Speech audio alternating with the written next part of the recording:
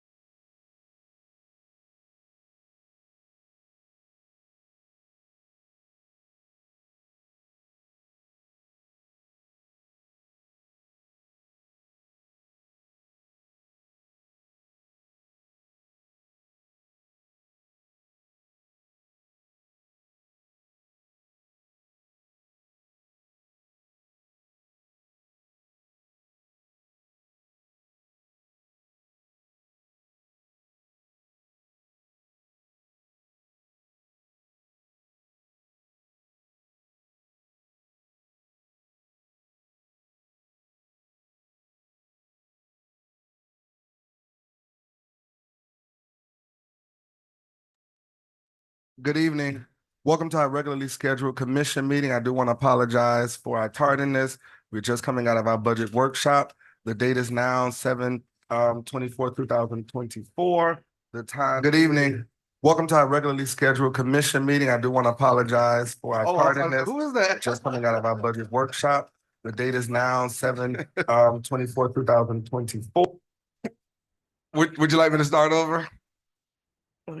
Okay, so good evening, everyone. Welcome to our regularly scheduled commission meeting, 7/24/2024. The time is now 7:17. I do apologize for our tardiness. We're just coming out of our budget workshop. Madam Clerk, roll call.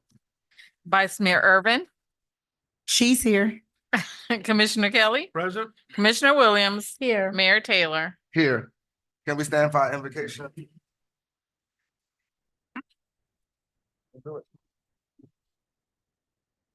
Eternal God, our Father, we thank you for this day. We thank you, God, how you continue to watch over this city, continue to bless us, guide us, and direct us. In Jesus' name we pray, amen. Amen. I pledge of allegiance. I I pledge allegiance to the flag of the United States of America and to the republic for which it stands, one nation, under God, indivisible, with liberty and justice for all. Yeah, want me to sing? Oh, say, can you? Madam Clerk, do we have any awards, proclamations, or acknowledgements at this time? No, Mr. Mayor. All right, we're going to the approval of our consent agenda. Do we have any pulls, deferrals, or deletions at this moment? Yes, Mr. Mayor. Mr. Manager? I would like to defer items number 9, number 11, and number 12.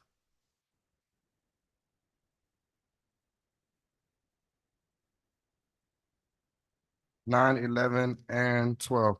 All right. Any pulls or deferrals or deletions from the commission?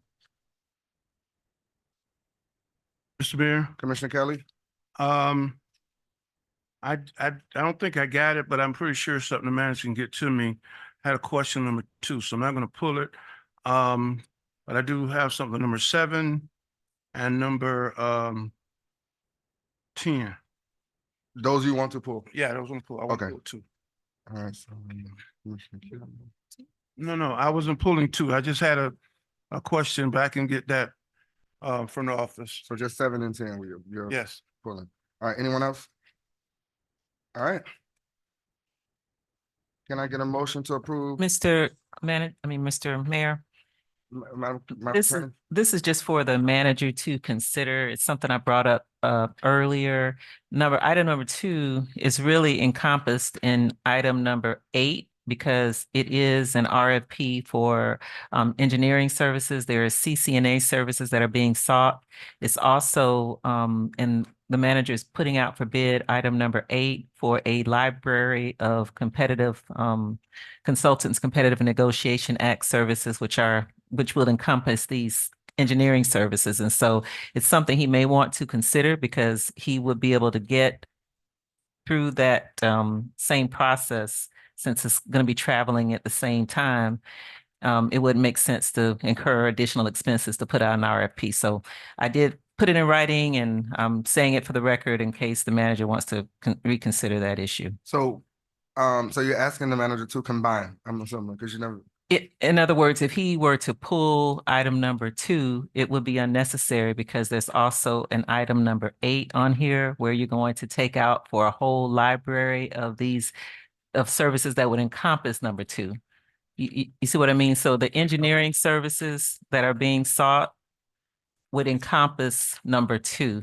Okay, so the only challenge that I have, Madam Attorney, that the language is different. So should we pull 2 and 8 and combine and then vote? You may want to pull 2 and 8, and then the manager can explain if he believes that I'm inaccurate. Okay, and then we can combine at that moment. Well, we have no, since the question was put to me, Mr. Mayor, city administration has no problem removing number 2, as the city attorney saying is incorporated in number 8. But we will still need, but the problem is that the language is different. That's why I asked, do we need to pull it? If he is pulling it, if the manager is pulling his own item number 2, you don't have an issue because it's inconsequential in other Wait, words. pulling or deferring, two different things. He Pulling for is, pulling he's for discussion. pulling his item. To discuss or to defer? Well, you're pulling your item, right? I'm following your recommendation. Am I full? I believe, whatever you think is best, Mr. Mayor, if you believe it should be pulled and maybe voted down. No, we the could- language is where I'm confused at. The Is language. the manager deferring it or pulling it for discussion? Because we use the term pull to discuss. So if he's gonna defer, then. And I'm using pull as in pull from the agenda. Pull from the, okay. Yes, sir. So pull from the agenda. Yes, sir. All right, got it. So, Mr. Manager, go ahead, Commissioner Kelly. Yeah, and that's the reason I didn't pull it, because I received something from your office, because I asked in my briefing about You the did. language. So that's why I didn't pull it, because I was under the assumption that it would be captured into whatever. So I'm confused now, because I thought it would be just automatically put as a part of. It will the be document. now. It's, we're going to pull it. We're going to pull it from the agenda. The city attorney is saying that all the services that we need for item 2, we can capture in item 8, correct? Yes. Okay, Okay, so I'm gonna use this language, delete. delete. Delete. All right, delete. Delete pulling, thank you. All right, All right, delete. because that's what, those are Opa-locka's terms. All right. Yes, sir. Exactly. So, just for clarity's sake, I have, we're removing or deleting from the agenda item 2. Commissioner Kelly pulled 7. We're deferring item 9. Commissioner Kelly pulled 10, and 11 is also being deferred, and 12, right? Right. All right. All right. So can I have a motion to approve tonight's consent agenda? Move it. Moved by Commissioner Second. Kelly, Second. second by Commissioner Williams. Can I get a roll call, Madam Clerk? Vice Mayor Irvin, Yes. Commissioner Kelly. Yes. Commissioner Williams. Yes. Mayor Taylor. Yes. Motion passes 4-0. All right. Can I have approval of tonight's agenda? A motion for it? Move it. Moved by Commissioner Williams, Second. second by Vice Mayor, Madam Clerk. Commissioner Kelly. Yes. Commissioner Williams. Yes. Vice Mayor Irvin. Yes. Mayor Taylor. Yes. Motion passes 4-0. All right. Approval of the minutes, the regular commission meeting minutes, June 26, 2024. Move it. Moved by Commissioner Kelly, second by, you said, Vice Mayor? Madam Clerk? Commissioner Williams. Yes. Vice Mayor Irvin. Yes. Commissioner Kelly. Yes. Mayor Taylor. Yes. Motion passes 4-0. All right, Madam Clerk, any District 1, District 2, or state reports? No, Mr. Mayor. All right, I see we do have a public presentation from the manager for Arpa, and then followed behind that, crime statistics from a crime analyst. Mr. Manager. Oh, okay. Thank you, sir. Unfortunately, Liza Ervidi, our crime analyst for the Opa-locka Police Department, has had a illness in her family and won't be able to present tonight. So we'll be deferring. We're gonna move this one. Yeah, Okay. moving this presentation to the next regular scheduled commission meeting. No problem. All right, go ahead, Mr. Manager. Okay, so we will start and jump right in with the a very brief ARPA presentation. If I could have the ARPA funds distribution expenditures workshop pulled up on the screen. We'll run through very quickly with the most important page being the page with update on the timelines. Again, we have the same distribution that we had in the last presentation. $1 million in community selected projects, about $5 million in water and sewer projects, $2 million in roadway and construction, and about $7,000 already spent for consulting fees. Next page. Cost of projected capital projects, that remains the same. There's a breakdown of the projects of the $5 million and how it's planned to be spent. In the water and sewer projects, we've gone through those. Those haven't changed. I'll pause for any questions. Hearing none, move forward. Next slide, please. These are the community projects that we've already had expenditures on. The rental assistance program was actually captured in the rental and mortgage assistance programs have been extremely successful with expenditures of about $241,000. The consultants fees, we had budgeted, I believe, $70,000 for that, but we've been very judicious and only spent about $7,000. Water and sewer projects, $700,000, and park renovations about $200,000. And these are for projects that are already ongoing. So our total is probably to date about $1.2 million. Next slide. And the most important slide that the commission said they wanted to update and see, and I'll spend a little bit more time on this one as it talks about the projects that have not been approved yet. What would those timelines look like? So we'll start with Artscape. This was one of the projects that was selected by the members of the community, something that they wanted to see, and we're put together a RFP the vendor that's selected will actually outreach in the community, work with the members of the community to make a determination what it is that they want to see. The procurement process takes about approximately 90 days. So if we are able to bring this back the week of September 23rd, 2024, we're looking at 9 months after selection, pending adoption of ARPA recommended projects. Any questions regarding the timeline for Artscape? Moving forward, trees, medians, and swells. This is very, very similar. In fact, it is exactly similar to the Artscape project. It was selected by the residents. We have an RFP pending that's actually on the agenda tonight. Procurement would take about 90 days. So we look to have that back to the commission the week of September 23rd, 2024, which is our second commission meeting of that month. That process takes 6 months for installation and about 12 months in the contract for we have in our RFP as about 12 months maintenance. And that's pending adoption tonight of the ARPA recommended projects. Any questions regarding the timeline for trees, median, and swells? Wonderful. Moving forward, our beloved Helen Miller Park and Ingram Park renovations.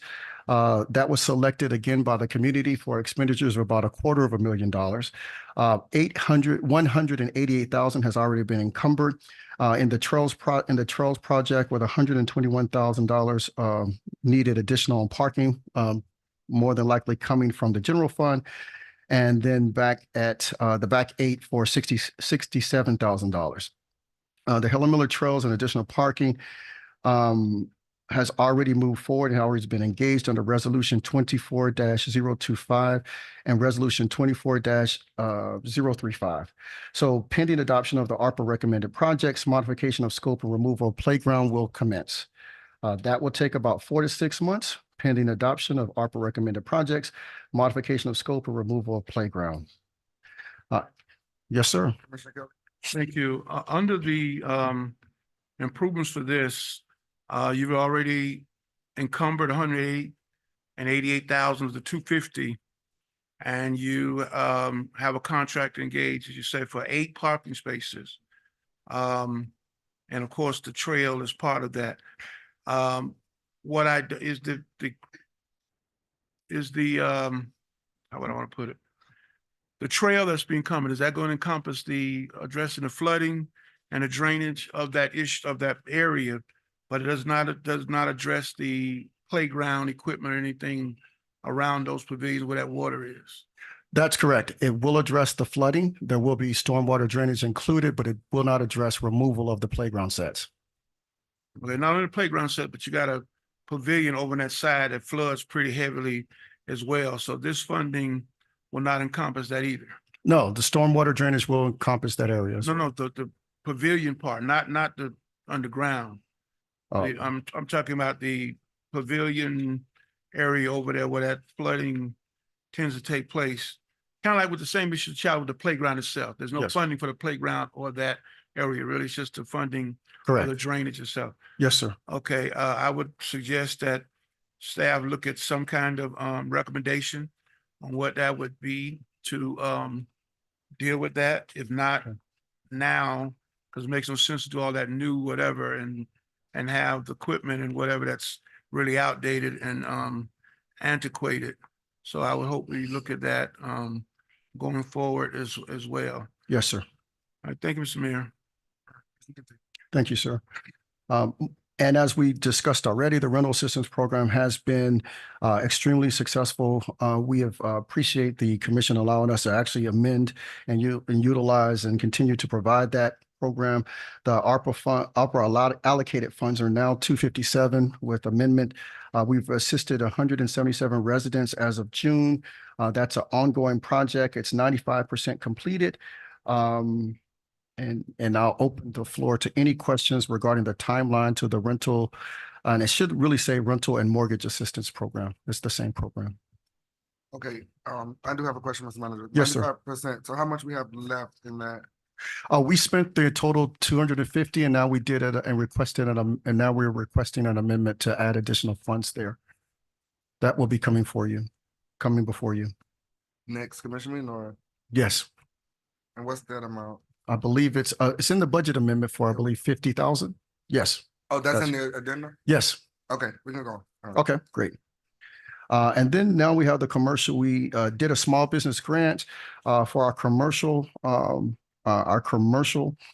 properties here in the city of Opa-locka. That was also selected by the residents for an amount of $125,000. We have drafted the guidelines and criteria created for that. That will now be before the commission. Upon execution of the RFP, that will be out for about 90 days, pending adoption of Arpa recommended projects. All right. Any questions regarding that timeline? Okay. Fantastic. Hearing none, we'll move forward to the final item, which is the fire station and HR building, which again was selected by the residents for a funding of about $250,000. It's under design pending additional feedback, construction specification and cost analysis. So we do not have any recommendations for the commission of how you want to see that. So at this time, our only plan is to gut it, make it workable as something for the commission to decide what it will be in the future. And as requested, we're going to paint it so that all of those properties that are adjacent to the historical city hall look fresh and new and in line with, so we don't have dilapidated buildings beside our brand new historic city hall. Any questions? Mr. Mayor, I did have a quick question. Yes, about ma'am. The fire station, and thank you for that, what you, or everything you just said about that. If it looks like that is the only project that may, just kind of overlap, I'm not sure if it'll reach, the actual timeline, although we know this was what the community voted on, if we can't seem to get to the finish line with this one, is there a way? Or I don't know, and this could be a question to the commission, if we want to rethink or look at this particular project and maybe allocate funds somewhere else if we can't get this done or make it happen by then.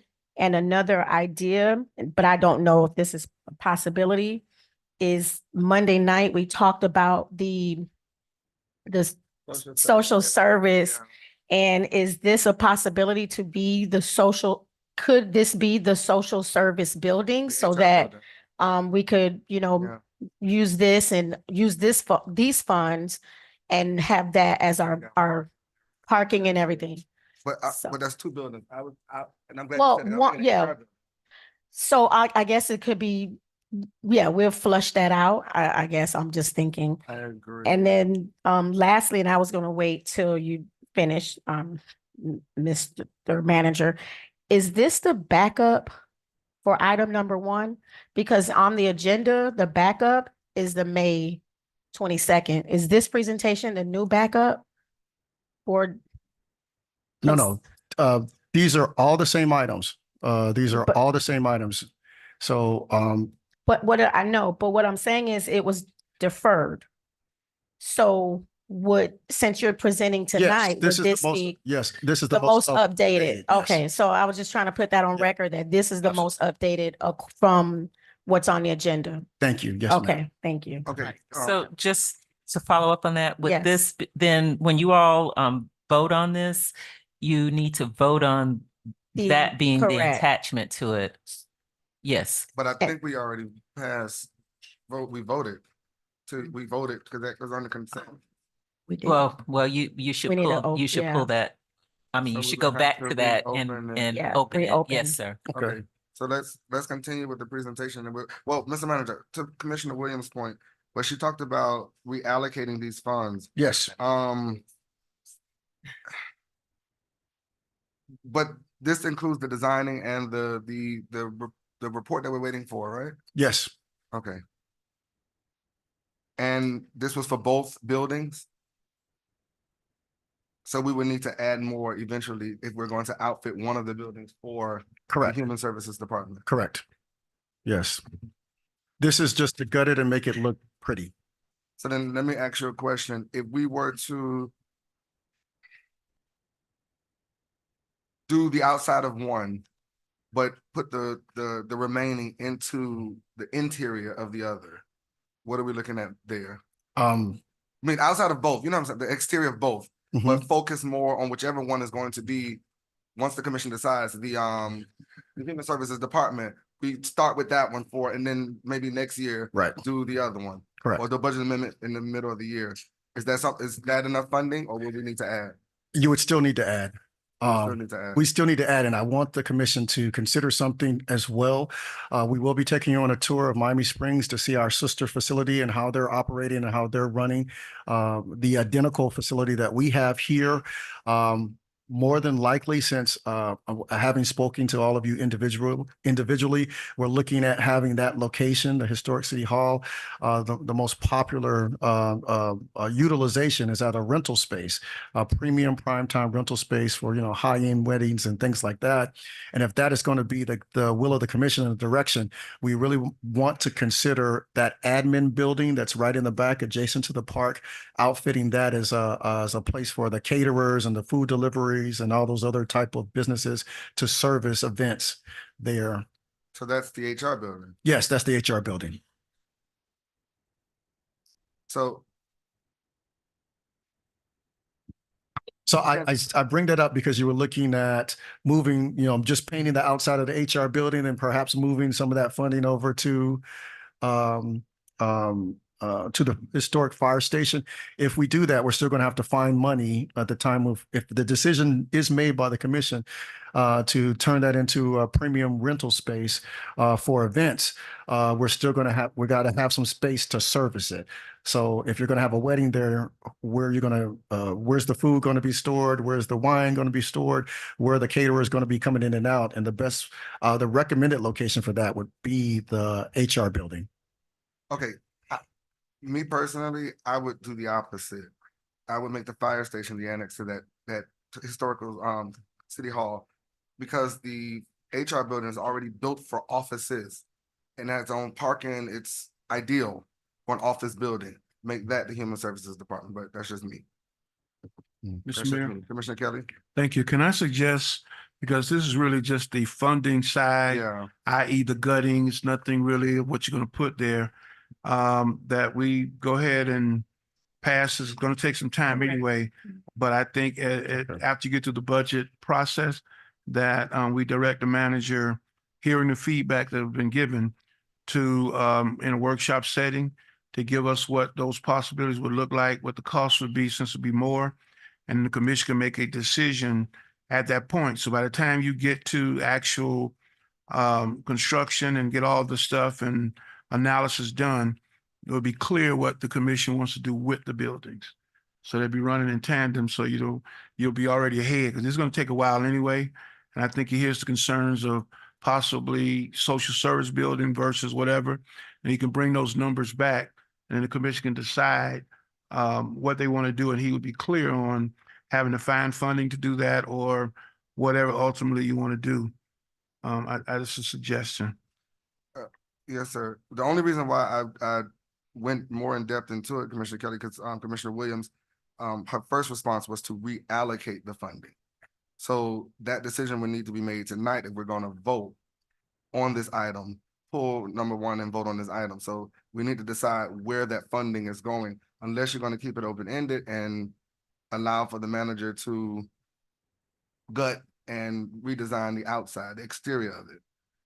Well, I think that, Mr. Mayor, I think Commissioner the Kelly. challenge was, this was one of those, I believe that the community is one of those community decided on.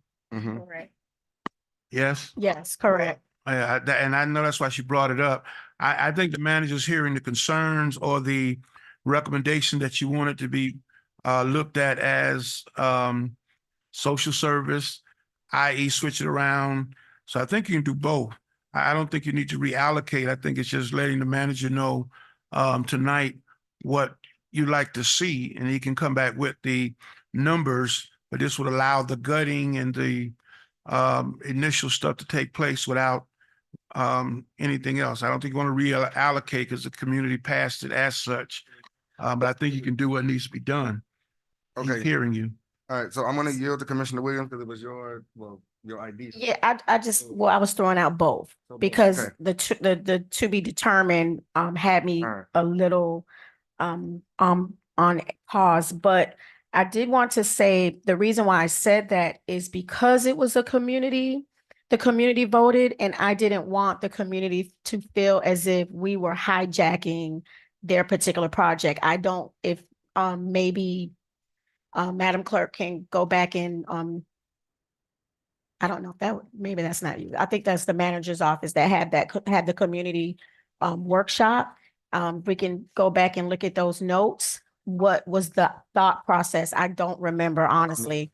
What was the thought process behind what the community wanted to do For these two with buildings. these two buildings? And if it can't happen, because that's what it's looking like right here with this timeline, then I think for us, the commission and the city, to explain to the community that we are still giving these buildings back to the community as well, specifically the social service building. And I think at the end of the day, it was a community building, but not sure on what particular, but I just really want to see if they had any specifics that they wanted to see for these buildings.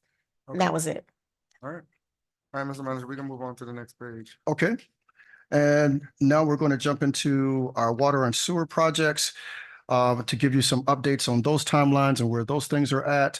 The Northwest 135th Street water main relocation. We had $500,000 in funds allocated for that. The RFP is under development in the Public Works Department.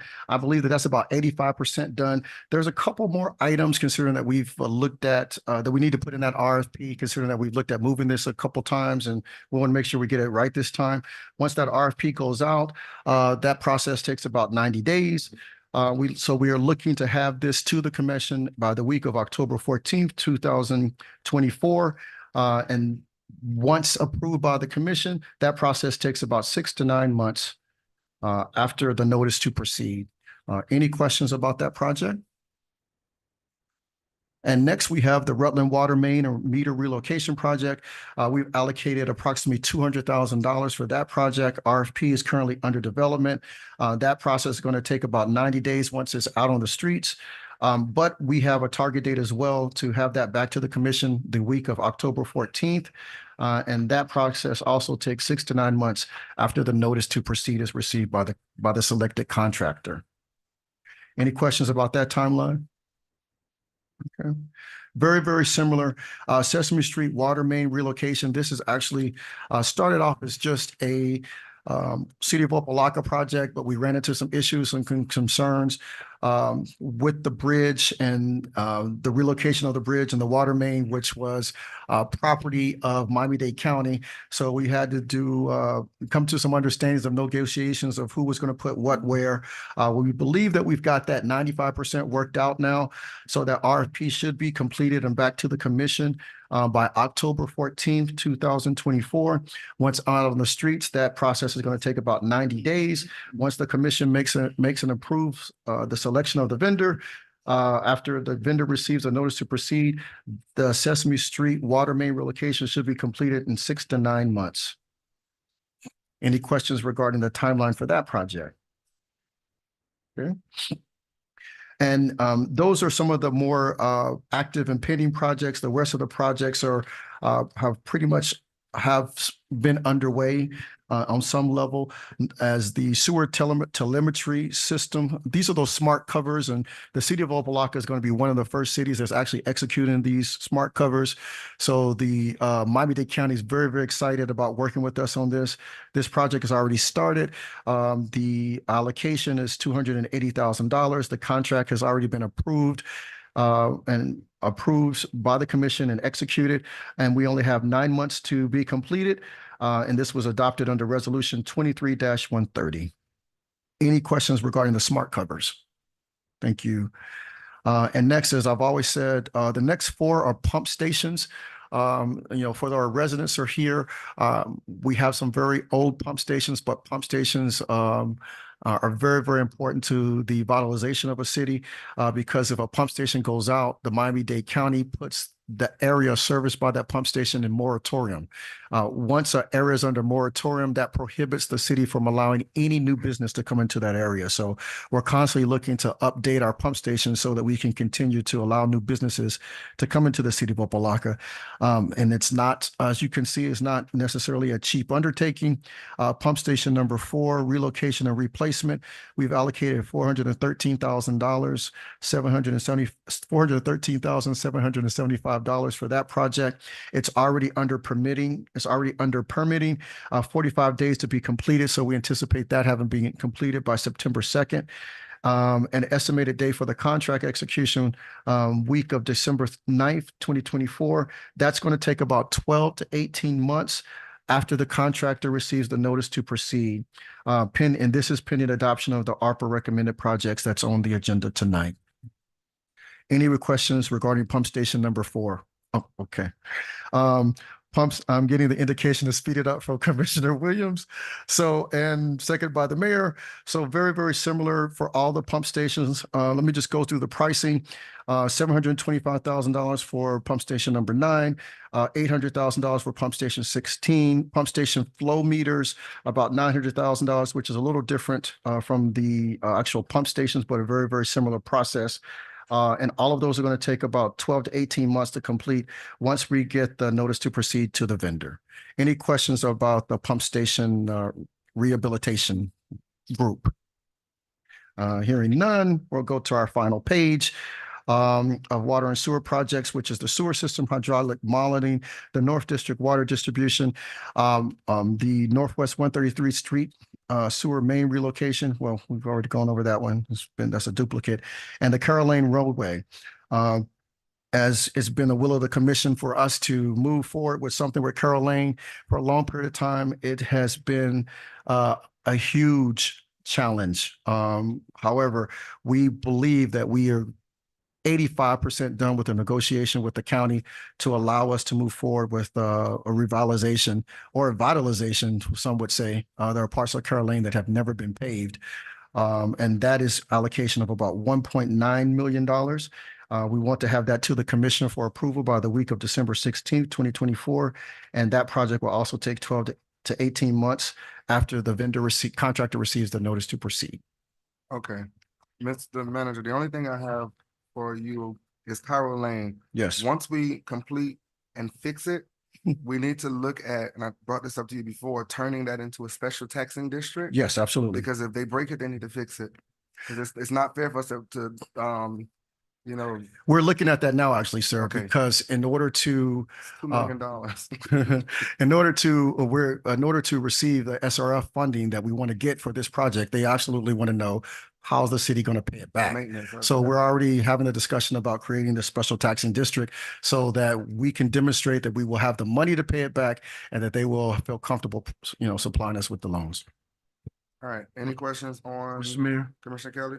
I don't have a problem with the special taxing district, but if you're gonna do that, make sure you look out throughout the whole city. Yeah. So you don't have, we're gonna do theirs and you're gonna charge us, and then you got other areas where we're funding, because that's part of the challenge why those folks didn't want to pay in the beginning, because we were doing isolated improvements in other areas and other industrial areas.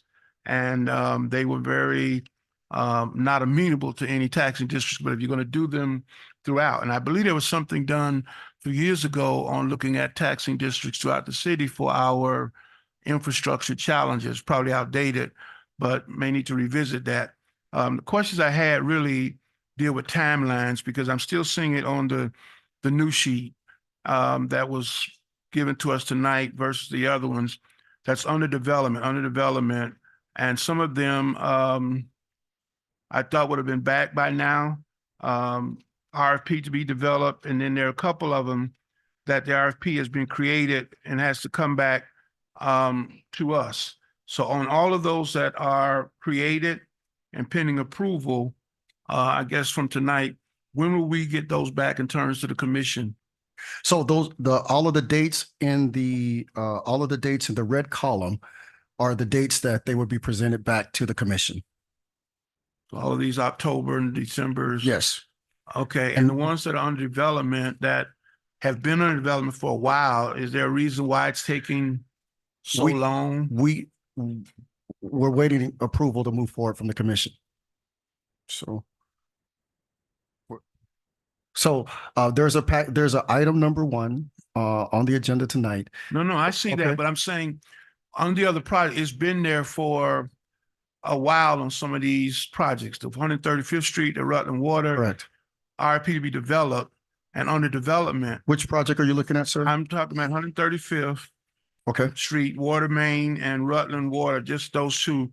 Particularly, it says that the RFP was under development, so I've been waiting to see the RFP, but it's still showing the current status is under development. I thought we'd be much more with it being created and waiting to come back like the pump station and some of the others. I had direct department heads to create the RFPs without having approval from the commission. And then we started bringing those forward, and then those were getting deferred, and the agenda was getting really heavy with RFPs awaiting approval. So we thought it best in our best interest to allow the commission to say, hey, we might like this project, we might want to change this project, because that would also impact the RFP. Okay, so then what you're telling me then is the RFPs already done. You just pulled them and didn't bring them back to us? No. The ones that are on the agenda tonight, those were done and they've been put on the agenda and they've been deferred. But we have as you know, we have a long list of RFPs that were being deferred. And so I didn't think it would be in the interest of the commission to continue to put items on the agenda for projects you haven't approved, and then we have to keep deferring them. Okay, so well, the ones I'm looking at still showing the same thing. So I'll wait, and I see the estimated date for contract execution, but it seems to me that the RFPs themselves, the development of them should have been much further. Even if they didn't come to the commission, the RFP are created in your offices somewhere. So I thought they were already done, just awaiting. Okay, no problem. Thank you, Mr. Mayor. All right, Mr. Mayor? Commissioner Williams, sir. Okay, first, I'm going to start with a positive. Thank you for giving me this. What I wanted to see from the beginning is an executed plan and where we were and where we're going. So I want to thank you and your staff for presenting this new ARPA presentation.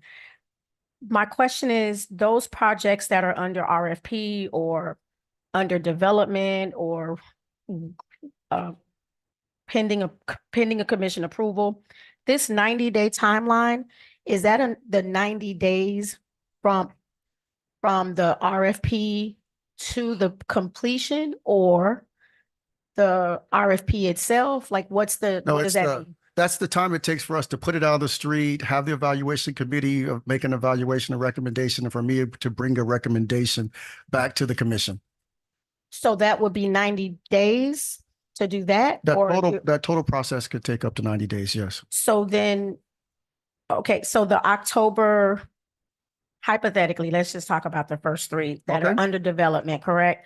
So that means that the RFP is going to go, everything, the assessment, everything that needs to happen will go out. That's going to take 90 days and then come back to the commission, So it would be 90 days from today, correct? right? Then on October 14th, let's look at these first 3. We would have something on your agenda for you to go, I'm going to bless this, or we're going to send it back. I want you to do some changes or go in a different direction.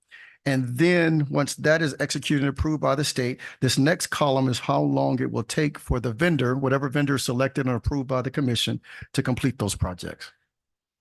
I think, but don't we then, or will we go past our December timeline? Because that's where I'm looking, like, that's what it looks like right No, now. No, ma'am. So when the RFP comes back, I'm just humor me. When we pass the RFP, Mhm. correct? Correct. And we know it now has to go to the state. What's that timeline from the time we pass an RFP to state approval? Typically, Maximum 2 weeks. Okay, so 2 weeks. Now, typically, when that happens, are there issues that can develop? Because we've heard, like we'll hear, oh, this happened to this company, this happened to that company. We're negotiating contracts and contracts change, and so we've kind of heard that before. So if that happens, I'm a little, just kind of gives me pause because we're so close to the December timeline. Now, I do know in terms of the ARPA, and maybe Madam Attorney can tell me, as long as the RFP is out, correct? Well, actually, Or it has to be the- obligated, which Obligated. means you have the RFP out, you have a Mhm. contract secured, you have a longer period of time to get the work done. Yes. But you do have to obligate it prior to Mhm. the end of this year. Mhm. Could that, in your professional opinion, and I'm only speaking of these 3 projects. There are others that are, in December, and I think, yeah. So just from October to December, the obligation period, is that enough time? I would defer to the manager. Okay. 1 second, because and Commissioner Kelly touched on it, and you really fleshed it out. We're not bound by the 90 days of the RFP. Can't we shorten it, Mr. Manager? That's not a 90-day RFP time. That's for. No, the turnaround, I'm talking about the turnaround. Yeah, so we could actually have a shortened period of time. That 90 days was placed in there for, as Commissioner Williams said, if anything happens and we want to, it's a cushion, it's a buffer. No, that's not what I said. Oh, That's not what I said. That was my question to you. I didn't say it. My question was, in those Okay. 90 days, yes, were you saying, or Yes. did this presentation, were we saying everything from start to finish will take 90 days, meaning start to the obligation, or from commission approval to the RFP will take 90 days? That No. was no, I'm confused. really, so we approve. Okay, So let's say tonight, okay. okay, hypothetically, Yes. we'll approve an RFP, correct? Past December. So what I'm saying is if we approve it and then now it needs to go out, if it goes out in RFP, that's the 90 days, correct? That includes the 90 days, yes. That includes the 90 days. Yes, So now after the 90 days of the RFP and now flushing, evaluation community, yes, all of that. bingo, now it comes back to commission October 14th. Correct. So the obligation period, you just said 2 weeks, it goes to the state, it comes Yes. back. The obligation period after It's obligated the minute the contract signed. the minute, okay, but Mhm. that's what I'm saying. My fear is we have heard multiple times that we'll have an RFP and now signing the contract, there's problems, there's issues, there's this, things come up. And I think that's where again, it gives me a little pause. The timeline is so close. Well, I don't know, will we make all of this? since the timeline is so close, it doesn't give me pause. It makes me want to run. Well, it should have been ran already. We've been running, as you can see, a lot of these items But are already on. the we're agenda for running, approval. we're running a marathon. Like, I mean, like right now, together, all of it is Yes. running a marathon. And if it was, broken up into small pieces 2 years ago, it would kind of be a sprint, not a marathon. Now everything is, that's all I'm saying. It's, October, a few Decembers. So I just want to say July 24th. I just want to say, it just gives me, I'm just nervous. That's it. Okay, Well- Okay. Mr. Manager, I'll say this, to Commissioner Williams' point, I totally agree. If our next commission meeting will be, if we take a recess, hopefully we do. We'll be in September. Mhm. Vice Mayor said, we'll be in September. If we so decide to take a recess, we'll be September 11th. Could you have all of these RFPs by that time? Complete, because I Yes. think it's like 4 or 5. Yes, So that means you will have the rest of this month and all of August to prepare yes, and present. Okay, and then back to the commission by, let's say, the first meeting in October. yes, That was shorten the time frame. yes. So, because we could put the RFP for 14 days or Yes. something like that. Okay. And then I guess it'll be back to the commission for approval and contract signed. That answer your point by the end of October, which gives us a 2-month buffer. Yes. Okay. You good with that, Mr. Mayor, Commissioner Kelly? the manager's saying yes, yes, yes. I'm saying no, no, no. And I'm only saying that because that's why I've been bringing this up for a while. My concern is it has to be encumbered. That's the main thing. It has to be encumbered before December 31st. My concern is with this fast pace. And again, I kind of agree that it may not take 90 days. You give yourself a buffer. My concern is that we do this, put it out on the street, come back and try to get these things encumbered and not really select the best company for the job because we're trying to do it so quickly. I understand you want to take a break in August. I got that part. You want to take a breather, but I'm concerned when you have all this going to come back really, you could be looking at what, 8, 9 things at one time coming back. Yeah, that's quite a bit. And again, you're making the assumption that you're going to get responses enough that are going to be quality responses that staff is going to review and say, yes, this is good. I'm concerned we're going to get maybe responses and because of our hurriedness, not get our due diligence what we need. That's really my concern. But if the manager's saying he can do it, staff think they can do it, hopefully they can. But I don't want us to be sitting here at the end of October or December 10th or something. You're sitting here and trying to pass an encumbered something to be the deadline. So Okay. I would really, if we're going to do that or get that suggestion to the manager that he provide us with some kind of update by mid-August, for example, as to where they are and they're assured that they're going to be able to have everything ready by that first meeting in September, which is what you're suggesting.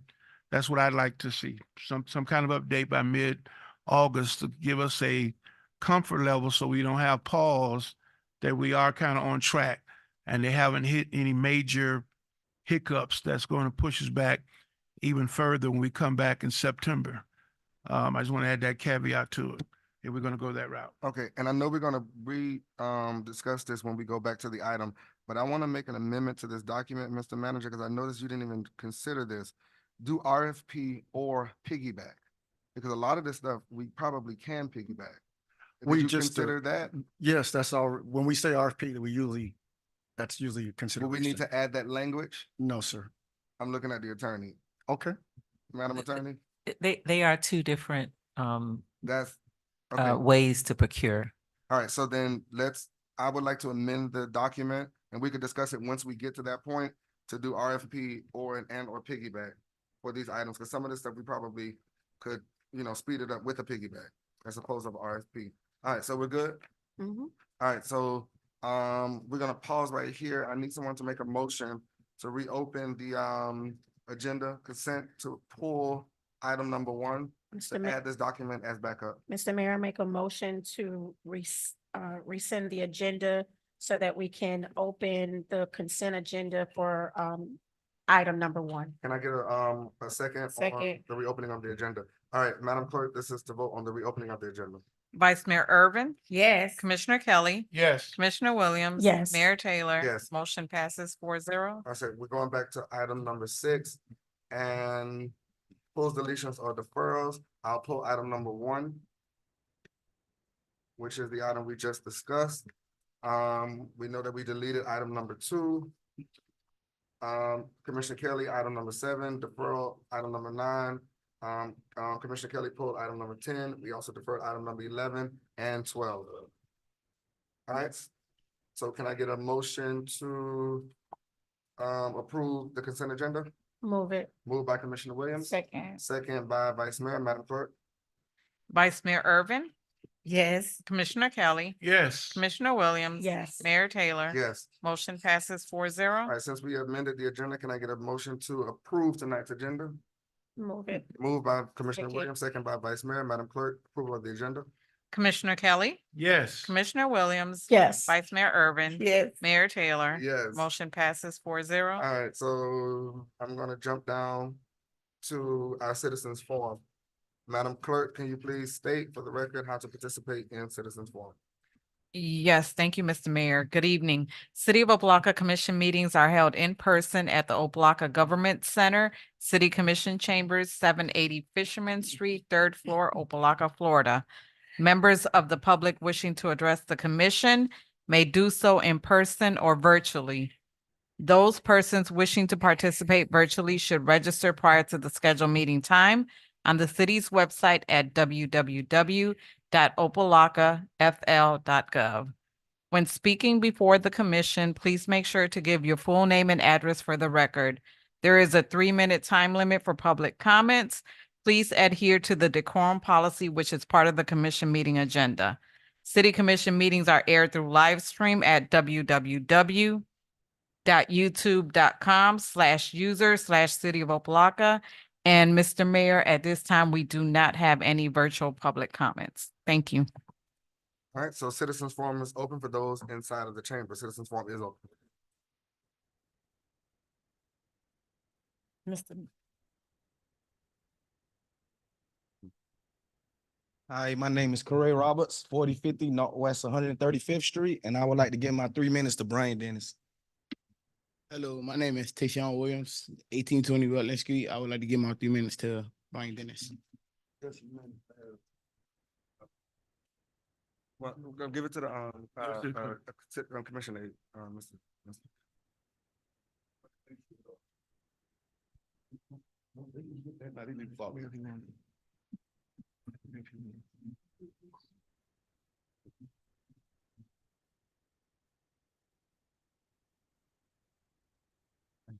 Mayor Commissioners, Brian Dennis, address 2140 York Street.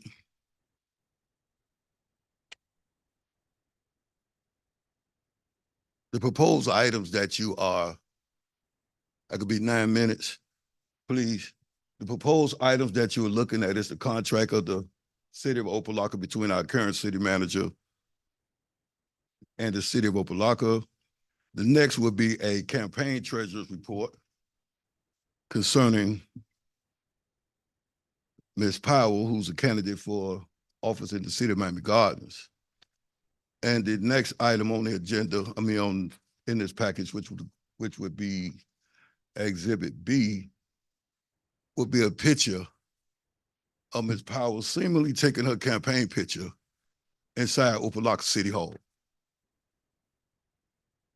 Now, when we look at the campaign report and we see that Ms. Powell has campaign dollars coming from businesses within the city of Opa-locka, which each person has a right to do what they want to do, but it looks real suspicious that these businesses are all located in a flea market, and these businesses were just up for approval on an item just at the last commission meeting.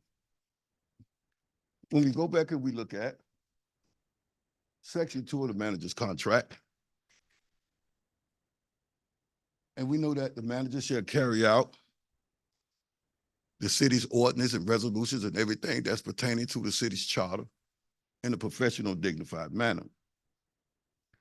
But if you look at things that have taken place, I want to revert back again to Section 3, termination and severance pay. The manager is the chief operator of the city of Opa-locka. Just recently, as we go down and you look at these items, and you can see that clearly this is the city's chamber that I put in for a public information request.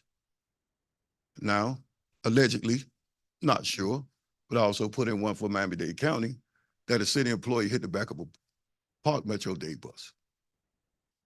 Now, if a citizen had hit that bus and drove off, that citizen would be arrested for leaving the scene of an accident with property damage. Nothing has been heard, nothing has been said, and this was all done in a city vehicle. Now, why am I bringing this up? It is an arrestable offense. The manager controls the daily day-to-day operations of the city, and yet it's still, no one has been arrested. If you leave the scene of an accident in a damaged city vehicle, that means that someone should be arrested. You're supposed to stay on the scene when it comes to an accident and allow the officer that pulls up to investigate it. Now, why are you bringing this up? Because there's a pattern that consistently runs here with the city manager. Former Chief Michael Steele couldn't do his job. What did the city manager do? Interfered in office. Chief Scott Israel couldn't do his job. What did the manager do? Interfered with Chief left. We know what time it was. Now we got Chief Otley sitting here, can't do his job because the manager got his hands tied. But again, I'm emphasizing that if that been a citizen of the city of Opa-locka that hit that bus and drove off, the police department would have been in the position to do its job without any type of interference. So now, we're looking at these campaign contributions. We're looking at these pictures that's in here. That is an abuse of power. A negligent abuse of a power, in my opinion. I can't tell you all what to do or how to do it. The manager should never been hired. I'm going to consistently say that. And the manager needs to be suspended. Without question. The back and forth between the commissioners and the managers at this last few meetings that we have been very contentious. It's been very contentious. And you all in your do right and doing due diligence and suspending the mayor and doing proper investigation to find out what's going on. We know that August is a month that commissioners across the country, across the state, across the city, take August off for vacation. Now is not the time to take it off. Because again, the director of parks and Coach Kari wasn't given due process. They was not given due process. And when we know what's going on with this incident that happened with the bus, allegedly, till I get the documentation put in my hand, due process. The manager is pulling wolves over y'all eyes. And again, I'm gonna reiterate this. I know you in the school system, Commissioner Williams, but you've been doing a real good job as a private eye for the last few meetings. Been watching you while I've been in class. Chief Otley, you could use Commissioner Williams on your staff. I'm just leave that right there.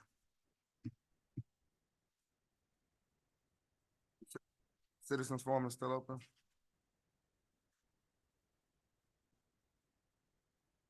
Good evening. My name is Carolyn. Address is 1106 Berry Street. I'm here today because 2 weeks ago I was here to voice my opinion. Nothing was done. I didn't hear nothing back. I get a surprising phone call from all of my sponsors. They were saying, Mr. Williams sent a private investigator to investigate all of them, the money, how the money was given to sponsor the kids at the park. Yesterday, surprisingly, one of the properties that I manage, I also get another private investigator to investigate me and how the money was sent to me and how the money was spent. I do have all the receipts. They were asking for receipts. They were asking how the money was spent. They were also asking me if I'm aware of the time that was stolen by employees that were released from their duties. They were asking me, did I ever see the buses in any location outside of Opa-locka, which I did see. We go out of town on the bus with the kids. They were asking me if I know if Kari Griffin has another job somewhere else. Sorry, I don't speak in crowds, but I'm very upset. Opa-locka has the highest crime rate. And it's sad that it's my city. I'm ashamed to say I live in Opa-locka. But you guys have a city manager that's doing things and it's not the correct way. It's really not. For one, you're sending a private investigator all the way to Pompano Beach to a company that sponsor Opa-locka, you're running those sponsors away. And they're not backing down. Now they all want to come together and we want to put a formal complaint because it's not fair. I didn't get a private investigator when Mr. William was at the haunted house and punched my daughter in the chest. He just said, "Oh, my bad, I'm sorry, I was scared." I didn't get a private investigator then. I haven't seen a private investigator across the street from my house. Opa-locka has no secrets. My neighbor across the street hit and run. He's still going in. He's punching in every day. He's still working. But the Kari Griffin is laid off, no pay. Ms. Ray was given a day to quit, resign. So there's a lot of red flags. I'm not sure if you guys are seeing it, but there's a lot of red flags. And it's sad. If you pass by that park, there's barely kids there. I also coach at the park. This year, we may not have a team. 14U barely have kids. 12U, a couple. 10U only have 2 kids. You're welcome. Citizens Forum is still open. Good evening, 1216 Burlington Street. My name is Ivan Williams. 1 second. 1 second, what's that going on? It's the bill for the timer. Yeah, but she doesn't know. Can we- IT, could you turn the alarm on? And reset the timer, please.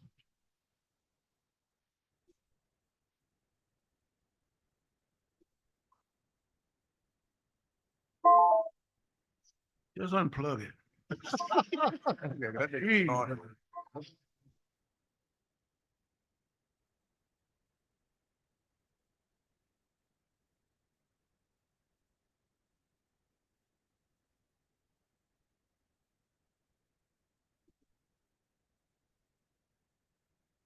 Good evening, 1216 Burlington Street. My name is Ivan Williams.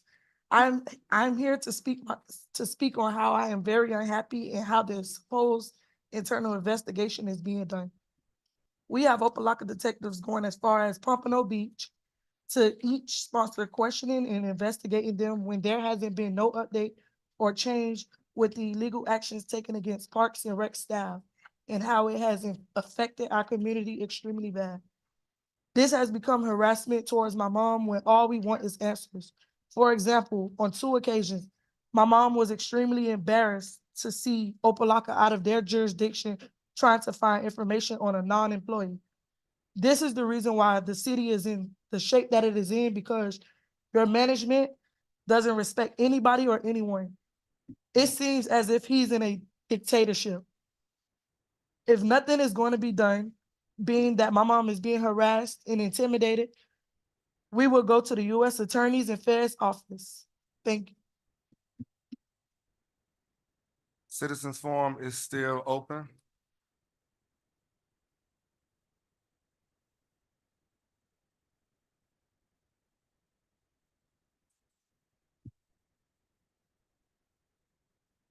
Good afternoon, Audrey Dominguez, 1147 Jan Avenue.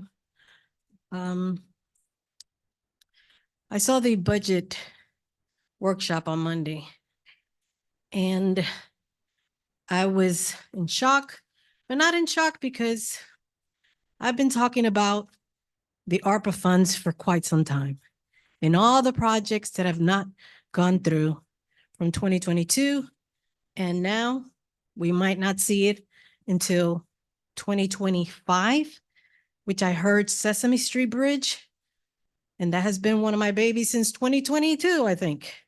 And I keep on getting different responses, and I do not blame the directors, the director of CIP, the finance department, because they all report to the city manager, okay? Now, I wanted to thank the mayor for giving that math explanation. I actually brought $2.50. And I did that math with my grandson that's only 4. And I said, Jackson, if you had $2.50 and I took $1.50, how much money you have left? And he takes a minute to think because he's a thinker. And he goes, Grandma, you have $1 left. So my thing is, how is it that we don't know, or we have a $5 million deficit and we don't know where this money's at? I mean, we've been in financial oversight since 2016. That's 8 years. We're going on 9 years in 2025. Now, to be honest, I don't think that the state is going to wait that long for us to get a financial oversight. We might not even have a city by December. So I hope and pray that you guys do the right thing and remember that the budget is your responsibility. Everything you vote on falls under you guys because your name is behind it. So I'm happy to hear you guys questioning everything and requesting documents and putting your foot down, because if you don't do it, they're going to continue pushing the buck. And we already know that we're waiting until September until we get the next fiscal budget in to move all the projects that were presented. I mean, it's sad. Oh, and by the way, I have the annual budget report if anybody wants to borrow it from 2020. It's got a lot of interesting information.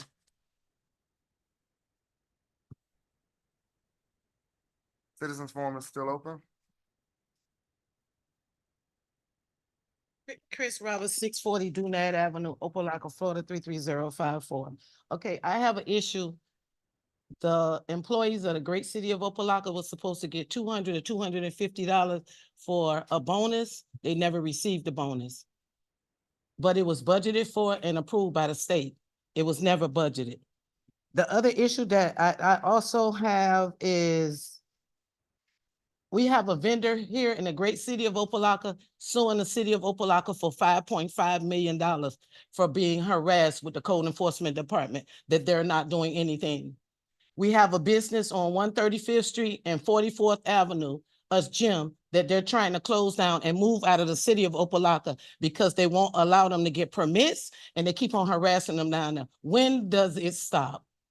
It's really, really sad to live in a community that the people are being harassed. The other night, someone put on Facebook, I sent it to the vice mayor, complaining that they tried to open a business here in the city of Opa-locka and all they're getting is harassment.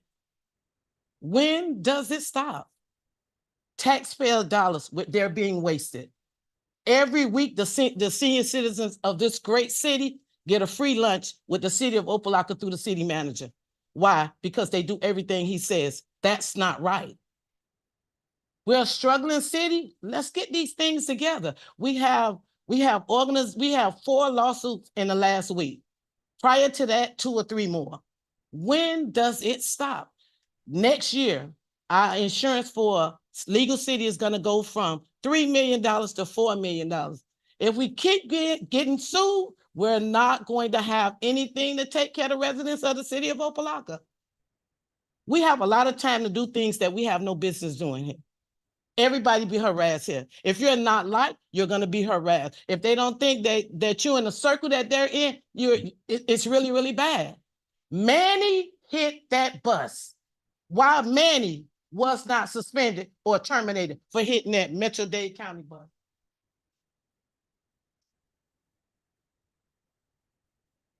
Citizens Forum is still open. Citizens Forum is closed.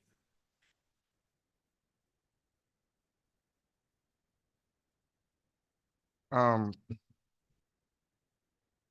Manager, this bus incident, what's? Yes, it was reported to the city commission on flash traffic. I was copied on that. And the individual was cited at his home.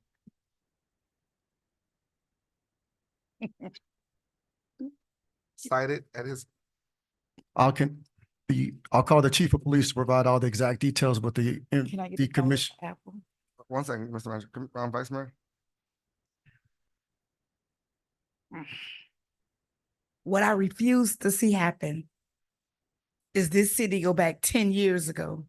I'm sitting here. That's not going to happen. I got that. I did get that flash information. So I started doing my homework.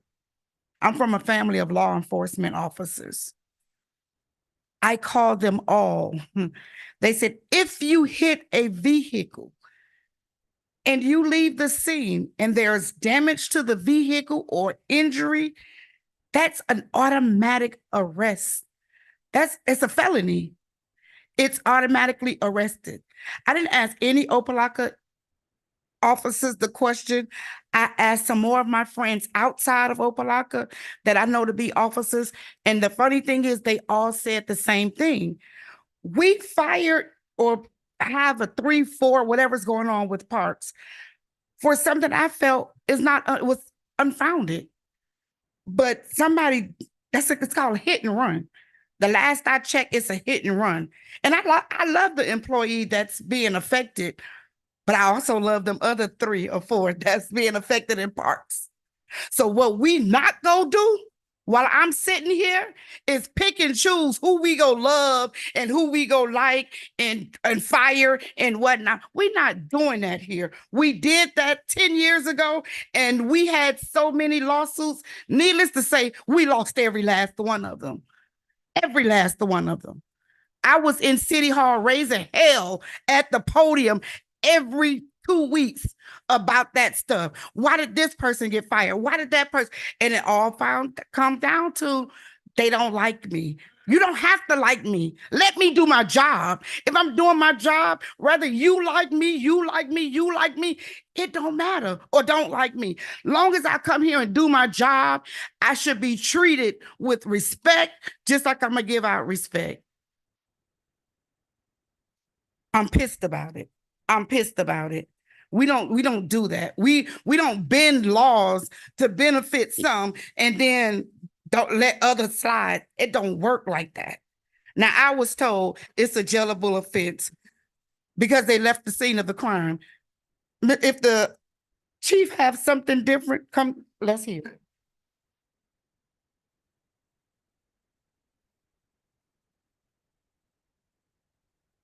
So leaving the scene of an accident with injuries is a felony. Leaving the scene of an accident with damages is not. It's citable, and he'll have to respond to that citation in court. So whoever you spoke to, Vice Mayor, I'd love to speak to them. But as far as I know, and I'm not a traffic guru, I'm not a traffic homicide person. However, when you leave a scene of an accident with injuries, that in fact is arrestable. There were no injuries. Miami-Dade Transit Authority came out and began their investigation. We will receive that investigation once it's completed. But as of right now, we cited him because the situation was that he fled the scene, went back to the motor pool, dropped off the vehicle, and went home. We couldn't find him initially. So we kept going back out until we found him. And then the officer cited him with the citation. That's where we're at right now. But I will check with Miami-Dade Traffic Homicide, and I will bring back more information to you, ma'am. But as of right now, it was leaving the scene of an accident with injuries would be a felony and arrestable. Okay. Mr. Mayor, may I Yes. speak to the Yeah, you should have- Yes. Mr. Manager? Yes, This employee is still an employee right now? yes. So he has been cited. There's been a lot that's been said about due process, right? I intend, and I have always, and I shall continue to put down discipline on all employees to the full extent under my authority as necessary, without hesitation as to who's my friend, who's sleeping with who cares about who I like or who I do not like. I promoted people that are not my friends. I've hired people that are not my friends. I've hired I have given raises to people that I know that don't like me. I've terminated people that are on my side, and I promoted people that wanted to see people in this, terminated people that wanted to see people in this very audience that continue to attack or say things about me. So I do not discriminate. I do not discriminate, and I will not discriminate. If that citation bears out, he will get the full brunt of discipline that is allowed. That's the process. I'm not sure if I have faith in that. I'm being honest with you. Well, I intend to I'm make, being I intend to make you, completely honest. and I with you. believe you, but I intend to make you a believer. Okay, we gonna see, because right now my belief in a lot of things that's going on in this city is down to zero. Zero. And that's sad. It's sad. It's sad. We're gonna go on to one subject at the other. Commissioner I have Wright? through the mayor. Chief, I just have a quick question for you. So Yes, sir. I'm looking at the flash traffic that was sent, and the way it was written, the way, when I read it, it made it seem as if this was a Opa-locka vehicle that probably was sold off. Not that it was, because it does not say involving a city of Opa-locka employee. Like, I was thinking it talked about the vehicle, and it said an older model pickup truck with Opa-locka markings that reportedly struck the transit bus.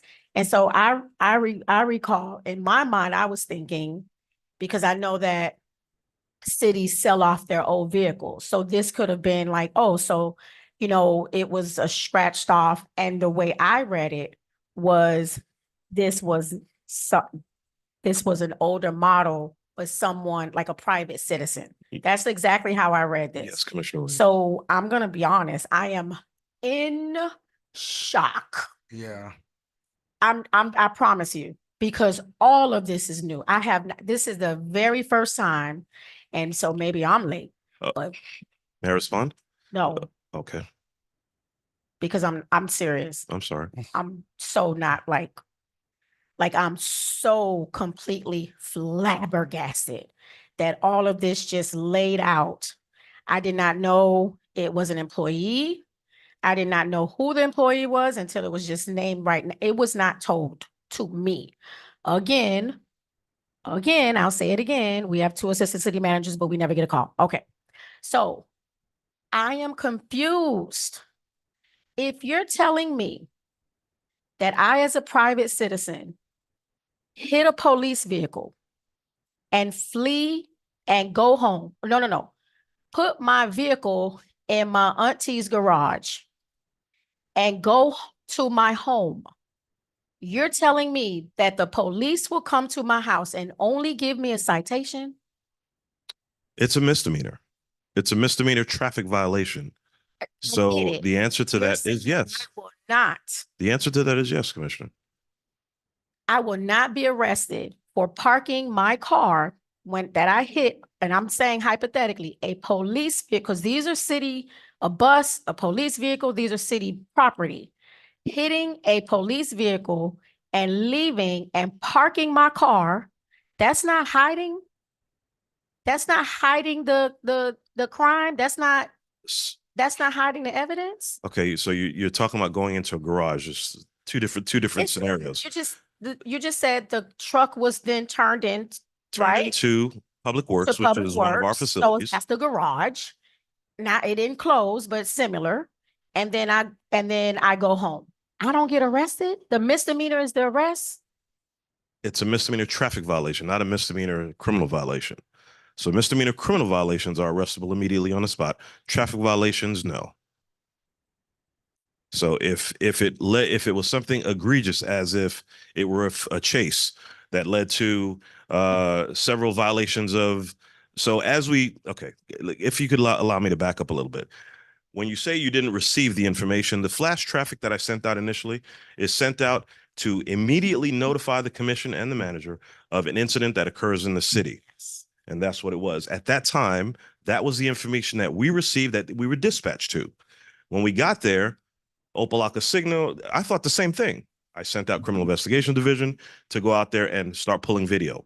Once the video was pulled and we checked the GPS to that vehicle, it led to a particular vehicle that was at that point signed out of the motor pool to a particular individual employee. And that employee was learned that employee then left the motor pool and went home. We went by, the employee wasn't there, and all was the intent to allow the Metro-Dade Transit, the bus company to complete their investigation, pull the video from their bus, provide that to us so we complete our investigation. At that point, all we did was cite him. Depending on the severity of it, then something else may happen if it fleshes out to that. But at this point, he got issued a citation because that's what we could do at that moment. So is that considered an investigation? Yes. The employee is being investigated? Well, the traffic violation was being investigated. Yes. So I'm telling you, I'm completely just speechless. So throughout the years, I have been told, it has been stated to commission that this employee, specifically police, is being terminated because there's an active investigation.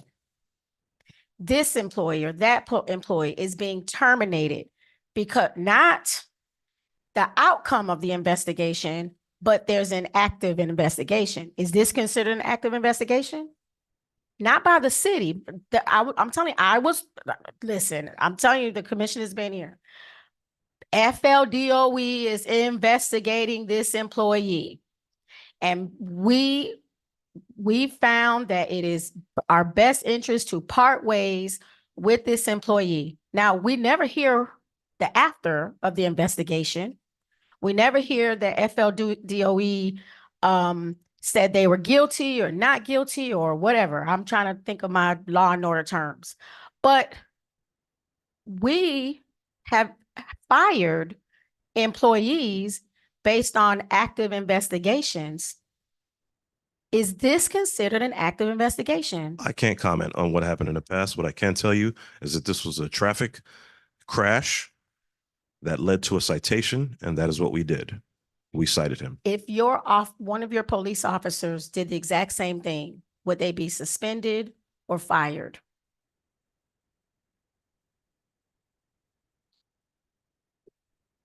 They would be cited. They would be relieved of duty and pending an investigation, but we're held to a different standard, Commissioner. We're held by by Florida State Statute 112, and based on that, we have certain responsibilities that we must cover based on the conduct of that officer during the performance of his lawful duties. So there's no comparison between. Okay. I'm done. I have a question. Really quickly, Mr. Mayor. Policies and procedures. Our policies and procedures says that when an employee is in an accident or have some kind of accident, be it car, anything, that they are to be immediately drug tested, alcohol tested, whatever it is. Has this employee done that? I don't know. I guess it's to the manager. I don't know who's answer that question. I'll get an answer to that question for you, Vice Mayor. I do not know the answer. There is no way that nobody in this building, this chambers know the answer to that. I believe There's been years ago I hate to throw Shemeka, but when we had that child that was left in the van, that employee went first of all, they arrested him, and he went immediately after the arrest to take his drug and test to make sure that he wasn't under the influence. I think the time period between when it happened and the time period when they found him. It was 48 hours later. Yes, so, I could tell you yeah. that. So then, yeah, Yeah. we didn't immediately know who was driving the vehicle. That required an investigation because that wasn't even the vehicle that employee is assigned to. He was not driving the vehicle that was assigned to him. So it took us a while to figure out who was driving that vehicle. So the employee didn't self-report? No. Madam Attorney, I'm so sorry. No, this employee did not. Madam Attorney, please Help us. let here. me know if a person leaves a scene with bodily injury, damages, what could happen to the city? I'm trying to protect us at this point, because Somebody has to. Can you tell me what? I don't know enough of the facts. I believe that if the damages are involved, it is a misdemeanor. I'm not sure the difference between a traffic misdemeanor and a regular misdemeanor. All I know is a misdemeanor. It's either a misdemeanor or a felony. Felony is if injuries are involved. And then if citations are given when it's neither a misdemeanor nor a felony. So, you know, in terms of what happened in with this set of facts, I have never heard of it. I don't know about it. And so I can't comment on the, So you didn't know about it and you're our city attorney. Because this could potentially, because according to the flash traffic, it says passengers were departing the bus when it happened. And so if passengers were departing the bus, we already know those chiropractic clinics, they about to go ham and cheese, all those passengers. Could this come back to bite us? you know, I guess anybody could file anything. Okay, thank but, yeah. Okay, so, Commissioner Williams, all right. The issue that I'm not gonna be you all said what everybody was thinking, but Mr. Manager, we talked about communication before, and it could have went another way. If the news would have gotten it, if we would have heard about it on the news, and like Commissioner Williams said, when I read this, it was misleading. It was extremely misleading. But to hear that it was one of ours, even if, when did you know the details of this? Let me ask that. I received the flash traffic, and I immediately called Chief Outley at the same time to find out, is this a city vehicle or, what's going on with this vehicle? I actually found out more information than the police did. Because I was initially told that this was like a city vehicle and we weren't able to identify the person. And then I said, well, I called Public Works, find out this vehicle for me. So within hours, they gave me one name. And so then I directed them to find, this person's. And then we found out that person actually that was assigned that vehicle wasn't actually the person that was driving that vehicle, because that person that was assigned that vehicle had another vehicle, and we checked that GPS and realized that person had a perfect alibi. He couldn't have been driving two vehicles at the same time. So at that time, I believe by the next day, I said, well, if that person was not driving his vehicle that he was assigned, I need to find out who was driving the vehicle that was actually in the accident. I got that name from Public Works, and I gave it to the police department. And I said, arrest or citation or whatever is required, go out and execute. I said, you double check the work that the information Public Works is giving. But I said, I'm certain that this is the correct employee. And nothing clicked with you to say, let me call the commission for a potential news story or a potential lawsuit or potential anything? That's no. This is what I'm. Come on, Mr. Manager. I mean, this sir, is. we have now instituted a model where you get the information the exact same time that I do. If there's anything, Okay, I'm always available so- 24/7. If there's anything. No. Thank you. No, I can't Mr. always Manager, hold on. anticipate. We are your boss. You're not our boss. Absolutely, you Okay, are. but I think. But that's the way the charter says No, it. It says, okay, so can I get it out? Thank you. absolutely, yes, sir. So here's the issue that I have. Okay. If you got all of that information and you got the flash traffic, just like you said we Yes. got, and this new policy that you instituted that I did for future agenda item, but all of a sudden we have a new policy that hasn't been passed by the commission, but we'll go with The that new later. policy that was You could have picked up the phone and called each and every one of us and said, this is what happened. This is what I'm doing, blah, blah, blah, blah, blah, blah, blah. But the mere fact that we got to wait, that happened on last week, Thursday. We are almost a week later. I didn't even know the details of this, of what happened. Mm. And we're just now hearing about this in detail like that from residents, not the manager, from residents. You don't see nothing wrong with that. Sir, let me No, answer. you don't see nothing wrong with that. May I answer your question? Go ahead. Sir, there are at least a half a dozen issues that happen just like that, just like the one that has been brought before. There are at least another 12 issues with employees happening just like that, just like that. So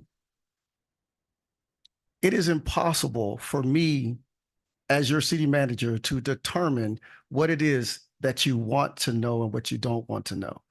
Obviously, I am horribly failing at that despite my best efforts. When we first started this journey together, I was railed upon, just as I'm being railed upon now, because a resident died in the city and the commission was not notified. I wasn't aware that was one of the functions of the city manager. We implemented a policy and procedure that moving forward, anytime a resident dies within the city of Opa-locka, the commission will be notified. That was put in place. We started doing it. Next, then a non-resident died and the commission wasn't notified. Well, okay. Wasn't aware that you wanted to know when a non-resident died in the city of Opa-locka. So we put a policy in place. Anytime anybody dies within the city of Opa-locka, notify the commission. Next, we had a shooting. And every time when we have shootings, sometimes we go months without shootings, and then we can have a few shootings back to back. We had a shooting where there was no injuries, nobody was harmed. We went out, we did our investigation, but that information somehow got back to the commission that there was a shooting somewhere in the city, and the commission wasn't notified. So now we created this flash traffic to where, and let's keep in mind, this is a special thing that we're testing out for the commission of the city of Opa-locka. In accordance with recommendations with FDLE, all other elected officials aren't getting this information. One of the things that was asked, I believe, by Commissioner Williams was, or was either you or Commissioner Williams, find out why the commission was removed from flash traffic. So I reviewed that. There was a recommendation put in place and new policies and procedures by the Florida Department of Law Enforcement that elected officials was not to get this information. So I met with Chief Otley and I said, well, if we can't keep them, I said, if we can't allow them to be registered to this information, can we create something for them where they get their own information that we create for them that they're allowed to have? And that system went in place, I believe, last Monday. And even before that went in place, it was Chief Otley and I manually typing and texting and emailing each one of you every single time anything happened in the city of Opa-locka. And I was hoping that that would be a success. And so, and that's not successful. So I'm going to ask, as your employee, my ask is just this. If you see us failing to get you details on something that you may know, please don't wait. We are here to serve you. Anything that you want to know, I will get you the answer as soon as I possibly can. But what I see happening is the ball keeps moving. We keep failing at knowing what it is you want to know. Okay, Mr. Manager, first of all, number one, I read the Miami Times. I've never asked you to send me who dies in or outside of Opa-locka. My thing was, if there is a major crime in the city of Opa-locka, a shooting, anything major, a potential news story, make sure that the commission is aware. This is big. And the fact that you got all of that information and did not share it with us, and then you're sitting here trying to justify it by quoting that FDLE created a policy that I've never heard of. Then you said, because I know other cities who have never stopped getting flash traffic information. So I'm not, and I would love to see that policy. Then you talked about we should provide it. You talked about answering questions and getting responses quickly. I got public records requests that I sent you emails for a paper that you showed me, and you still have not given it to me. So I don't know what you're talking about that you give us information, but I can speak for myself. I don't get it. I don't get it at all. But I go back to my same issue. You don't think this is a problem? That you got all that information regarding this. If somebody on that bus would have gotten hurt, if the county sues us, a lot of things can take place from this. We hit a county bus with passengers from our city vehicles, and the manager doesn't think it necessary to call the commission for potential litigation. You didn't even call the attorney. I would May I have answer that, sir? called her. May I answer that, sir? Any time that you have less than $500 in damages, which is why this was a misdemeanor, you're also unlikely to be able to sustain any litigation. Thank you, Mr. Manager. My All right, pleasure, do we sir. have any other questions? I got some, I want to, you anything else? Yeah, let me get a bite of this small Mr. apple. Fidelity, here. man, Let me begin by saying this. Of course, flash traffic reporting has been around for a long time. It's nothing new.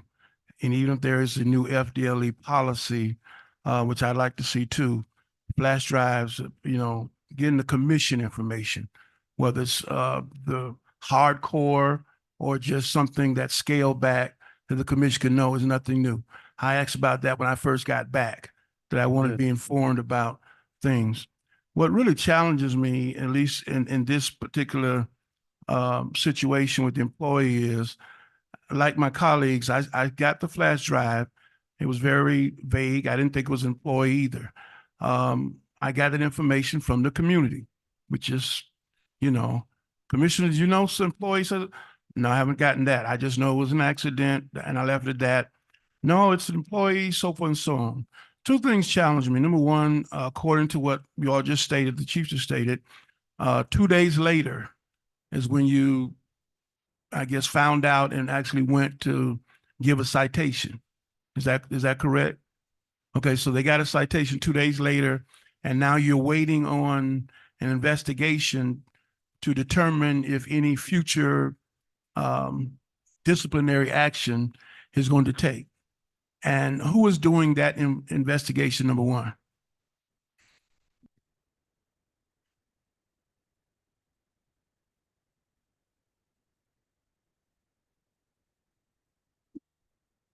The investigation being conducted by Miami-Dade Transit. They'll give that to me.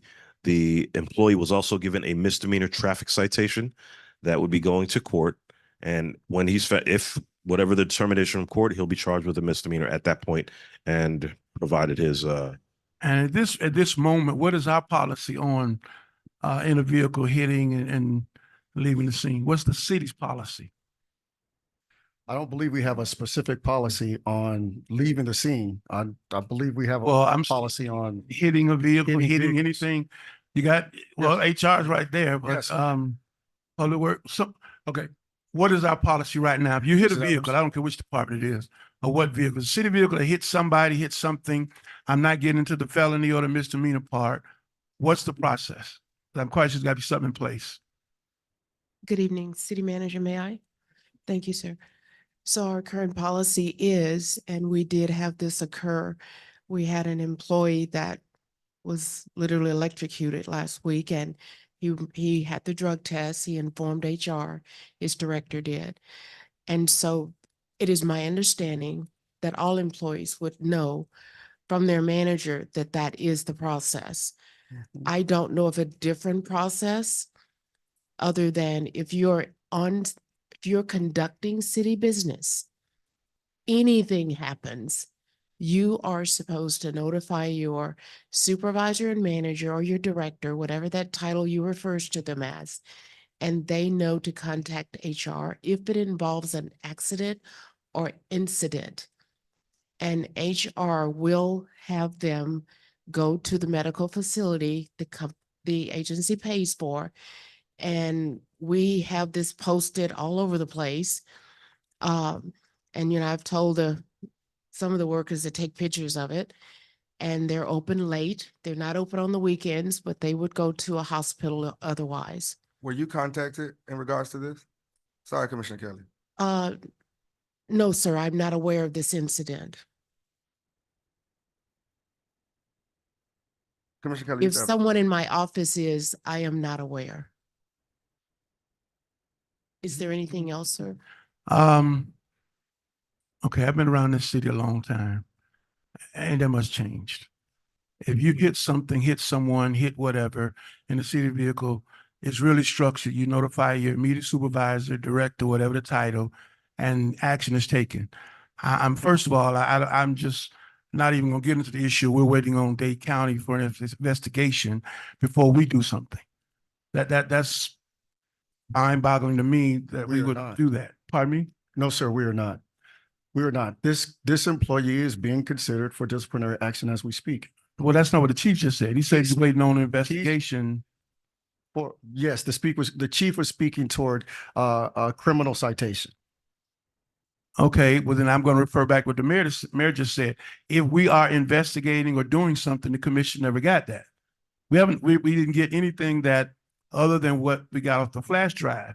So if there's further action being taken or been taken Okay, or being contemplated, we haven't heard that either. And so for us, we're having to speculate. So if there's something going on, some process going on, we've not been given an update on that. And I'm going somewhere with that okay. for the simple fact that I think it was last week, we got an email that a police officer was terminated.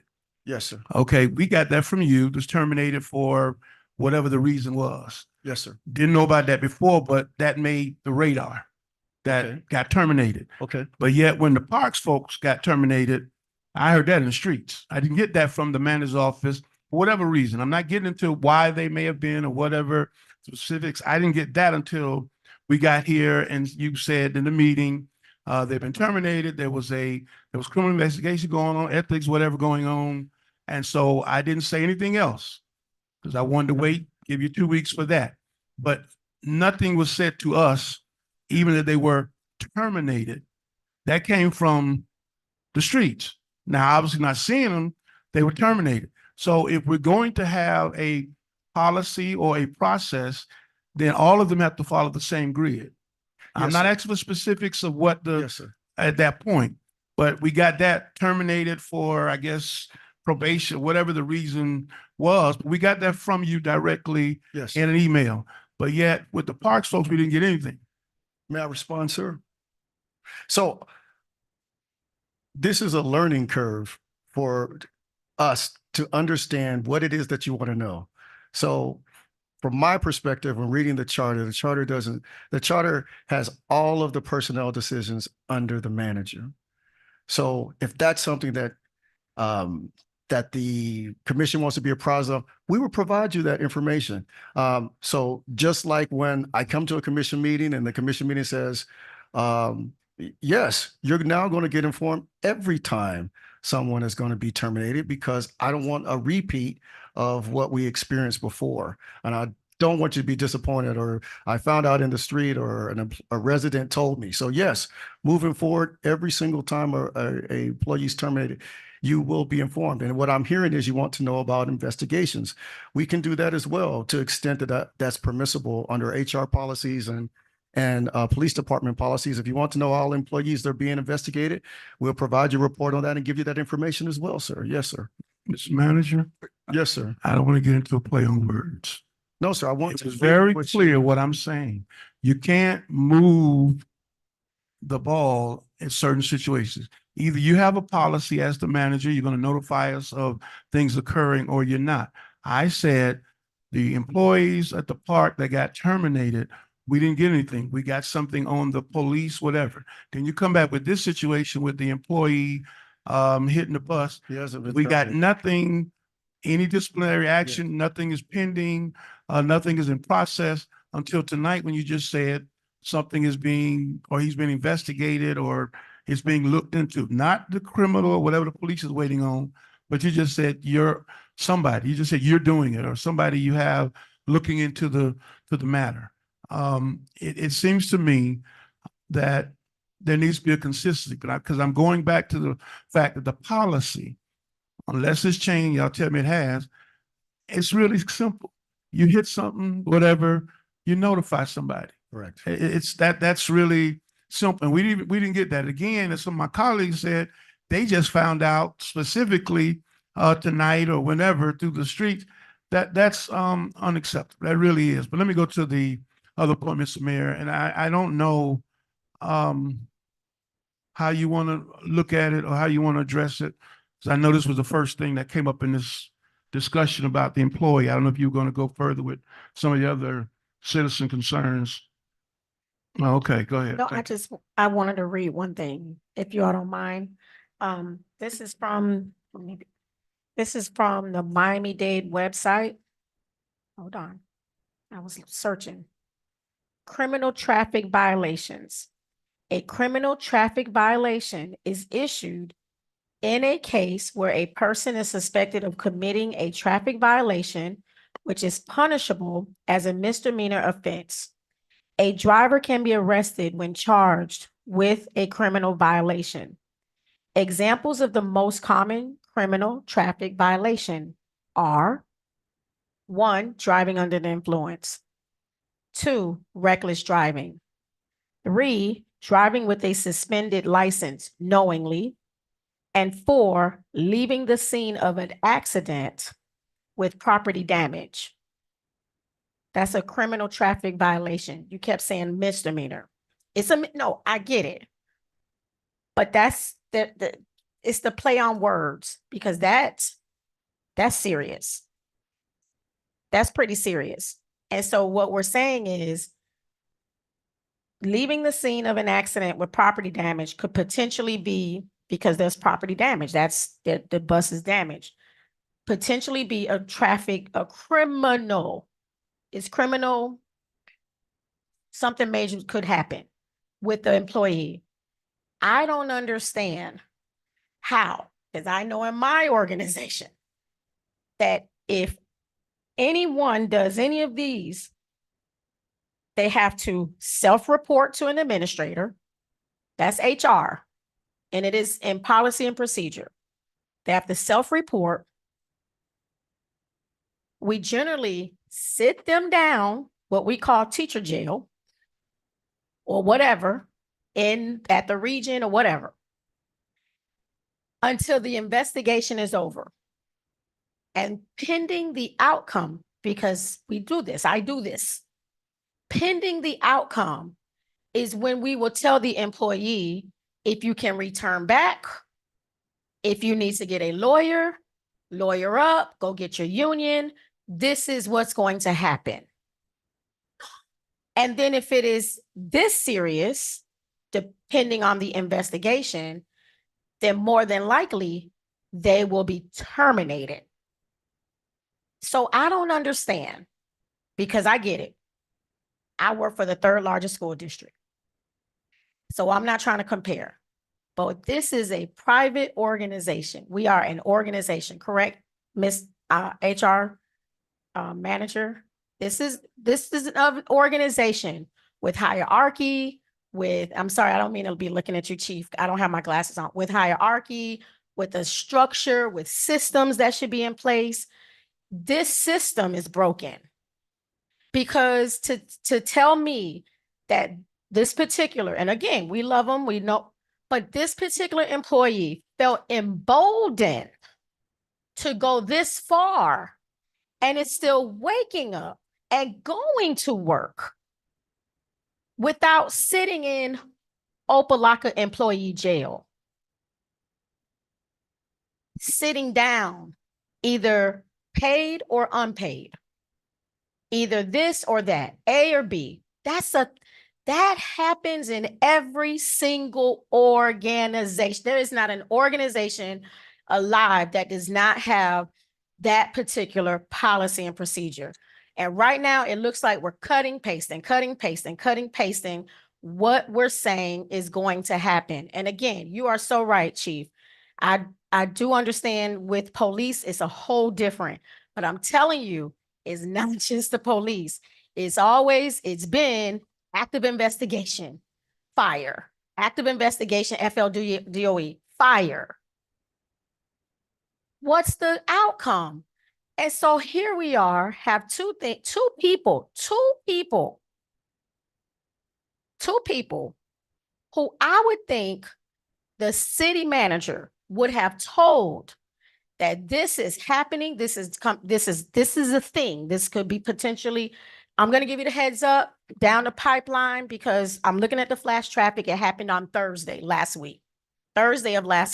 So if 2 days later, all the information came out, that's still more time for the commission to have been called. 2 people, the HR director and the city attorney, had no idea until tonight that this was a thing.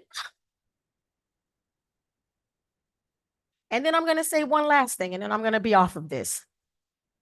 Because I know I keep, and I'm not trying to beat the dead horse, and I am not trying to talk about the employees. You have a hierarchy of city assistant city managers. And under one of those hierarchy, it says police under one of your managers. It says police. I saw it Monday night. It says public works. It says this. It says that everybody falls under someone. Shemekas Parks, da da da da. So you're telling me that you can't do it. You can't do it all. We've had this conversation 1,000 times. You can't do it all. But one of your assistants couldn't call whoever this falls under. I don't know where this falls under. Couldn't call the 2 most main people that need to know this. We got a communication breakdown that is horrible.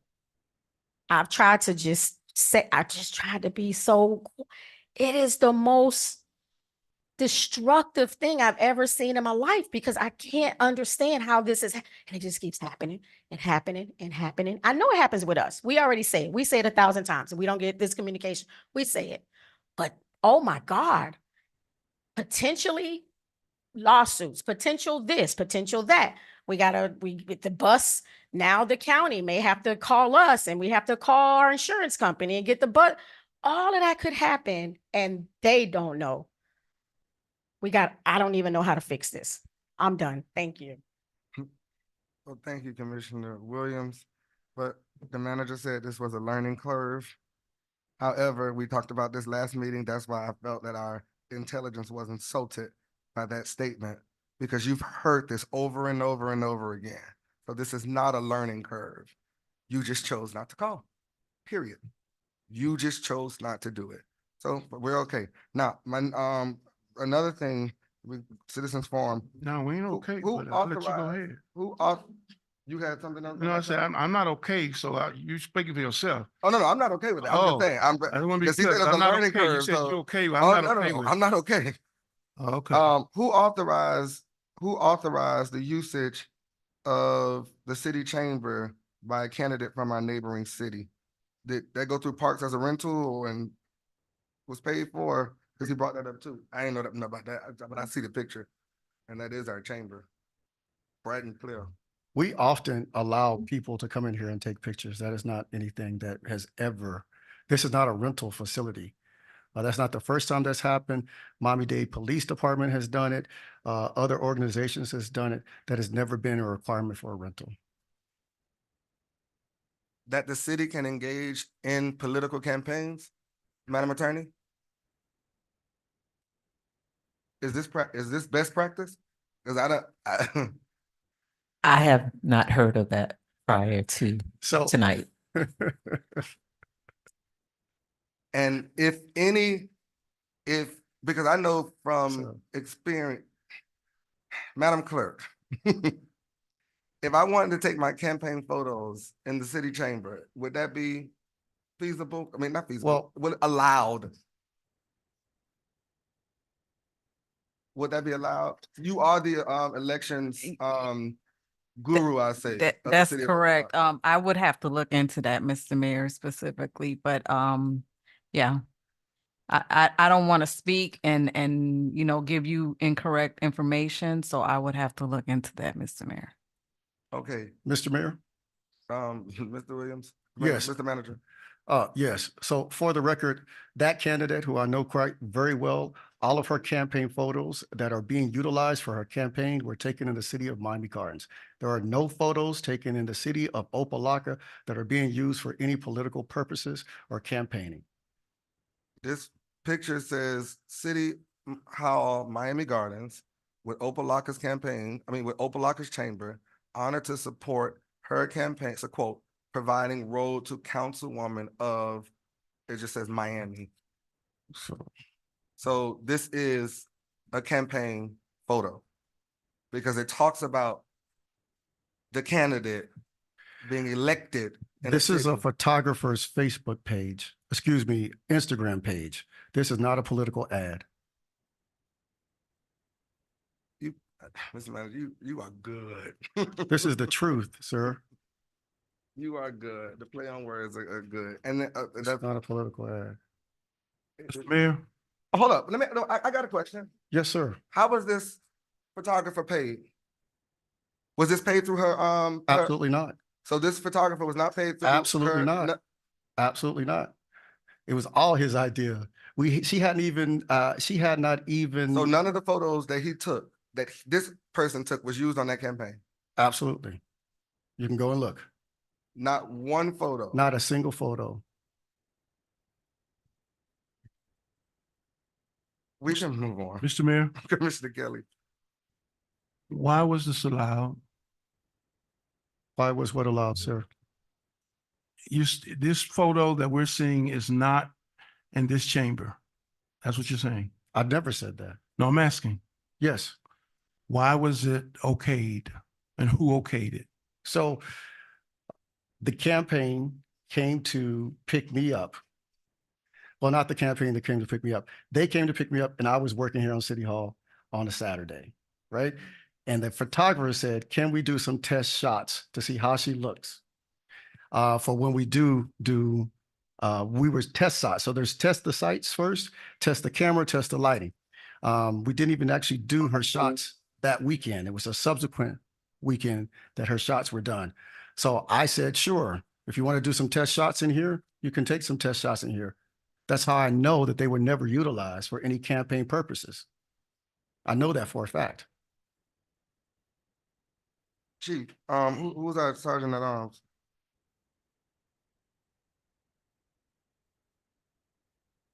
Mr. Manager, you want to continue? Yes. Well, no, that's Somebody my need to know? response. Hmm? Somebody need to know? Yeah, I heard someone having an argument next door. Oh, okay.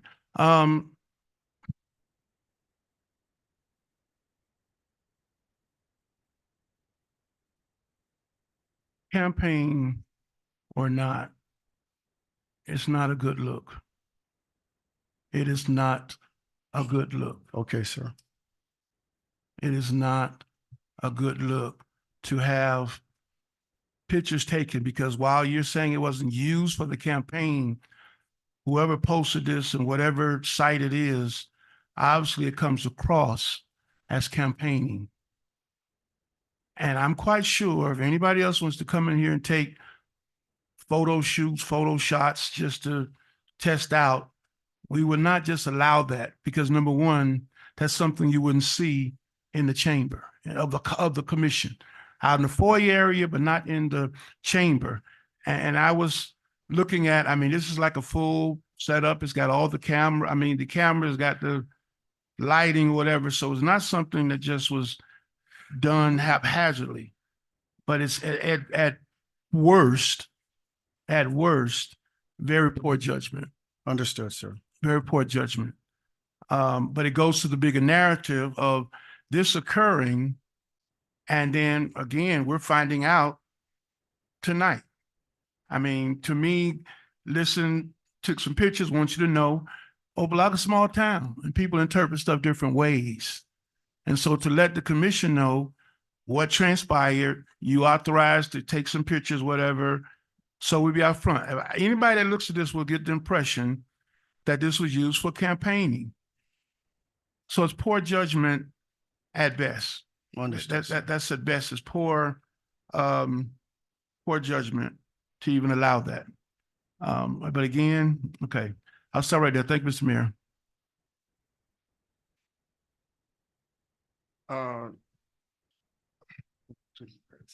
We're investigating our residents in parks, which the park sponsors. I We have, sent someone- I have no idea no. So who authorized that investigation? I cannot speak anything on that. Well, they said that, she said that the person said. She you said that I hired a private investigator in Senator Pompano Beach, And- and that is not true. Then she also said it was our people that did it. So, So so then through you to the chief, who? is that, okay? Can you, Chief, can you speak on that?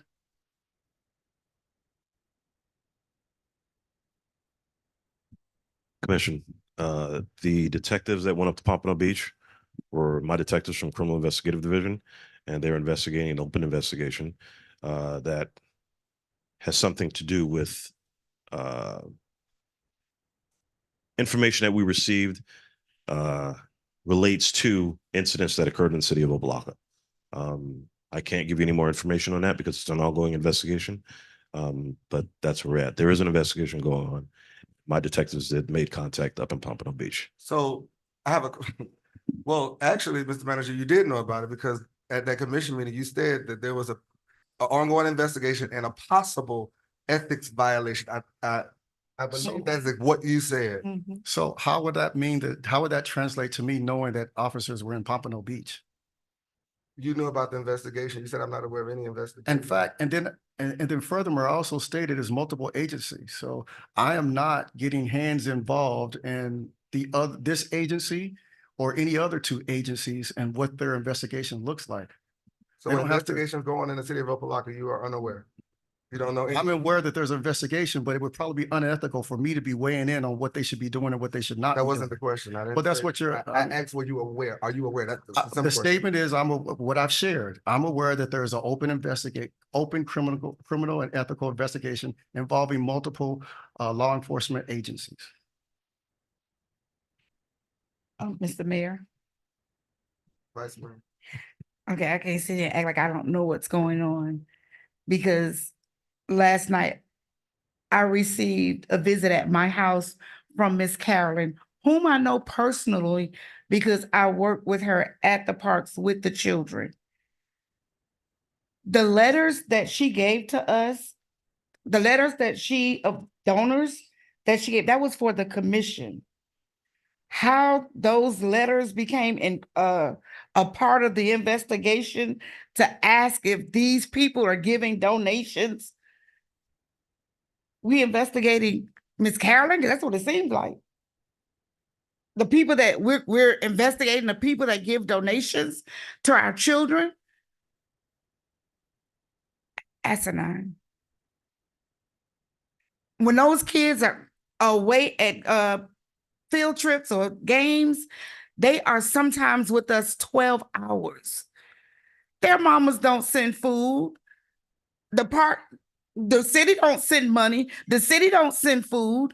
So we got these nice people that own hotels that's willing to give us money for our children, donate water to our children. We send 3 police officers to their businesses to ask them to authenticate the letters that they provided. She didn't provide those letters to the police department. She provided those letters to the dais. I asked for them. I asked to see the letters. Instead of us sending the business owners a thank you. Thank you for providing goods for our kids. It's ridiculous. Right now, we're asking $50 registrations. Just this week, we lost about 12, 13 kids because their parents say they could take them down the street for free at Bunch Park. And that's where those kids are. It was me that called out to the coach today and say, see if you can get those kids back. I will pay for their registration because we can't lose kids. We can't lose anymore. But now it's like we're going to lose some sponsors because if you come to Opa-locka and sponsor the children, the detective's coming to give you a visit. Who does that? Who does that? We can send officers to Pompano and Doral because they went yesterday And a few days before that, we can send them there. But we can't even return a man telephone call, a resident telephone call. That's crazy. It doesn't make sense to me. This lady volunteers her time. The city doesn't pay her anything. And we go and question her like she's done something wrong. There's money missing. When somebody donate the money and the people are content, they're not worried about money missing because they see what they see where their money go at the park. So all of this stuff that you're making up don't make sense. Admit that the people were not given a fair shake and they were fired just because people got in their feelings. And that's the way I feel. And I'm entitled to my feelings. I see them people down there working 12, 16-hour days. I live right across the street. I see that. I see that. I was told to tell Commissioner Williams, it's not that they don't have the staff for the basketball team. They don't have the children. They don't have the children. Ain't nobody running the Opa-locka to give donations. Nobody. Remember, Opa-locka got a pass. And there's a lot of people still Opa-locka. Oh, no, I'm not doing that. But it seemed like that pass is coming back to the forefront, and I'm not going to stand for it. I'm not. And I said it, like I said again, when I ran for office, I said I'm standing up for what's right. What has been going on in this city in the last 2 years, hold my tongue, Lord, because I almost said the wrong thing. It's dead wrong. It's wrong. So to me, the investigation should be switched from the employees to the city manager's office. That's what an investigation need to be, to the city manager's office, the police department, wherever. Maybe we're investigating the wrong people. It's wrong. And now we're going to be, once again, lawsuits. We're supposed to start football season in a few more weeks. What are kids gonna do? Or maybe that's God dang it, maybe that's the plan. Maybe the plan is to kill the program. So, because the streets of Opa-locka, and Kelly can say it, they rarely get anything wrong. And the streets of Opa-locka say there's something brewing for the parks. You're trying to bring in a separate entity and all that kind of stuff. The parks has been working just fine. Just fine. You lay somebody off until you find out the right thing.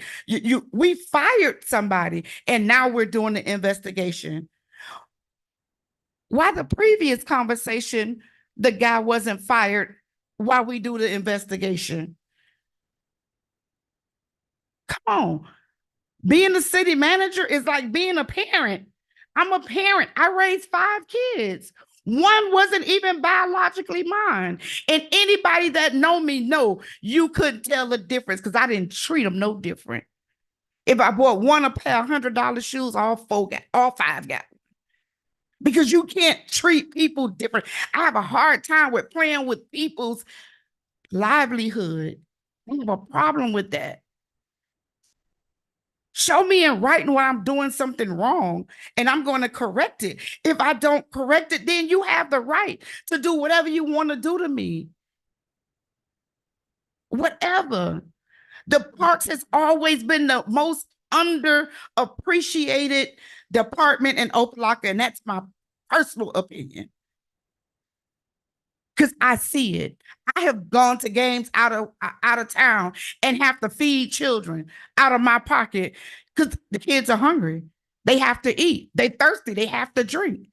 And we get sponsors to help us with that. And the thanks that we give our sponsors is by showing up 3 deep. We got questions for you. We need to know if this letter that wasn't even given to the police department, if it's authentic. Did you write this? And I am so glad that those sponsors stood up and told them what they needed to tell them. All of them. All of them. The lady even gave them another one while they were there. Hey, this is the owner that gives me water for the kids. Y'all want to investigate him too? Because it seems like they're being investigated. And that's dead wrong. It can't get any wronger than that. It's dead wrong. We go turn the whole city upside down because we didn't like what somebody said. We didn't like what was said. It's wrong. You cannot operate a city on your feelings. You have to put your feelings in your back pocket. As a parent, I did it all the time. And I always told you, as long as I felt that you were doing the right thing, I'm there for you. I couldn't have been more in Darvin's corner than anybody else because the city was moving, everything was going. And then came that date where you signed your contract and everything to me went in a different direction. It's not how you work. It's not how it works. It's not how it works. Because right now, I know your seat is hot. And I know it's hot because I'm hot for you. I'm hot for your seat. I wouldn't want to be in your seat right now. I don't. And you made you make sure that you let us know that you're the only one can hire and fire in the city. Well, let me make a correction to that. The commission can also hire and fire.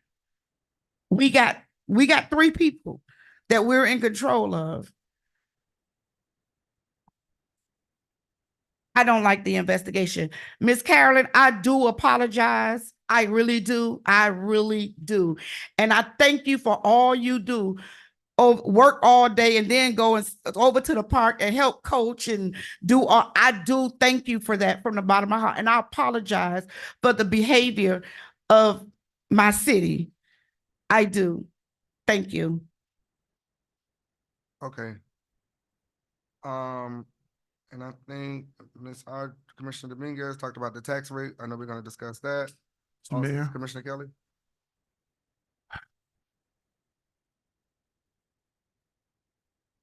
I have to ask one question. Mr. Manager, to the chief, you indicated that investigations were going on, criminal investigations going on. I want to know, can you initiate or do you initiate criminal investigations without the manager's authorization? And I'm not referring to something coming down from FDLE where they're telling you you can't say anything because this is higher up. I've been a city employee, I've been a director, so I know how these work. So I'm gonna say in advance, please just, if you don't know the answer, not sure, whatever, but can you or do you have the authority to initiate a criminal investigation and you do it without letting the city manager know? That's a broad question, Commissioner Kelly. We initiate criminal investigations all the time, literally every day. And the manager doesn't know every step of every way of every investigation that I do. No, and every step. When you're doing criminal investigations, do you I didn't say the details, I didn't even say getting specifics, but when you initiate criminal investigations, that's not coming from somewhere that holds you to some secrecy, is the city manager normally notified? He would know the basics, but not the Yes in-depth. or no? Yes. So the criminal investigations that you're doing now, the manager was aware of? Yes. Basics. Yes. Not I specifics, not specifics. I stated But that. Don't do that. Don't do that. Don't do that. I'm trying to, Okay. I'll let you respond when the mayor gives you the opportunity.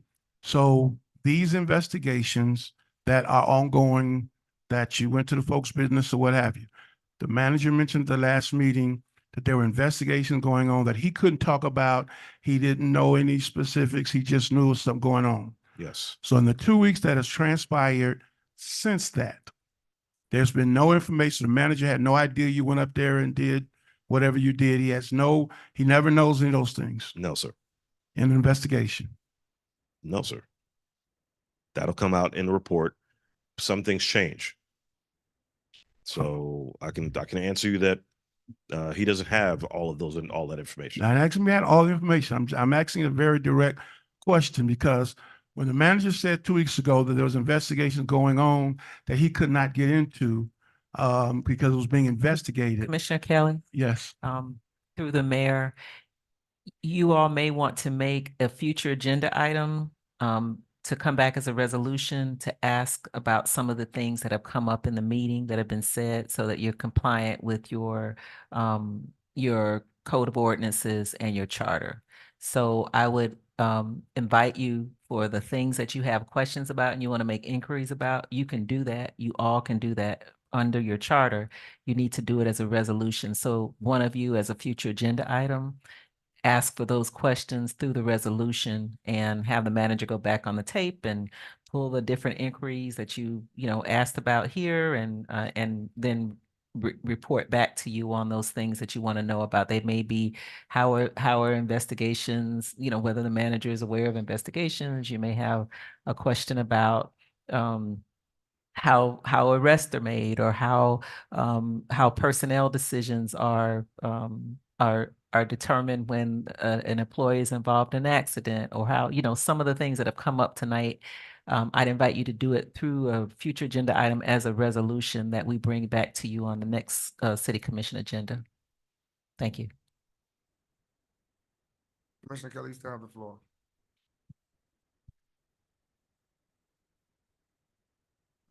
Okay. Thank you, Chief. I'll Sir. go one better because I'm gonna go past inquiry. Okay, I understand doing inquiry. I understand it, Madam Attorney. You can do an inquiry I- or I an or an understand that. I can investigation. do an Either inquiry. one. Yes, sir. I know I can do that. I was hoping not to go that route, but we'll see what happens in the rest of the discussion of these items. Go ahead, Mr. Mayor. Thank you.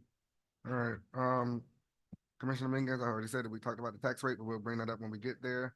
Also, the Arpa, we already discussed it, we pulled it, and I think Ms. Chris talked about the 250 bonus not being budgeted, but will you discuss that during when we get to that portion, no? No, it is budgeted and it is in this fiscal year. We're just waiting for the evaluation period to complete and then we'll pay it. It's in the budget? Correct? Okay, when we get there, you gotta No, reference that page. this fiscal year, not for next year, for this fiscal year. Oh, it's in this fiscal year? Yes, sir. Okay. All right, also, Hold up. Oh, 1 second. Go ahead. I'll yield to you, Mayor. no, go ahead. The manager and I recently talked about that, but I also talked to the attorney about it, and she said that that time had expired, that they can't receive it because you told me they would get it in about 90 days. But she informed me that is that still a thing? Yeah, so what you have to do is look at what the resolution calls for, because it was a certain period of time. It was the manager was supposed to do the evaluations within so much time. You then have a time to notify, you have to notify of it. You have to say what the criteria is going to be. I mean, it's all in the resolution. Then you have to do it, actually perform the evaluation within a certain period of time. And then the decision is made. So there's a process. It's a statutory process that I've sent the manager email about and you about, Commissioner and Vice Mayor, several times. So everybody is aware, and it even outlines it in the resolution. So if there's something different being done and is outside of whatever the time period was, that needs to be looked at by the manager's office, and it may require it come back. But yes, I don't have the resolution in front of me. I can get it from the clerk and make sure that everybody has it so that you can see it for yourself. But there's a process for it. Right, and we did the process. So if, with this information that the city attorney is providing, if that period is not going to be sufficient, we don't have all the evaluations for all the employees completed. So if it be the direction or the advice that we need to amend that resolution so that all the employees can participate, because we don't have evaluations for all 166 employees at this time. Mr. Mayor. 1 second, Commissioner Kelly. Vice Mayor, you still have the floor. Commissioner Kelly? Why is it taking, I remember this coming up way beginning of the year almost. Yes, sir. Why is it taking so long for evaluations? There was some confusion about employees and department heads were confused about what evaluation period they could use. So we generally do evaluations once a year and sometimes twice a year. We're trying to get consistent to doing them twice a year. So when this passed, and since it was, we promoted it to them as a Christmas bonus, they were under the assumption that the evaluation period, the evaluations that they had just completed, they could utilize those. And so the city attorney did clarify, no, you cannot utilize evaluations that have been done before the posting. I believe I'm correct on that, Madam Attorney. Before the resolution, correct? Correct. So that means that we have to do new evaluations for all city employees, and it has to be for a period certain that is posted, which was also another issue. So we said, okay, we're going to use the mid-year evaluations. But then that period was not posted. So we had to go back again and post. Okay, you're going to be evaluated from this period to this period, and then you can get your $250. So we have a special commission meeting. We've already got the posting out. I just like to make sure I'll ask for an amendment to that resolution so that when that current posting ends, we can give bonuses to all of the employees. All right, Commissioner Kelly? You, I appreciate the answer. But Yes, sir. again, it goes back to what one of my colleagues was saying. That would have never come up. We wouldn't have known it unless it was brought up by a citizen. I remember the bonus. I thought, I know it was in the budget for this year, but I wasn't aware that the evaluations had taken so long or were taking so long because of not knowing mid-year versus whatever. Yes, sir. Okay. Thank you, Mr. Mayor. all right, and they talked about suing, but I guess, Madam Attorney, I guess you can have one-on-ones with every commissioner, do it in the way you do it. Any possible litigation?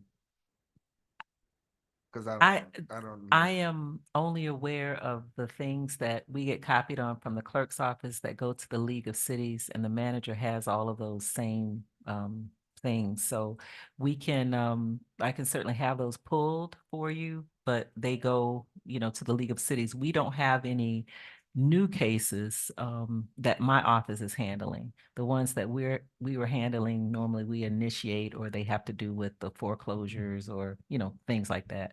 So I can give you a list of the cases we're handling, and I can also give you a list of what has gone to the League of Cities so that you all have at least some summary of those things. I'll do that before the next meeting. Okay, and Mr. Manager, the same request, Sir? the same request, because she said there was some that she's not. We aware have of. no cases that Nothing. the city attorney does not have. All right. Okay. If we're done with citizens forum, we can move on to our action items. Our action items, yeah, consent agenda. Madam Attorney, 13-1. A resolution of the City Commission of the City of Opa-locka, Florida, approving the recommended list of projects attached hereto as Exhibit A to be funded by American Rescue Plan Act, ARPA grant funds, providing for incorporation of recitals, providing for an effective date. This is sponsored by the city manager. This item was deferred from the 7/10/2024 regular commission meeting. All right, Mr. Manager, we already discussed it, so you don't need to present unless the commission has questions. All right, And Mr. Mr. Mayor? Mayor? Oh, I'm sorry. Go ahead, Ju- Madam Attorney. Yes, just to clarify that the only reason this is pulled is to Okay. add the presentation that the manager made tonight to attach it to this item as an exhibit. I So was that, just about to yes, make that sir. motion. Okay, that was my question as well, so. Okay, but the only thing I would like to add is to amend this document to leave room for piggybacks. Yes, sir. For every item that is going out for RFP or RFQ. Yes, sir. All right, so Madam Attorney, do we need to vote on the amendment of the document? Or can we just- It would not exclude that right now. Okay, So perfect. it's not necessary to do that. Alright. Because they each have to be brought back to you, Alright. and they can be brought back either as a piggyback or whatever it is. It might be a sole source. It might be Okay. a RFP, RFQ. And then my next question, and I want to be right, do we need to vote to add this item as backup documentation? That is a part, that's, yes, you need to, when you make the motion, Okay. that should be a part of your All right. motion. So I'll make the motion to add the documentation presented during the Arpa workshop at this meeting as backup documentation for this item. Can I get a second? Second. Okay. Well, we'll go with Vice Mayor. We'll go with Vice Mayor. Madam Clerk, on the motion. Commissioner Williams, Yes. Vice Mayor Irvin, Yes. Commissioner Kelly, Yes. Mayor Taylor. Yes. Motion passes 4-0. All right, so now can we call the question? Do we have any other questions on the concerns? Hearing none. Madam Clerk? Was there a motion in the second on the original resolution? It's been a long night. I don't think so. Can we have a motion? Yes, have a motion, we'll move it. I don't know. Move. So moved. Second. Second. So, moved by, Commissioner Williams, second by Vice Mayor. Madam Clerk? Vice Mayor Irvin, Yes. Commissioner Kelly, Yes. Commissioner Williams. Yes. Mayor Taylor. Yes. Motion passes 4-0. All right, thank you. Moving on to item 13.7. A resolution of the City Commission of the City of Opa-locka, Florida, approving issuance of a request for proposals, RFP, for native tree and plant installation and initial maintenance services, providing for incorporation of recitals, providing for an effective date. This is sponsored by the city manager. This item was deferred from the 7/10/2024 regular commission meeting. All right, can I get a motion? Move it. Moved by Commissioner Kelly, Second. second by, Vice Mayor. Mr. Manager? Yes, item number 7 is a project funded by Arpa. Those are, that was just approved in item number 1 by the commission. This is the RFP to put that, to get a vendor contracted to provide these services. This was a project that was selected by the residents. And we're available to answer any questions that you may have about it. Okay, so I'm gonna yield to Commissioner Kelly because he pulled this item. Commissioner Yes, Kelly? thank you. I didn't see it initially. I think it's part of the addendum that I saw with the areas that are going into maintenance. So is this one going to be 12 months maintenance after they're put in as well? Yes, sir. It's a 12 months maintenance in the contract. Yes, sir. Okay, and I noticed some of these some of the locations are some of the same places that we have sidewalk challenges. I'll use it like that. So I would hope as they're, you're going about this process, that's, kept in mind, especially when it relates to timelines, since you're approving for the RFP. That's the only reason I pulled it. Yes, So sir. if that's the case, thank you. Thank you, sir. All right, any other concerns on this item? All right, Madam Clerk? Vice Mayor Irvin, Yes. Commissioner Kelly, Yes. Commissioner Williams, Mayor Taylor. Yes. Motion passes 4-0. All right, moving on to item 13.10. A resolution of the City Commission of the City of Opa-locka, Florida, authorizing the city manager to piggyback Sourcewell contract number FL-RGC03-111821-TCI with Team Contracting, Inc. for qualified professional services for building infrastructure repairs, alterations, and restoration services. Sourcewell IFB number 111821, and enter into an agreement with Team Contracting, Inc.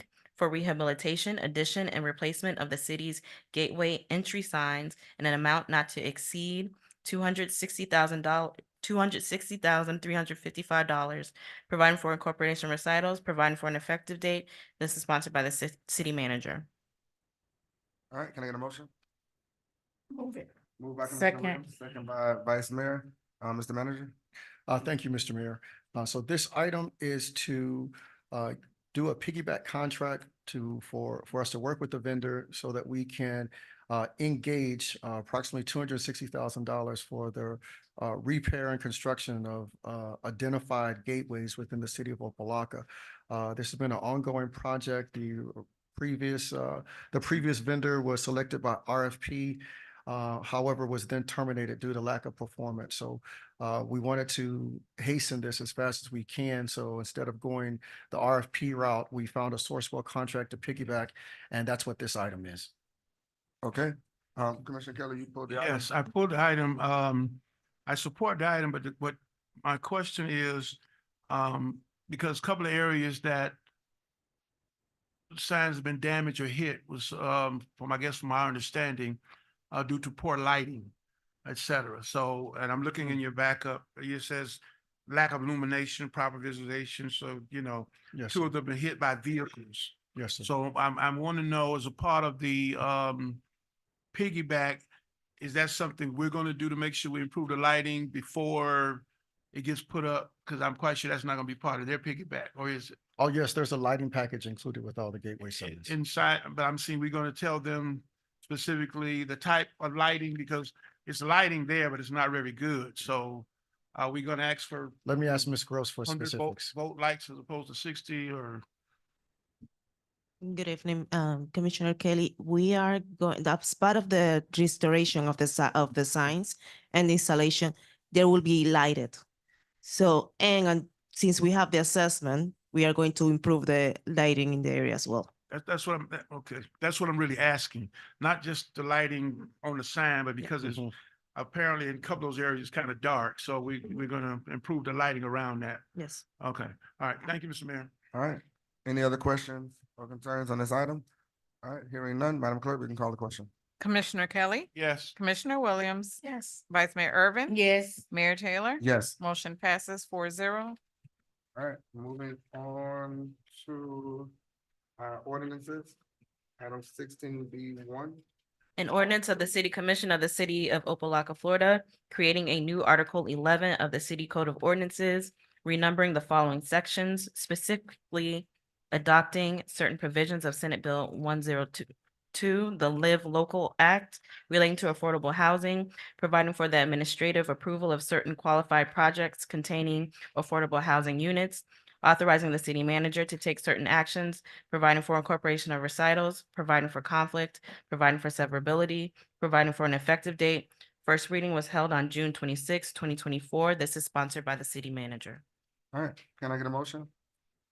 Move it. Moved by Vice Mayor, can I get a second? Second. Second by Commissioner Williams. Mr. Mr. Oh, Manager, I please. apologize. If we could amend the agenda, a request was made to defer this item, which we are happy to agree with. So we would like to defer this item. Madam Attorney, please provide the process by which we need to do that. All right, so you are the sponsor, so you can defer. Yes, thank you. All right. All right, moving right along to, are you deferring to a date certain? Is that what we need to do? No, let's just defer it now because a request was made to workshop it. Got it. All Yes. right, so we're moving on to item 16B2. An ordinance of the City Commission of the City of Opa-locka, Florida, amending the annual adopted general proprietary and special revenue funds budgets for the fiscal year commencing October 1, 2023, and ending September 30, 2024, adjusting revenues and expenditures as reflected in Exhibit A, providing for the expenditure of funds established by the budget, authorizing the city manager to take certain actions, providing for appropriation of all budgets and expenditures, providing for fees consistent with appropriations and amendment, providing for incorporation of recitals, providing for conflict and repealer, providing for severability, providing for an effective date. First reading was held on June 26, 2024. This is sponsored by the city manager. All right, can I get a motion? Move it. Moved by Vice Mayor, Second. second by Commissioner Kelly, Mr. Manager. Thank you, Mr. Mayor. This is budget amendment number 4, and we have our Financial Services Director, Robert Anathan, available to answer any questions you may have. All right, this is a public hearing item. Public hearing is open. Public hearing is closed. Any questions to Mr. Anderson on this item? All right, hearing none, Madam Clerk, we can call a question. Vice Mayor Irvin, Yes. Commissioner Kelly, Yes. Commissioner Williams. Yes. Mayor Taylor. Yes, Motion passes 4-0. Mr. Mayor, if I can, Commissioner Kelly? because I was the one who asked on the, and I guess the attorney can give us clarity on the deferral of the 16-1, which is an ordinance. I know the manager is deferring it until a later date because we want to have a workshop. But I was hoping we could give maybe a time certain first meeting in, I don't know, September or something, so we don't have to re-advertise costs. Because or do we, maybe I should ask the clerk, maybe that's a question for the clerk. Madam Clerk, in terms of re-advertisement, will we have to pay the whole cost if we say tonight, or to your attorney? If we say tonight, the manager defers it, but he defers it to a time certain, first meeting in September, so we don't have to incur additional costs of re-advertising? Mr. Mayor? Madam, So, Clerk. so yes, Commissioner Kelly, it's my understanding if we provide a date certain for the deferment, At that this we meeting. will not, at this meeting. Okay, that well, we I will would not suggest to the provide manager, I know he's the- deferring it, and we can, I don't want to put a date, whatever day he wants, just put it in so we can provide it for the record, so we don't have to pay extra money on re-advertisement, to whatever date. It could be the first meeting in September, second meeting in September. First Uh, meeting in September, which would be September 11th, September 11th, 2024. So we need to, make a motion on that, Madam Attorney, or just, it's no take? Yes, that would be appropriate. All right, Mr. Mayor, I'd like to move that the item that was deferred be deferred to time certain, the first meeting in September. all right. Can I get a second for that Second. motion? Second. All right, Madam Clerk? Vice Mayor Irvin, Yes. Commissioner Kelly, Yes. Commissioner Williams. Yes. Mayor Taylor. Yes, Motion passes 4-0. okay. Moving along to, our city manager's report. And at this time, you said you wanted to, Mr. Mayor? Oh, yeah, continue with our budget workshop. We have, you're right, I'm sorry. Mr. Date, Town Center, and then we'll go with the addendum.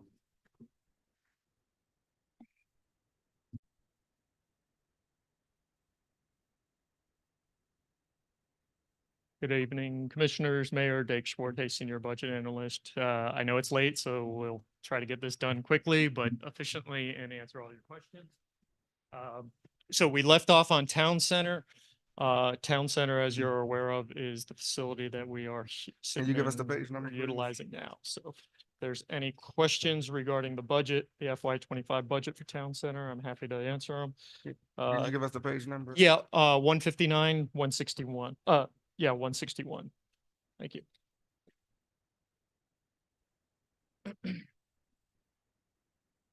All right, any questions? We will entertain any questions at this moment as it relates to Town Center? All right. Hearing none, we can move on to our addendums, Mr. Manager. Mr. Dake, I'm sorry. Yep. So with the addendum, if you just bear with me for 1 minute, I got home late on Monday night and my wife said, oh, I saw you on YouTube. And I didn't quite understand one aspect of it. And I know you all understand that, but it made me realize and understand that, or think about it, that perhaps the citizens didn't quite understand an important point that I was talking about on how, or one of the aspects that the state is looking for to get us out of state oversight. And so I sat down with my spouse and I kind of drew it out for her and it made more sense to her. And I said, it's this notion of sustainability, the city being sustainable. And so I said, think about it this way. If you make $30,000 a year and you spend 27, you're saving $3,000 a year. You're doing great. If you're trying to save for a new home and maybe we have a savings account of $12,000, we're heading in the right direction.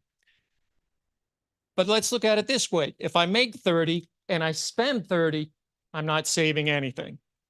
We are sustaining ourselves, but we're not thriving. She said, okay, I get that. We went a little deeper. I said, honey, what if we only made $30,000, but we spent 35? We have a deficit of $5,000. Now, if I have a bank account of $12,000 and we're losing $5,000 a year, how long before that bank account is depleted? That's unsustainable over a long period of time. And I said, honey, think about it even this way. What if I don't like my job and I want to go get another job that pays me less, but yet we're spending more because of inflation? Maybe because, we want to keep up with the Joneses and we're going out to eat, and I've got a friend who's rich and they want us to go out to eat. So now we're spending more, but I'm making less. That's even more unsustainable. So I wanted to clarify for the residents of Opa-locka, the next page, I tried to build it for Opa-locka. Where are we? Well, we have revenues of $30,000. We're spending about 35. We have a deficit of $5 million. We are at that unsustainable threshold, which means this can't last for a long period of time. Because I asked about that specific word and I was told that it was not said. The deficit. So we are in a deficit. Okay, deficit's the wrong word. Thank you. Okay. No, great. Oh, I appreciate that. Because you said that yesterday. I know that. Thank you. It's okay. We're utilizing fund balance to pay for our expenses. So we are in an unsustainable part, just like I was trying to refer to our home. You make this much, but we're spending more than we're making. That's not sustainable. All right. So that's what I wanted. Thank you, Mr. Mayor. It shows that you understood it, but I wanted perhaps, some people are not always into finance and they don't quite get it. So, but I knew you would. All right. Here's Mr. Dake, I'm Yep. sorry. Here's the challenge that I have, because now it sounds like mismanagement of the budget. Because if you said that we had a revenue of $30 million, but our expenses was $35 million, that means we are in a deficit of $5 million. Well, we're spending more than we have coming in revenue. So We are spending more than we have coming in revenue. I mean, we can. It's not sustainable over a long period of time. Now, to answer your question, can we go a little further? Because I have it. I want to hear it. Yeah. Can we go a little further? Okay. So, part of this has to deal with the millage rate. Okay. And okay. I was just trying to relate it to the community so that they understand where Opa-locka is. I don't want the alarm bells going off. I just, hey, we're at a point where we need to be careful on what we are doing and how we're doing it. Okay. That's all. That's it. Okay. So the millage rate has been at 9.35 since 2023. If you turn to the next page, and I apologize, it's pretty small on the screen here. You have a much bigger on your page. So if you follow on the page, what we did was Mr. Anathan and I in the city manager's office, we put together your requests that you had from Monday night. And please, if we missed anything, let us know. So we started with our fund balance at the very top, which is currently this proposed FY25 fund balance would take us to $7.1 million. Okay. You actually gave back some. You said, Mr. Dake, yes, sir. if I can make a recommendation, since you're trying to break this down for residents. Yeah. Instead of using the word fund balance, how about savings account? Savings account. Savings account. Yeah.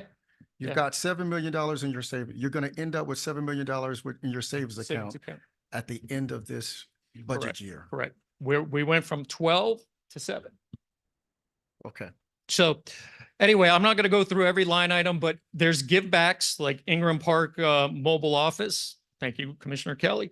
And then here are the additional line items that were requested. So there was some additional funding for for basketball, cheerleading, Christmas, commission travel. Thank you, by the way. That was great information. I was able to do that. Far right hand is the new budgeted amount. Okay. So taking into account all of those, our new proposed fund balance, Arabian Nights is in there for $150,000 as well. I want to make sure that that was there. The new fund balance would be $6.8 million. In the process, savings account, sorry, for the residents. So in the process of lowering the millage rate, each 1% of the millage rate is about $167,000.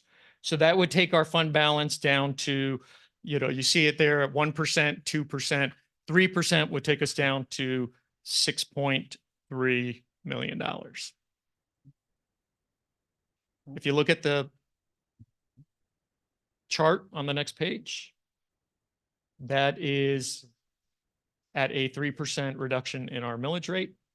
And remember, the green line is kind of our threshold where our fund balance needs to remain based on GFO standards. And I did also hear the mayor ask for what's called the rollback rate. And the rollback rate is receiving the same amount of revenue that we received last year and make the adjustment for the millage rate based on that. That's called the rollback rate. And the rollback rate, so in other words, no increases, even if your property value increased, no increase. That would put us at a millage rate, if you look down here in your sheet, of 8.5022 mils. Our fund balance with that will go to 5.3 million. So I want to kind of stop there real quick because this is general fund. And I welcome any comments, Okay, questions. I have a couple questions, Mr. J. Yes, sir. Very familiar with the rollback rate. Thank you for explaining it. Oh, However, and you did ask, right? I want to go back, I asked last year too. Yeah. I Oh, want to okay. go back to the sustainability, Yes, sir. because you talked about, we budgeted 30 million, Mhm. but we spent 35. It's budgeted to spend 35. Budgeted to spend 35. Yes, sir. Which will in turn, make us go into our, what the manager just said, our savings. Fund balance and Our fund- savings. keep Yes, that sir. savings, I know. Into Trying to help you out. Yes, to sir. our- Thank you. Thank you. our savings. So I still on what I said about the mismanagement of the budget. So my question is, how did we get here? Where we're tapping into our reserves, Mhm. how did we get here? And why didn't we notice this prior to now? Because especially if you all are keeping up with this throughout the year, we should have been, okay, commission, listen, we done spent this, we're here, so we Right. need to. So if you look, the budget amendments that we do on a yearly basis, we always try to find any kind of offset. So vacancies, perhaps we have additional revenue coming in. So those budget amendments will helpfully balance that out, if you will. So even though then our budget maybe increases, we have some revenues that will also increase over the year. How did we get here? We have spent an exorbitant amount of money on CIP, but we are also spending money on operational things where we need to figure out or find more revenue. What you need just more- said is what you all said Monday, that CIP was in a deficit. That's a quote. No, what, okay. CIP doesn't hold any money in its account. It does not have a fund balance. We always zero it out. So the project across the street, if it's $1 million, $1 million is transferred from the general fund to pay for that. No, I understand. Oh, okay, I but there's no understand the process. deficit in that. The deficit and Yeah. meaning that we budgeted to do $5 worth of Yeah. CIP, Yeah. but we spent $10 worth of CIP. No? No, what I'm trying to say is if I saved, for going back to my initial example, if I'm saving $12,000 for a new house, hold on, and I construct that new house, I'm going to utilize those savings for the construction of the house or for the purchase of the house. And so therefore, that's a one-time expenditure. That's a one-time that everybody agreed on. We knew we were going to be building across the street. We knew we were going to be building a police station, which, by the way, was heavily funded by a grant. So those kind of things, those one-time payments are expected, and they do affect our fund balance or our savings. Affecting our bottom line. Yes, of course, of course. But we have to start turning the ship and start looking at it, trying to be more sustainable. Right now, We we're have on. to spend what we say we're going to spend and not ratify and add additional funding. To everything. So you said everything I just said, just So- tried to pretty it up, but I love it. Mr. Mayor. What I wanted, Commissioner Kelly. but here's where I want to go. Was it Commissioner Kelly brought up a point on Monday. He said, how come nobody told us? Well, I'm trying to make sure that it's understood that we're at a reflection point right now, and we have to understand where we are. So, Mr. Mayor, Commissioner Kelly. I appreciate your enthusiasm. Yeah, I'm quite sure your wife appreciates it too. She got to. I've been saying this for almost 6 or 7 months. Every time one of those budget amendments come up, I've mentioned the fact that we are spending money, whatever we're doing, transferring whatever. Obviously, we know the water and sewer is in the hole. We're subsidizing in many cases from general fund and borrowing from the other enterprise fund. So I'm not surprised at where we are. I'm disappointed because I felt the same speech you're making now should have been made like 4 or 5 months ago.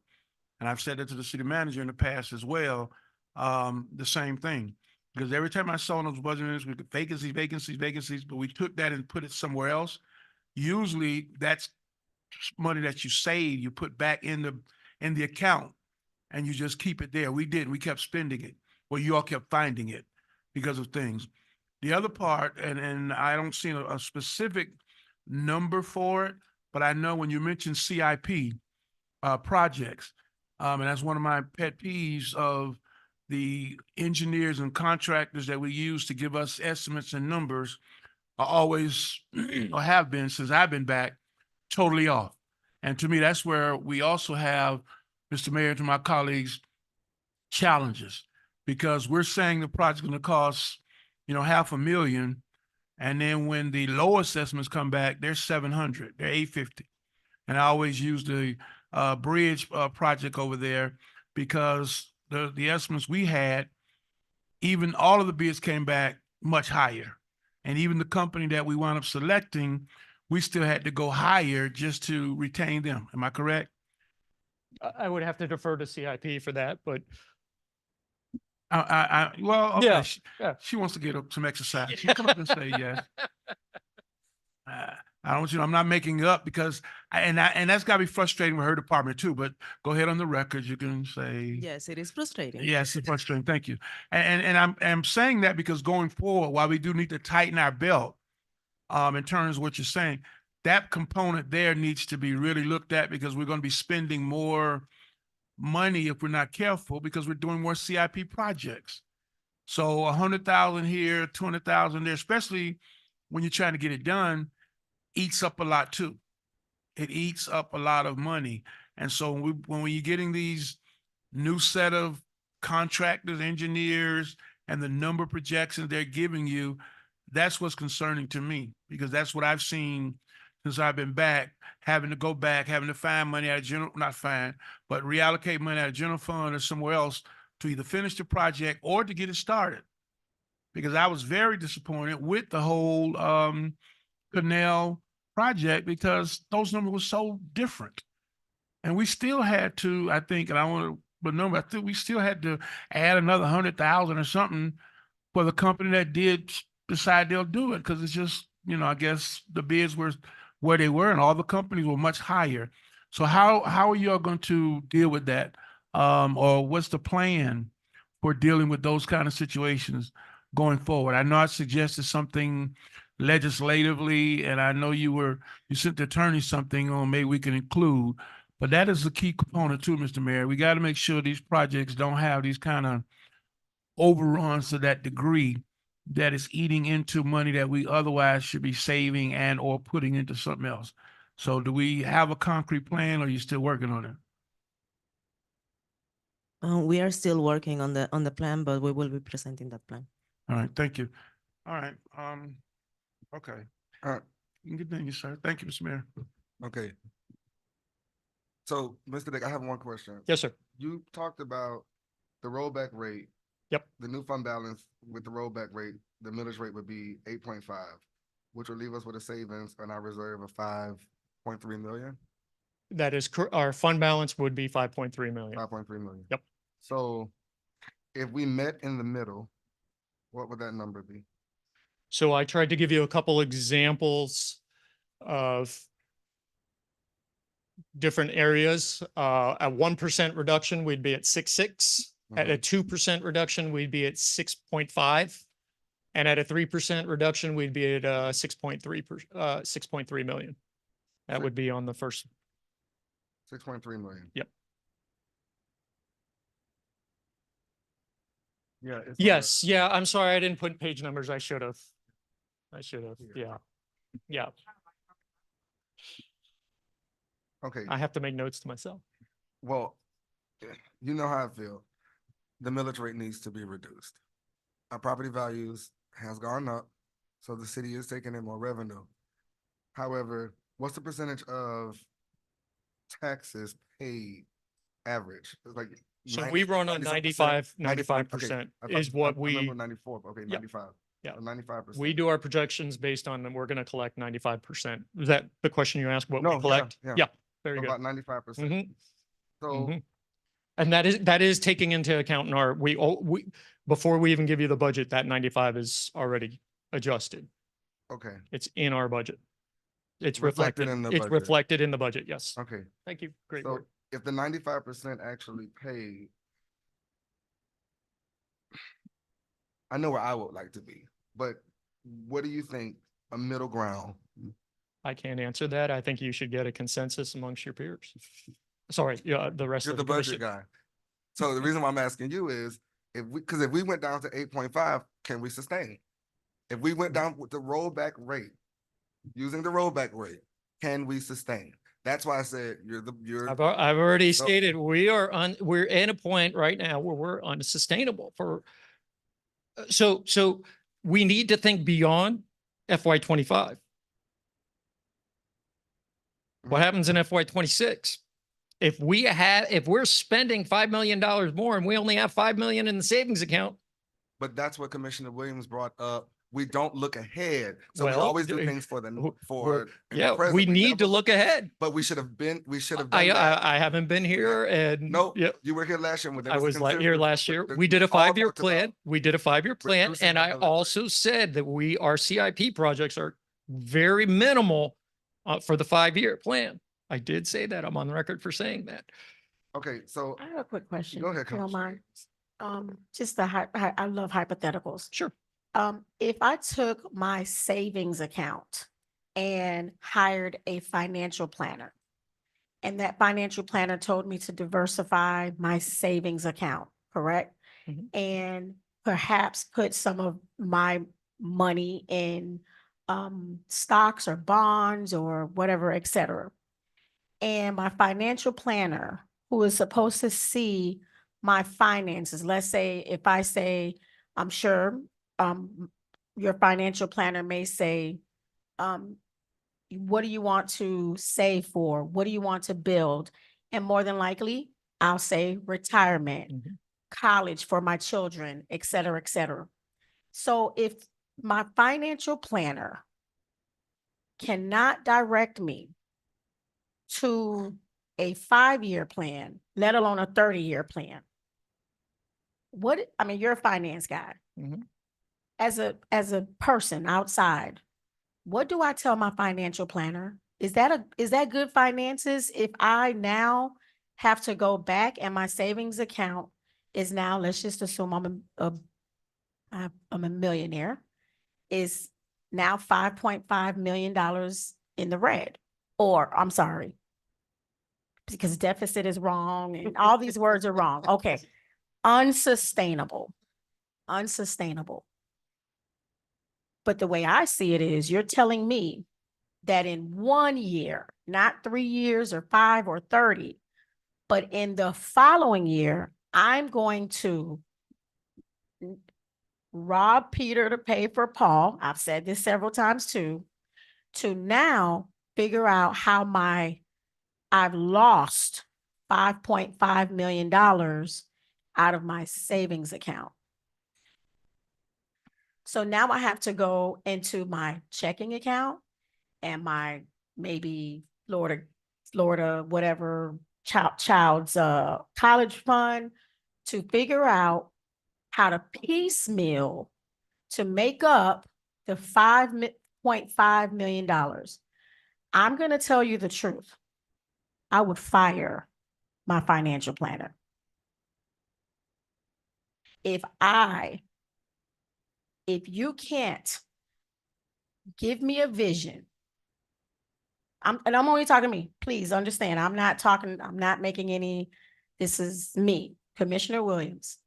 If my financial planner cannot see that vision for my money, that's a problem.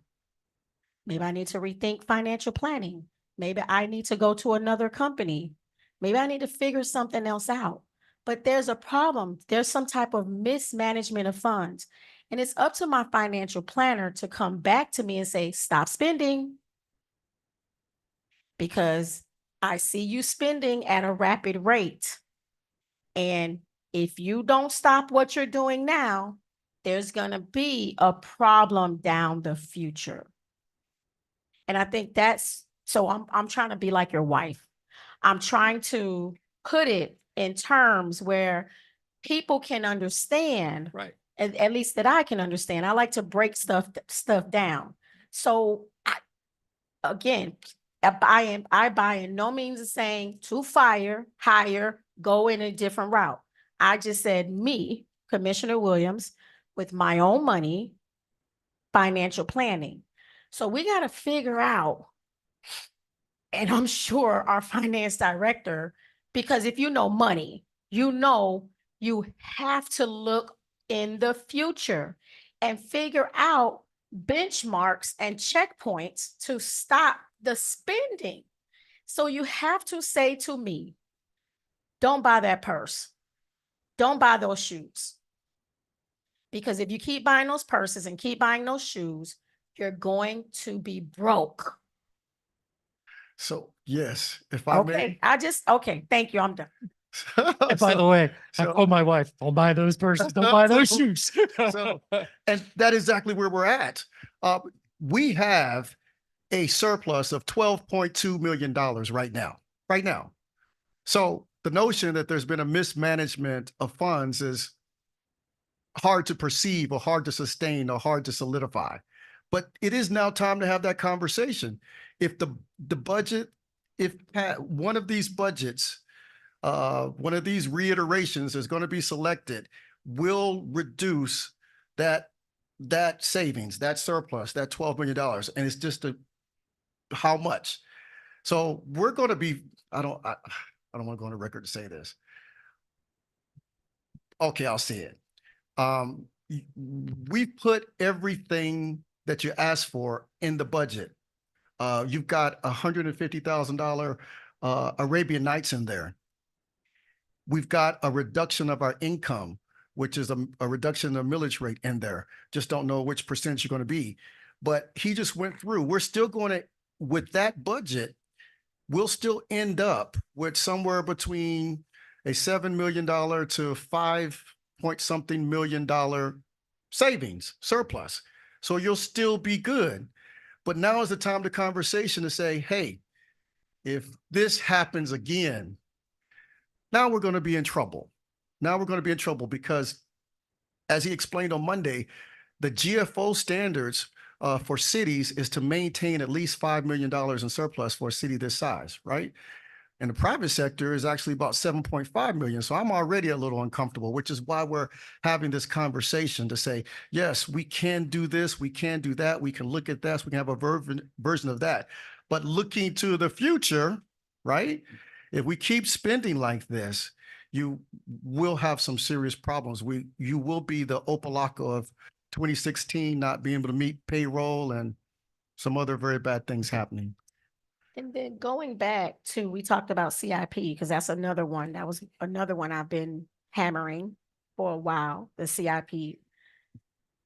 I know when it comes to a lot of our RFPs, I cannot remember the language. Maybe Madam Attorney can remember. There's this language with a plus or minus, or they can go up, I think about so much percent or something, that particular company, if they come back for accidentals or something. Do you recall, Madam Attorney, what I'm talking about? Are you referring Contingency. Contingency. I couldn't think of the word.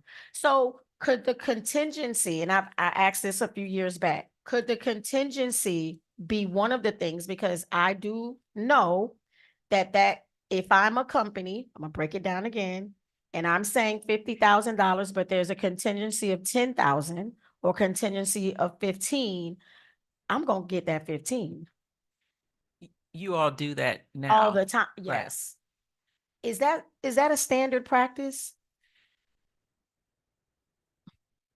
I'm just in most cities, I just, Well, I think it depends. But you're right, and I've had this discussion with staff, and I think they agree that the vendors do tend to meet that contingency amount, whatever it is.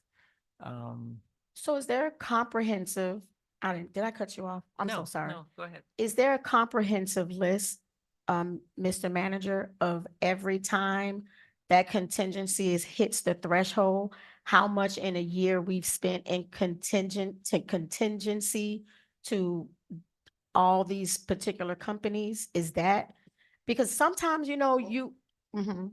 Contingencies are budgeted for, so it's already in the budget. And if they don't meet the contingency, yes. And we don't just give them contingencies, particularly Ms. Gross doesn't. She challenges them, let me go out in there, see, let's have a meeting. I'm not just approving this. In fact, yes, yes, those options are there, but we don't just say, oh, there's a contingency there, you can use it. No, I'm not Yes, so doing I that. want you to I'm know, not- we challenge them tooth and nail to verify that those expenditures are valid and that access to that contingency fee is necessary. And I only ask that because sometimes I just think there's this money that floats around and we just keep writing these checks here and there. I'm not saying it happens. Mhm. I'm just saying all that adds up, and it adds up over years. But I will say, and I'll go back again when it comes to CIP, reason why, and I hammer it because it has appeared specifically this year or the last 2 years that CIP projects, needed as they are, have come first over any commission projects. And I've said that before. It's When you say commission projects, I'm trying to understand because we see ourselves as tools.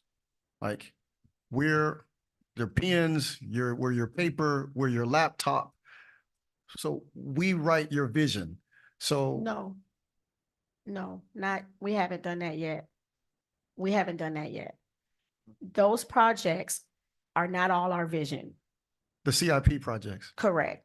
They are not all our vision.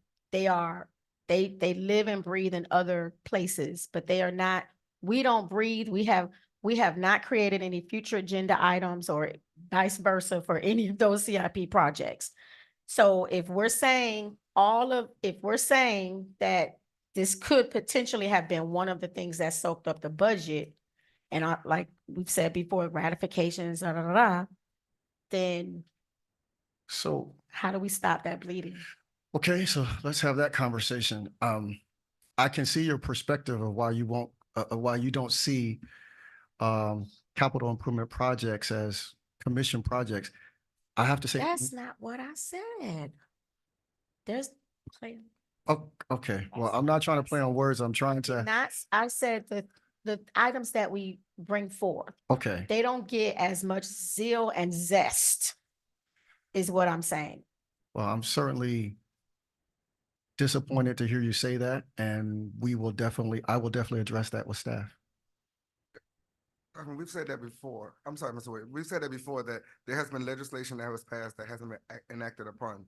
So there's no need to address it with staff. We're addressing it to you. And then I have to address it with staff because I don't actually perform those projects. So I definitely will. I hear you.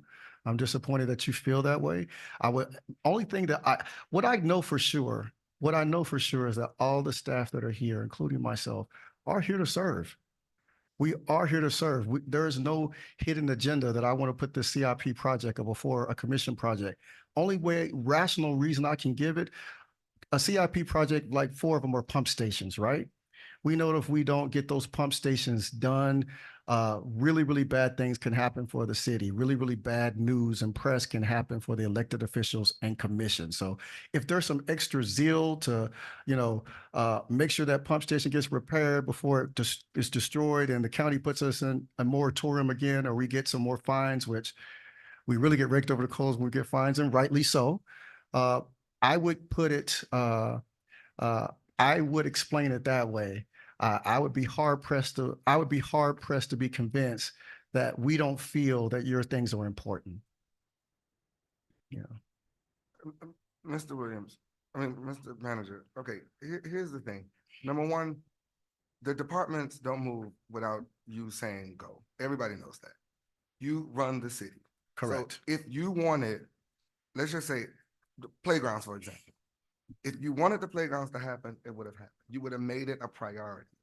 And I'm only using the playgrounds just as an example. Okay. But it seems as if those are not, I'm just going back to what she said, those commission projects are not a priority.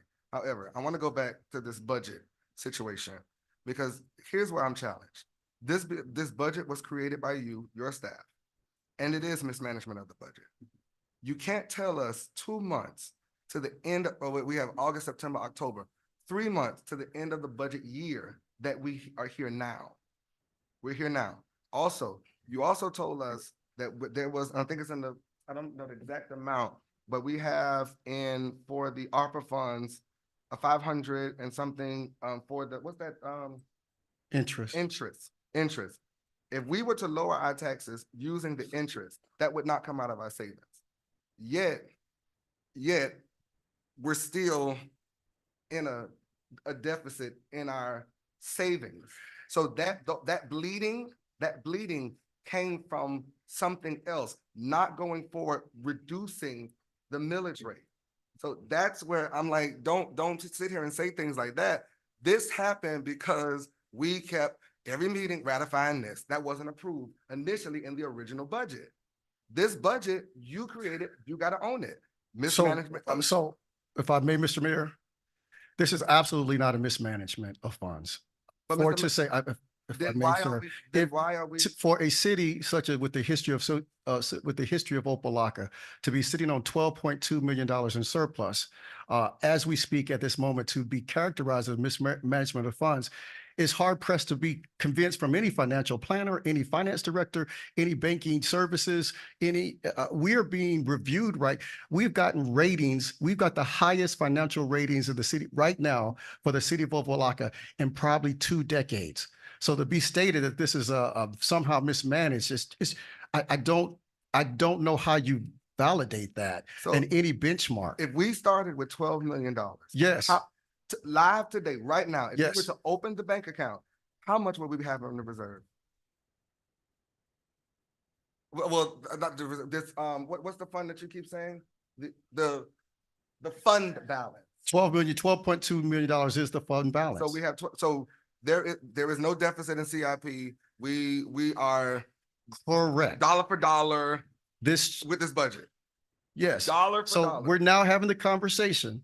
Well, apparently he wants to hear you say it, Dave. Yeah, I would hear somebody say it, because you can't tell me that there's projects that we did not execute.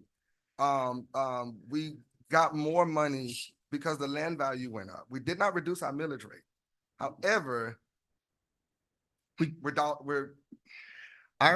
It's hard to believe. So here's what we can do. And we haven't had a financial report in years. Here's what we have to send. We'll start copying the commission on the monthly financial report. Yep. We'll do that.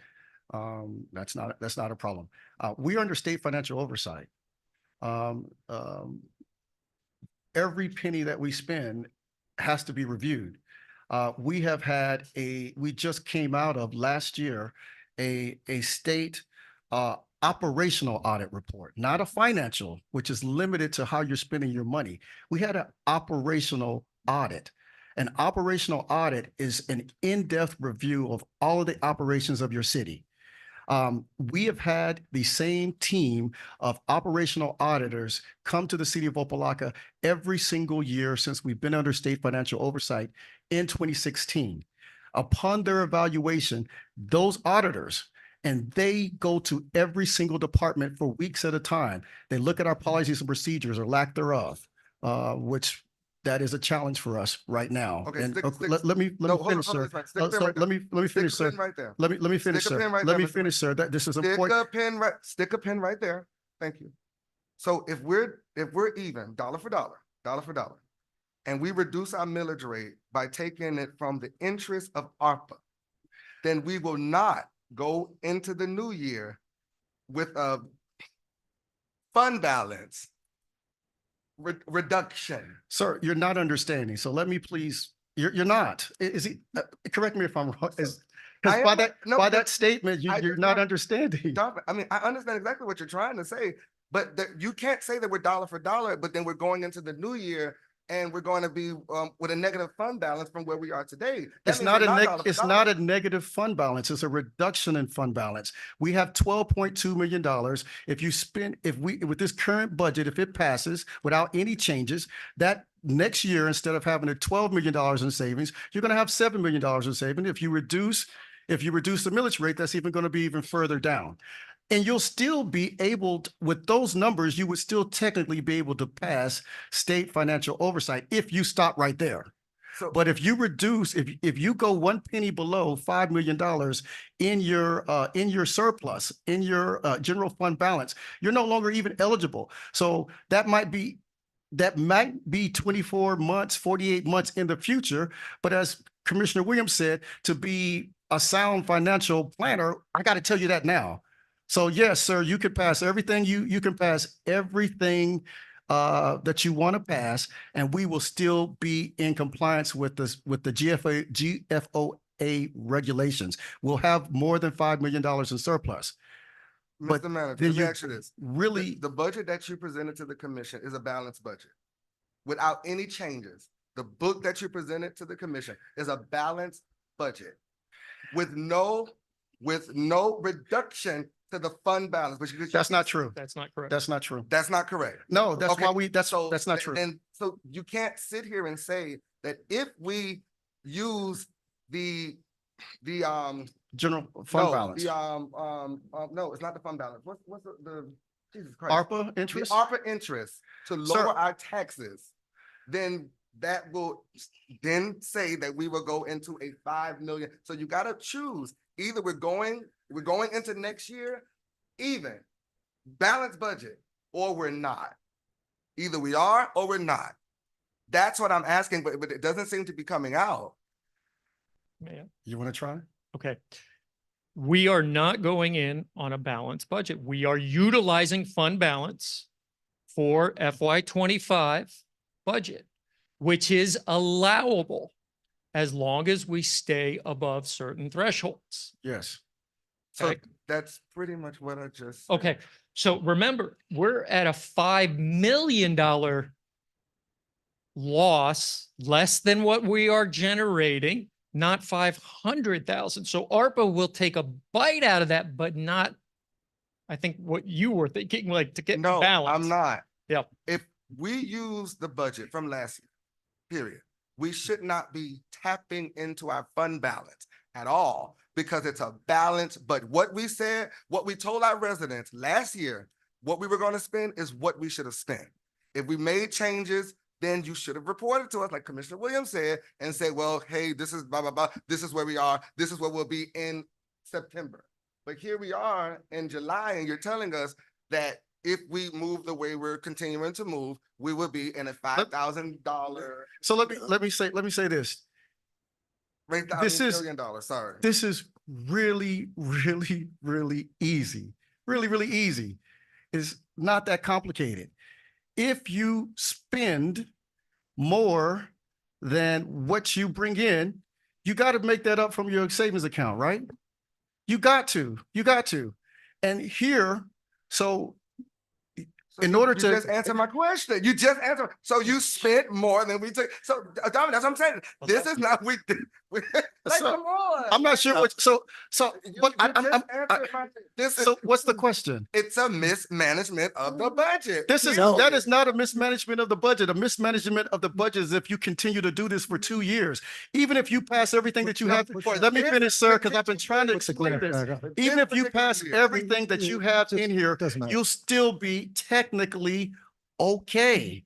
But that subsequent year is going to hurt. That pain is going to be the pain like you ain't ever want to feel. So we're doing what Commissioner Williams said, tell you in advance, right? This is what a financial planner is supposed to do. But y'all bought the purse and y'all bought the shoes. And y'all prepared the person. And we didn't see the receipt So until let me, now. We didn't see the receipt Don't do until that. now. I definitely did not want to have the blame game conversation, but I will, But I but just.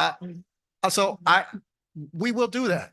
I will bring back as, in fact, it's an extensive project that the mayor requested, as a public records. It's probably about 90% complete, where he wants to see where all of the override expenditures are for these expenses. And so we'll provide you that information, and we'll provide you that information. Mr. Manager, may I make a comment on this, please? Thank you. Each year, we budget a use of fund balance. Each year, we use less than what we budgeted. The budget we put in place is trying to meet your needs. It's a balanced budget each year only because we're using fund balance. I ask that this graph be put back up. The green line is what a sound organization has, 2 months of expenditures. Going back to 22, the city was just trying to get back on its feet. The commission at the time wanted to spend money to get back on its feet. It is perfectly acceptable to use money that is above the green line. Each year we use fund balance, but we use less than the commission approved. So it's not a question of mismanagement. It's a question of the commission seeing a need to strengthen the city, and it is allowable to use money above that dotted green line. So it's not mismanagement. It's a budget that the commission wanted to put in place to put the city back on its feet. All we're saying is put it in terms that has been used in the economy. We're asking to bring it into a smooth landing so that we flatten out along that $5 million line. That's all we're saying. Mr. Anything. Yes, real ma'am. quick. But just because you can do it, doesn't mean you should do it. Can't do which, ma'am? You said that cities are allowed to tap into their fund balance. They're encouraged to. Okay, well, All best practices says you don't go below the green line. You can spend anything above it that the city sees a need for. so we probably should have stayed above You and are- way above. I'm saying Yeah, we're we're in this. $12 million above. No, I get it. I understand. We're Okay. 2.2, correct? That's where we are. Okay. I mean 12, I'm sorry. 12.2, yes, correct. ma'am. 12.2 Yes, million. ma'am. What I'm saying is once you start the dips, that dip, it's pretty relatively easy. Thank you. Yes. But when you see the line going down and now you're saying if we're stick with the same budget that we've been using, albeit budgeted at 100%, then you're now going to eventually, not now, but eventually cross that threshold of the green line and can't do what you need to do. We're saying something Correct. slightly Correct. different. We're saying if you can, as long as you start to grow your revenue and moderate your expenditures, you're going to come into a smooth landing along that $5 million line. Okay, well, Mr. Ball, let me ask you this, and I'll Yeah. say it this way. If we're 12, you said Commissioner Williams, you're 12 point- correct. That's correct. 12.2 million in fund balance At today, at the end of this year. at the end of this year. That's our forecast But right if now. we go the way we're going, whatever that term, whatever you all keep Yeah. saying, will be a negative 5% from the fund balance. So where, $5 million, if we spend $5 million more, the fund balance will come down to 7.2. okay, correct. so my question is, where is that $5 million coming from? Fund balance. You're No, you're saying, sorry, going to be used for. the whole range of things that we've been talking to you on the workshop. The whole range of things, every one of the divisions, you've seen them all. And they all seemed reasonable expenditures. But we're saying moderate it, be careful what you do with your millage rate. You know, 'cause to your point, if we did the 3% reduction, that would take another $500,000 out of the fund balance. We're not saying not do that, but we're saying take that in consideration with what you want to get done. So if we use the $500,000 from the interest, then the millage rate would not affect the fund balance, right? If you use that $500,000, which you're already approving. $1,312. I'm sorry, say again, please. The $501,312, if we did the 3%, that's the total Yeah, number. correct. And if we took that from the interest, we'd still be left with interest. That would not come from, so That where's would the, not, and therefore, 6.3 is, I don't think, well, okay, let's use a 6.3. That would not, the 6.3, you would save $500,000 because you took it out of your ARPA interest. So the 6.3 would go up to 6.8. You'd still come down from 12.2 to 6.8, but you wouldn't go down to 6.3. so again, Mr. Anathan, Yes, sir. if we use the interest to reduce the millage Yes, rate, sir. that would have nothing to, because that's money that the city has not tapped into. No, that's just what I But said. the- If you use, because it's not sitting in the general fund right now. So if you use that money, Mhm. the 6.3 you see on that chart would be 6.8 at the end of FY 25. So the $5 million that is Mm. coming out of the fund balance is being used to fund what? Because that's still my E- e- question. Everything you've seen throughout the workshop, every division, every CIP, not every CIP, some CIPs is funding all of the divisions that are in the general fund. And So my point is that the taxes has nothing to do with the millage rate. The reduction of millage rate would not have anything to do with this budget. That's what I'm asking you. If we were to use the interest. again, the chart we're showing you right there, instead of going down to 6.3, you'd go down to 6.8. But if that money is coming from ARPA, which we can use. Yes, sir. and everyone- You and I are saying the same thing. I'm saying you can use that. You're still going to have to fund at least 6.8, 12.2. What is that? 5.4. So You're s- what is the $5 million being used? I keep asking the same question because Well- you keep blaming the millage rate for the reduction. No, sir, But we that's do what was not. said with the sustainability and the revenue received and That's, not, that's one piece of it.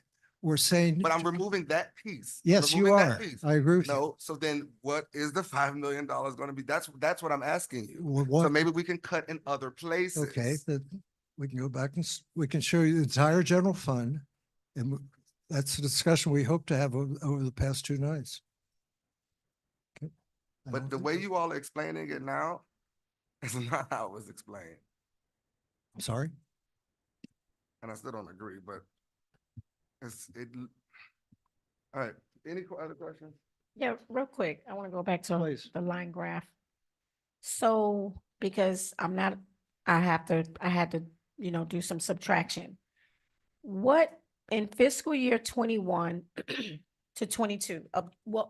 based on what you said, Mr. Anathan, is that we have to bring in, and I think I might not be quoting you correctly, that we have to, subsidize or bring in funds, bring in money to grow this account, correct? The fund Well, balance.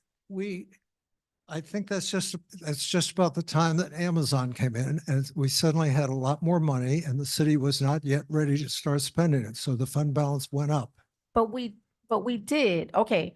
So what I'm saying is we got a shot of money, right? Between one year and another. Correct. And what it looks like to me, perception is reality. So my reality could be wrong. It's just my perception is that we got this shot of money and we then started spending because it went from 4.7 million difference to now 4.4 million. So we basically zeroed out what we made. You use the money available to get the city back on its feet. Yes, ma'am. Okay, so we used that, we gained 4.7 million, Can I ask which 4.7? 13.2 Oh, okay. fiscal year 21 Okay, I'm to with you. 17.9. Yes, That's ma'am. why I use my Yes, ma'am. calculator, because I Yes, know you ma'am. could do it faster I'm than with you me. now. Thank you. Okay, so we gained 4.7 million, We saved 4.7. saved, okay, Yes, I'll ma'am. go with that. We We saved, had more revenue than expenditure that year by $4.7 million. Yes, ma'am. but if I'm saving and I still have to add for it to that line to go up, not just, if I'm saving, right? I put in $100,000 in my savings account. Yes, Then ma'am. it's gonna stay at 100,000 if I'm not adding, but if it goes from 100,000 to 140,000, I added. Correct. So isn't that what that line going up mean? You added to the Yes, ma'am. That's what I balance. just said. You spent spent $4 million less than what you had But in you terms of. added to That's the right. account, to the You- savings account. And therefore it Yes. went up to 17.9. So if we added to the savings account and then to get the city back rolling, what you said, We started to use to- what we'd saved. correct. Yeah. So now we basically went right back to 21, our fund balance, our Fair savings point. account. Yes, ma'am. Okay. So what I'm saying is somewhere down in this little threshold right here Yeah. is the perception down the street. What could happen? What could it be?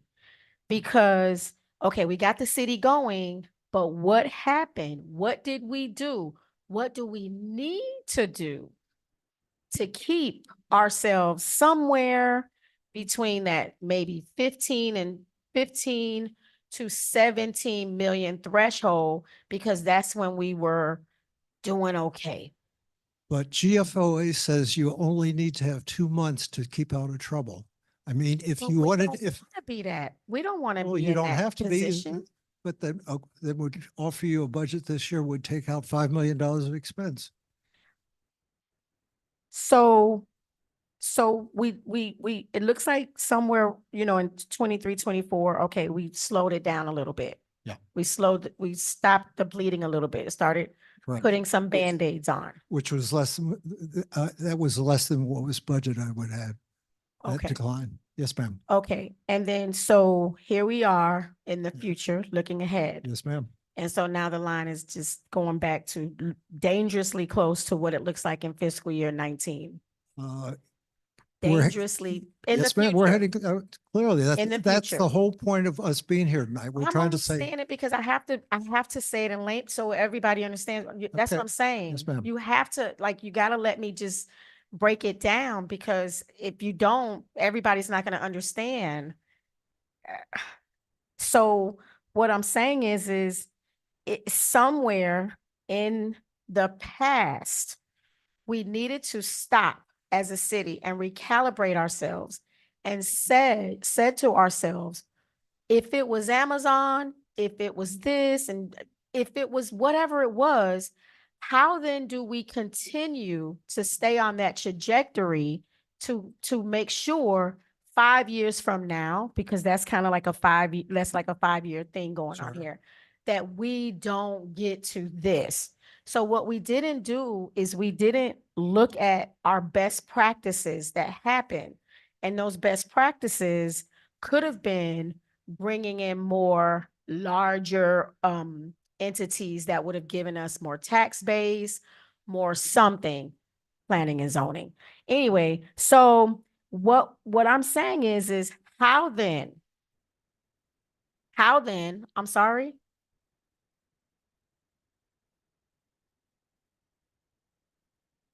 Because people are being rude.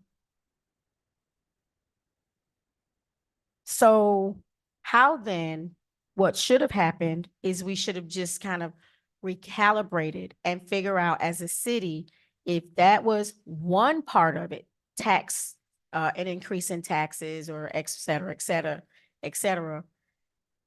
Coming together, all the departments, trying to figure out how then do we make this happen so that we're not in this position? Because I do hear what you're saying, Mr. Anathan, but now the commission just slashed our budget. So we are kind of feeling like we're upside down. We are feeling like we're about to hit a, because, and I get it, everybody slashed. We all slashed to make sure this didn't happen. But we should not have needed to slash because we didn't have to do this last year, just a little. But we didn't have to do this last year and the year prior and in the 4 years I've been here, we didn't have to do this type of slashing. The budget for 23, if it had been fully fleshed out, probably instead of the 12.2 would have probably been around somewhere around 10. So that's what the commission approved. That's what the commission wanted at the time. The fact that it flattened out, that is a function of a lot of the vacancies, as Commissioner Kelly said, and so forth. But, you know, what we're trying to do here, this is an early warning sign. It says, you know, if you go full bore, you're going to start to approach the line that you don't want to cross. That's all we're trying to say. Okay, no, I got it. And I'm Okay. done. Thank you so much. Okay, so I'm assuming that right now we're at this page and you want us to, trying to get a consensus on where you want us to land with the military. Exactly. All right,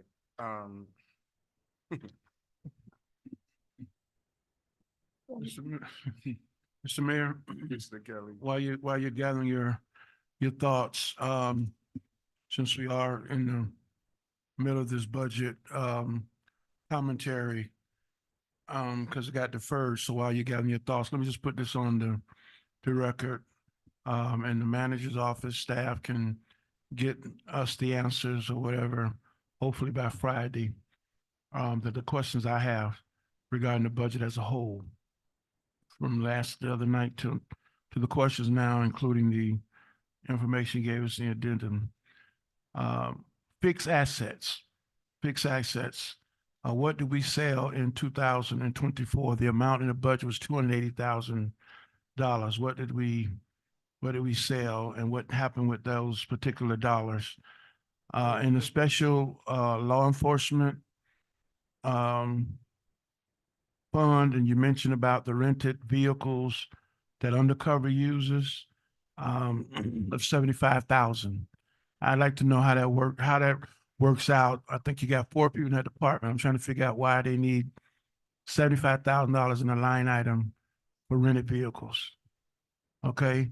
I don't need answers, so I'm giving it because I know that the hours spent. The other police vehicles, you indicated that they're on staggered purchases, and the first was be coming off the lease in 2026. But some of those vehicles were bought before or back in 2021. So I'm trying to figure out why some of them are not coming off now or in 25 as opposed to 26. If it was 21, it's 5 years, it's 26. No, some of them were, in my understanding, bought in 20, or at least encumbered in 20. Now, whether you got them in 20, I don't know. Commissioner, if I may, the first vehicles were obtained in December of 2020. They'll come off in December of 2025, which is FY 26. Mr. Anthem, it's too late to do, you know, I'm just going back to the dates and times that you gave. So y'all can give it to me in writing and clarify it. I'm not trying to get into a debate with it. I just want to get them on the record because the hours far spent. I also want to know what's the oldest set of the modern vehicles we have and when did we purchase them? Regarding the city commission, I know you did put some additional dollars in there for the trip to Tallahassee. I also see in the city manager's budget, why is a budget analyst listed in the manager's budget? That's on page 44. In HR, page 65, 66, you have 4,000 for furniture. That's on page 65. I don't know why you need that much furniture, expenditure for HR. And you have 21,500 for employee recognition. That's in HR too. I don't know what that's about. What exactly that is, because I see in the other line items for employee awards, what have you. So I know what that 21,000 specifically is for in terms of employee recognition, and also the funding for helping hands that's in there. Who is that? What is that? What is that about? In finance, page 71, 72, how many are currently on staff? I know the finance director mentioned she'd like to have 10. And I want to know exactly where we are on that. I did ask about it. I know you're supposed to be interviewing, but when I look at the analysis, I didn't see a additional funding in there for the folks. If you go to that bonus and extra money, where would that be coming out of? And if it's going to be coming from a budget amendment, just say that as well when you give me the information. Travel and finance as well is proposed to be 58,000. That was a typo. Sorry, I did, yeah. Yep, but we'll correct it. It will be corrected in the book. Community development, 75, 76, and 78 are the pages. Other professional services are very high, 87,000. Why is that? And miscellaneous is very high, 15,000. And since there's no planner, who's signing off on plans now? Again, I don't need to answer right now for the sake of time, just get my questions in for the brevity of time. And also within the community development, there is a line item for creating a chamber of commerce. Not so much the creation, but is the intent of the city to run the chamber or have an outside organization? Because it seems like we're going to fund it to get it started. I think it's over, $20,000 in that line item. And the police, page 92 to 97, other uses is very high. And when you go to budget workshop book, it's on page 97. I mentioned this other night, public service aids, the line item for PSAs and where the money is, what it was utilized for, because we haven't had PSAs on the street. I know the mayor and the manager are going to meet on housing and social service and flush that out. And some other ideas will come up tonight, so I'll wait on that one. The commission decision in terms of third or fourth floor to plan out for the use of town center to offset that expenditure. So I know that's a work in progress. Our property insurance went up by how much? Did it go and why such a high increase? I'm quite sure they gave us some reason. I'd like to know what that specifically is. It went up to 4.2 million. And page 86, building a license. Who does the building official? I'm looking at the flow chart and it's kind of unclear how that works. You're adding a building clerk in that department, but you have a minimum housing inspector, but I didn't see a building inspector. So is that person doing both of those jobs? The last part that I have, again, in the other line on page 51, other professional services, 15,000. I'd like to know what that's about. And also, you have in there storage units, 45,000 for storage that we're going to be paying. I don't know, I'm sure that's hopefully the whole city. Exactly what is that? And is that a year to year or what have you? I don't know. Yeah. In parks, page 106, and then of course the other book, page 60, you have other improvements. Obviously, you have additional staff, and as I mentioned the other night, you're proposing to add two senior coordinators, and then you also for two drivers. I'd like to get clarification on that because I know the statement was made that the coordinators on vacation, so somebody has to do it. The coordinator don't go on vacation, but maybe once a year. So I don't know why you got to hire an additional person just to do that, and also hire additional driver as well when other staff can be cross-trained, especially when you have money in the line item for CDL training. That's a place to me where you can save money, because I doubt very serious with our new bus with 40 or 42 seats, whatever it is, you're going to have more than that on a given day for seniors. And if you have special occasions, you can always pull a park staff person assist with the other van. So I did all those that quick, Mr. Mayor, because I know the time you can get me the answers. For that, I mentioned earlier about the beautification when they were up here and the sidewalk, so I won't go into that. My final part on this budget, I know some of my things that I had in there for various things. I'm willing to get those off. As you indicated, the Ingham Park Trailer 22.5, feeding South Florida, because the commission still has to wait on the analysis and all of that. That's 40,000 that can be saved right there. So if you just take those two, that's 64,000. So that's where I am right now. I want to put all that on the record, and you can get me the answers hopefully by Friday, since we're going to probably be meeting on Monday. Thank you, Mr. Mayor. Okay. All right, so Mr. Date, what I'm asking, can we do 9.16? That's just me. 9.16. 9 point. But The I guess we have 2% reduction, The 2% reduction. 2%. But I guess you have to get the A consensus. consensus, right? That's the So- 9 point, Mr. Mayor, I'm sorry. No, yes, sir. No, I see the number. So based on the analysis that they're giving, you would have to find an additional $320-some thousand to, We would just use an additional amount, that amount you just said, Commissioner Kelly, out of the fund balance. So the new reduction would be down to, fund balance would be reduced after a 2% reduction in millage rate to 6.5 million. Mr. Mayor. and that, Oh, I'm sorry. Go ahead, Commissioner Gillum. okay, again, all right, so it would be down to 6.8, you said? 6.5. Or 6.5 if you went down to the 2. And again, that other question that the mayor and I think my colleague asked, the $500,000 interest from Arpa, you're not factoring that, you couldn't factor that in as opposed to taking straight from fund balance? Since that's money we weren't anticipating, it's, but it has free use, so that you wouldn't have to go down. Mr. Anderson, is that a ARPA interest projection or is that money in the bank?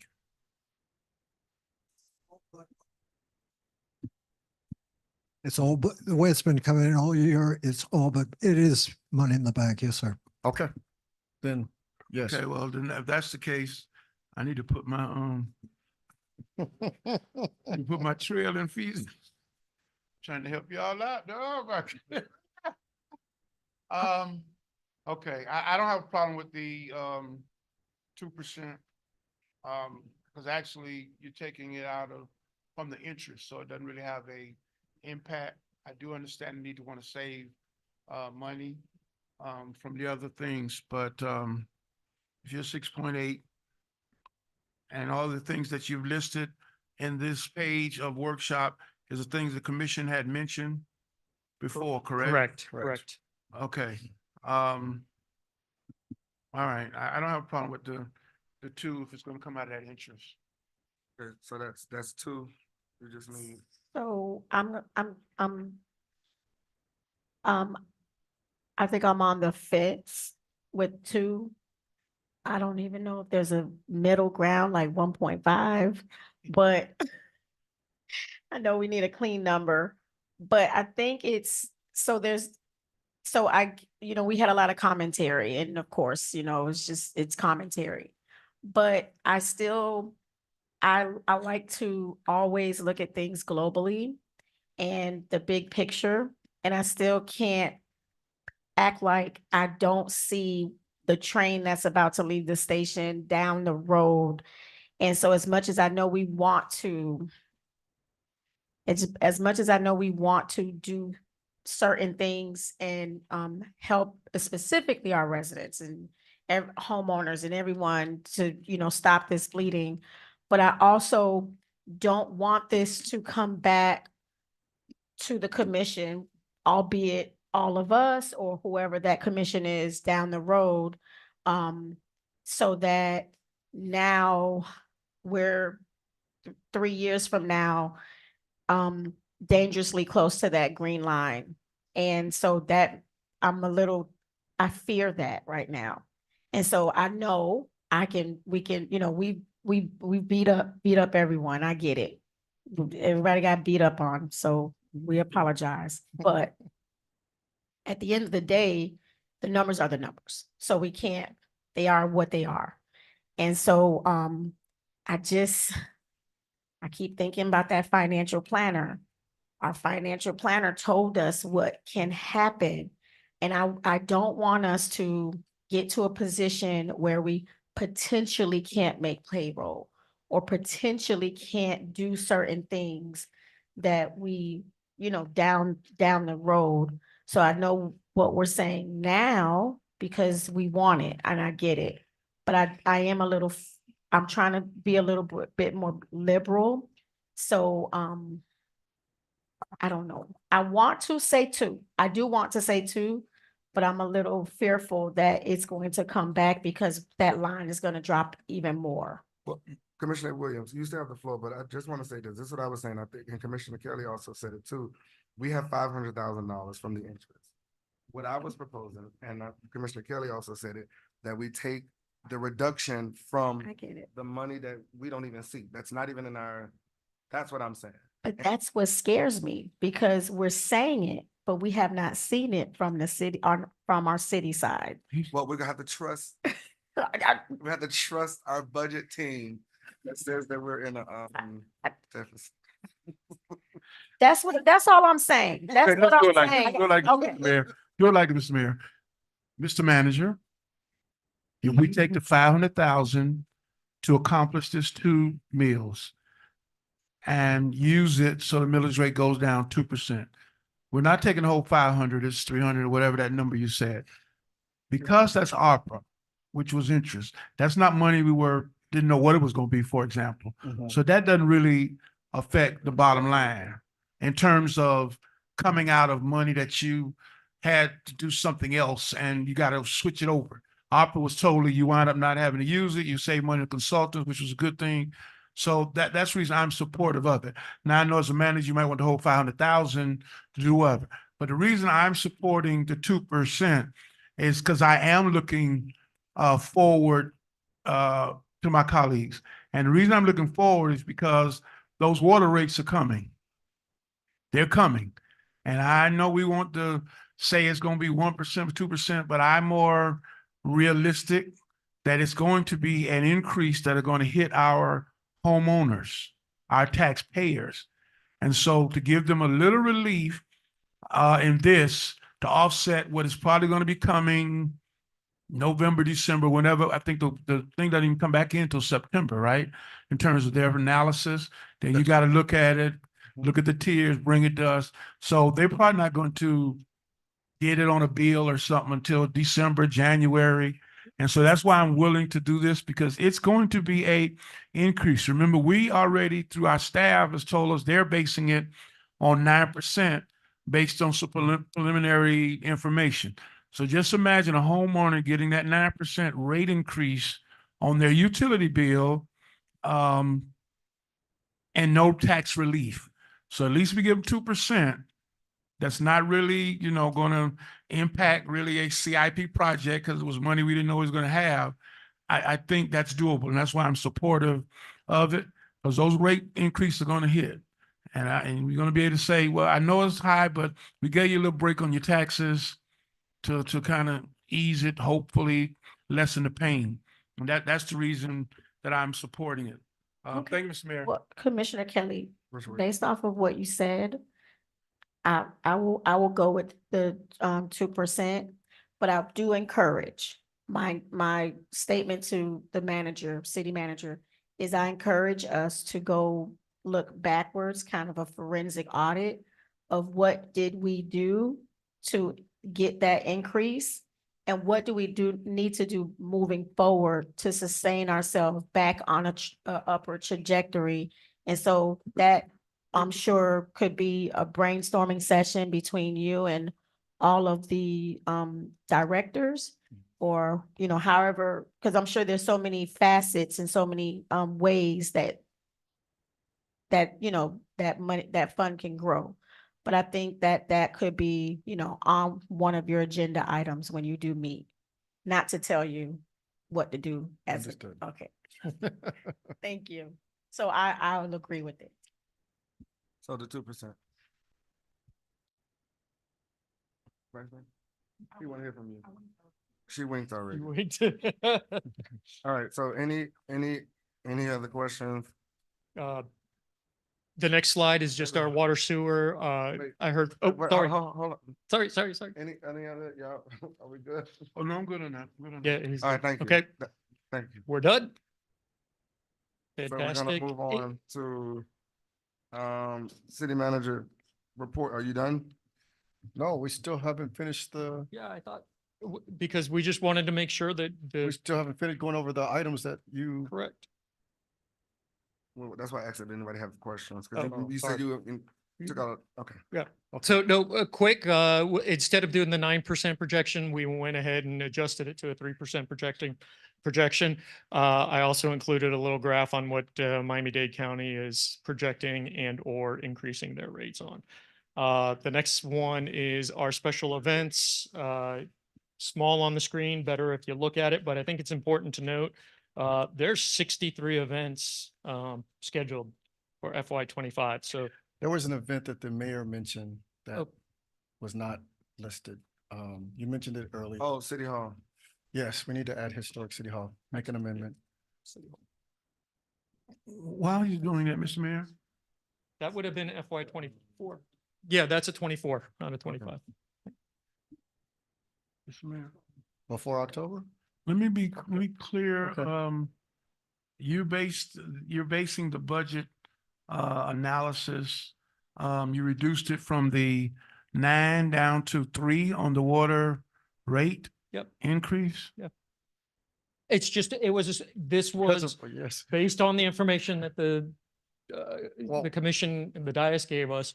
You felt like 9% Was too of high. the, was too high. And it's a projection, and if we go on the lower side and it's higher, okay, but how it affects Should we us, put the 9% back in there? No, well, I mean, when we asked this question, you said you had some preliminary analysis that indicated 7%. why you preferred the Correct. 9%. Correct. And so now to see it going down to 3, that's a big drop. If you got some, remember, that's why I asked the question. You right? have some And I preliminary think, analysis. we didn't want to put you in a position where you felt like you were being pressured into a specific number. So, I mean, that's why 3% was on the lower. If it's the will of the commission, we would like to go back to the 9%. We think that is a more accurate number. We did calculate that number. I mean, it's a little bit more technical in this, but if you average a 1% increase over 9 years, we did not have, this was not done for 9 years. And if we had kept track of it at a 1%, we would have that 9%. That's kind of, it's a little bit more technical than that, but that's kind of how we came up with that number. And Commissioner Kelly, as you said, it might be higher. So if it is higher than 9% and we have 3%, then we're looking at a hurtful budget. Well, I know the commission, I mean, I know you wanted to lower it. I'm concerned with it being 3 because if it's 3, I don't even think is, Commissioner, when you said the planning it out, that's not realistic. We haven't had one since 2015. It's 2024/5. I mean, with all the reality, everything went up. To say it's only going to go up 3%, given that fund is in such a that's the one that's in deficit. That's correct. I would have felt more comfortable at least with 6%. But I only was going by the analysis. You said you had a preliminary analysis that suggested that. To me, that's a concern to have it at 3. If it comes back lower than 6, let's say, that's fine. But I think it's going to be I think it'll be more than 3. That's easy to say. That's just my opinion. So I wouldn't want us to do a budget concept based on 3 and you haven't had a rate study increase of any kind in 9 years or whatever. That's just unacceptable unless I thought y'all had got some newer data, some new analysis, but it's still based on the other analysis. Yes. Yeah, I think you might want to revisit that number from 3 at least to 6, meet it halfway. Okay. But that's just one person's opinion. But see, the challenge that I have with that, you said that the information that you got from the county said that the county's going to 7, right? Correct. So then that means we're reducing it even under where the county. Well, but that's why I was comfortable with the 9. I think you should stay at the 9. I was Okay. comfortable with the 9, but Because that feels like gonna be because of the analysis and what have you, but I see it here that it's adjusted to 3, which is really, I think Super we have a consensus. We would Yeah. be happy to return it tonight. pardon me? We'd be happy to return it tonight. All right, now, Yep. I'm just hoping it's only 9. Me too. Yeah. Me too. Moving on. Moving on is special events, like I mentioned prior, 63 events. The city hall would be FY 24. So, yes, okay. That's the shot. Any questions on the special events? Make sure we have what Arabian Nights is an add-on there. You will also see a gun buyback program in there as well. So I have Mr. Manager, I have a question. I'm gonna keep this as real as I can. Why do we have to have $10,000 in gun buyback? So typically what is it, about $150 per Right. weapon? And last time we got how many? 4 or 5? Like 10. 2. We got 10. 10? Yeah, it was like 10. I can adjust. That's- Absolutely. We can If it's definitely the will of the go at commission, least I'm happy to half adjust of it. that. 5? Yes. Yeah, Thank you. thank you. Mr. Mayor, Keeping my gun. it's funny because I was gonna say the gun buyback, there are matching funds out there. So if it's 5, I'm telling you, though, I know that the county and there's different entities that match those funds. So, I was gonna say, I think we need to decrease that. I still think that we should decrease the state of the city to 10,000. And, The problem with the state of the city, Madam Commissioner Williams, we went over last year and the year before. but what I'm saying, okay, but that's what I'm saying. Then budget it for what it is. Don't go over It's what it hard. is. It's not hard. Even, You don't, even yours there's. went over. Oh, But I get you. actually, I get mine you. didn't. It was 10,000, but okay. So nonetheless, so what I'm saying is if you just, you.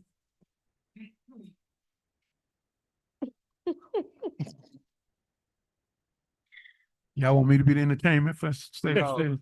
That'll cut your costs.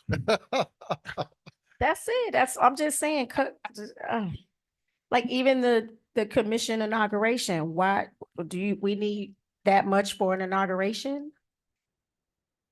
I'm okay with splitting it in half. Let's go half. For the commission inauguration, Where's that at? very bottom, For tw- last one. For 5,000. I mean, what I'm saying is we don't have to have these big dinners and we don't have to do all these big caterings for, I get it, but if and when I get inaugurated again, I don't need all of that. I don't need the pomp and circumstance. I get it, some maybe, but I don't think we need to do pomp and circumstance for every single thing. There are things that we need to just do what we came to do, which is the inauguration, do the state of the city, X, Y, and Z, and get in and get out, because that's the purpose, the goal. So that's just, and then going back really quick. So, Okay. I don't mind. What is that? Consensus at 2,500 for the And inauguration. then 2,500 for the inauguration. Yeah, no, thank you. And you had another one. What was the other one? The street lighting improvements that's here. I thought we talked about that in another departments. So, so what we were doing is we're adding to beautification King's budget so that he doesn't purchase any replacement bulbs that are inferior, if you will, or lower, dimmer, or anything. We wanted him to get quality. Replacing the street lights is a CIP project.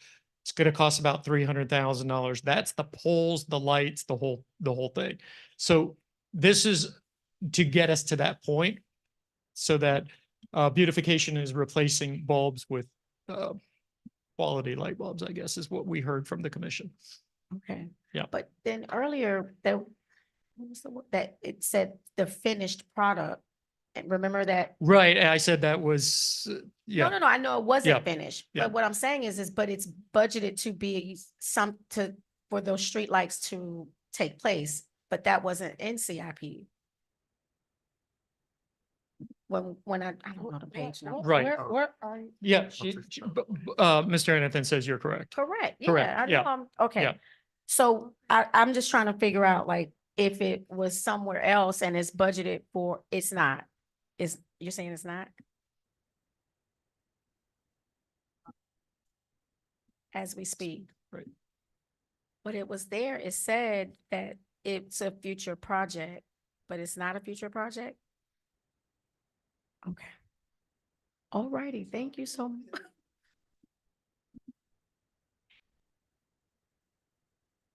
Okay. All right, Thank so, you. Mr. Anathan, Mr. Dake, gun Sir. by program, we're cutting to 5, state of the Correct. city, we're cutting to 10, and Oh. there was something else. The swearing in down to 2,500. Correct. Thank you. All right, Last page is dealing with the, oh, sorry, not the last page, but this is, perhaps the city manager wanted to weigh in on this. This is dealing with the code enforcement officer for the CRA.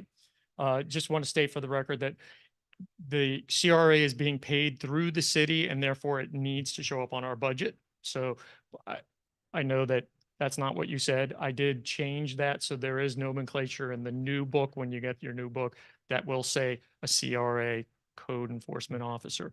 But I think this map will show you the zones that the officers, so there's 4 zones currently, and then there will be a CRA zone.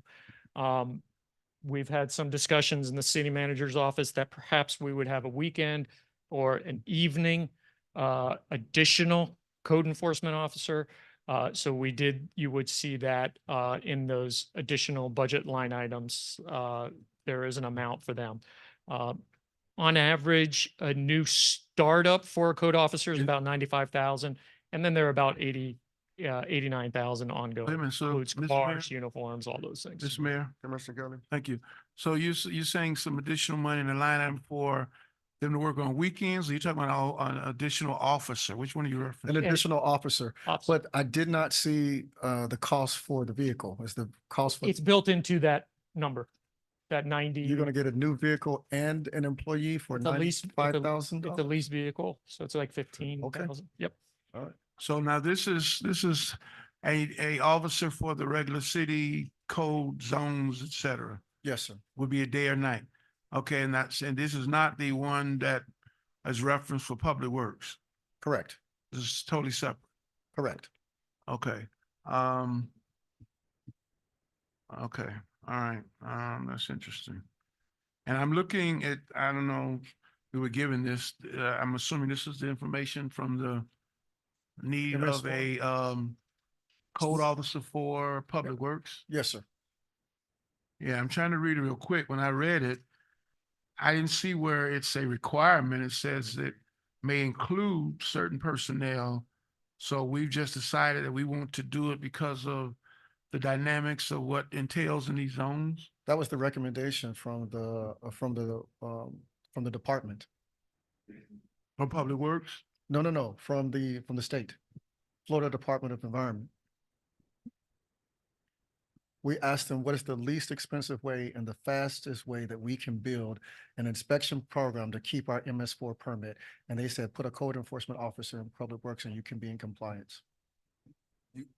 Is there any way, because you said in the past, there were workers that used to stand as code enforcement officers, and I think you referenced Mr. Johnny, and then you Johnny also Hall. said, okay. It was a team, so it was multiple Police officers. Department. Yes. Right.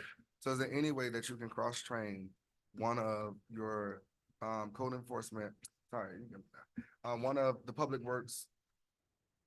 As a code workers enforcement as a officer? Code enforcement officer. Absolutely. To do dual roles,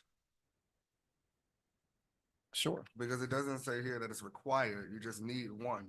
So they can stand both their job is to be the public works code enforcement officer and public works, I don't know, whatever you want to call Okay. it.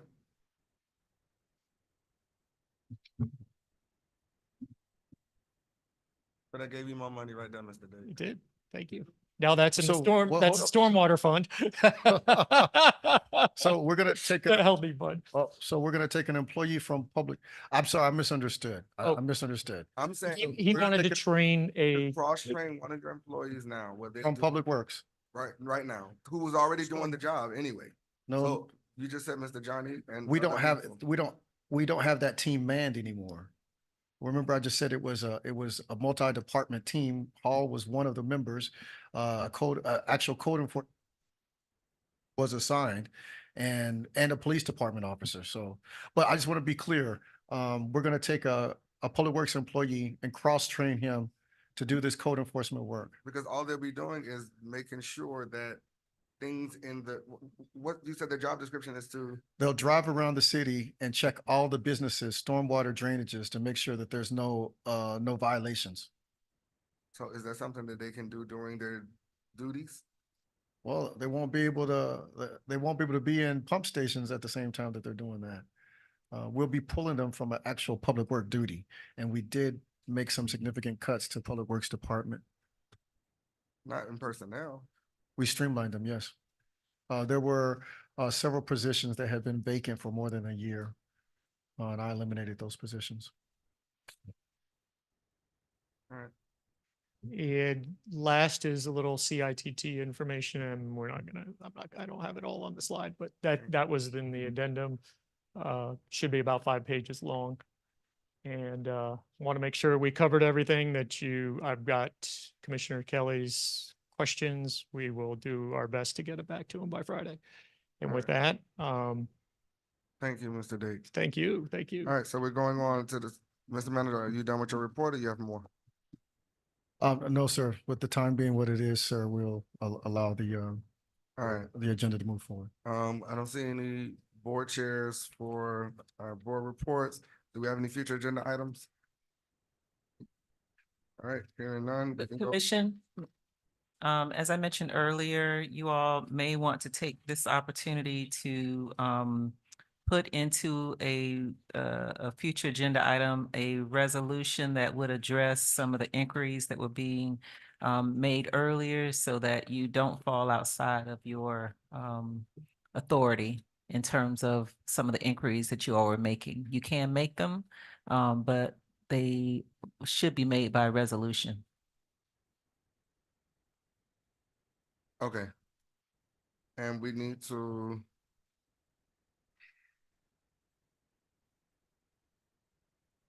All right.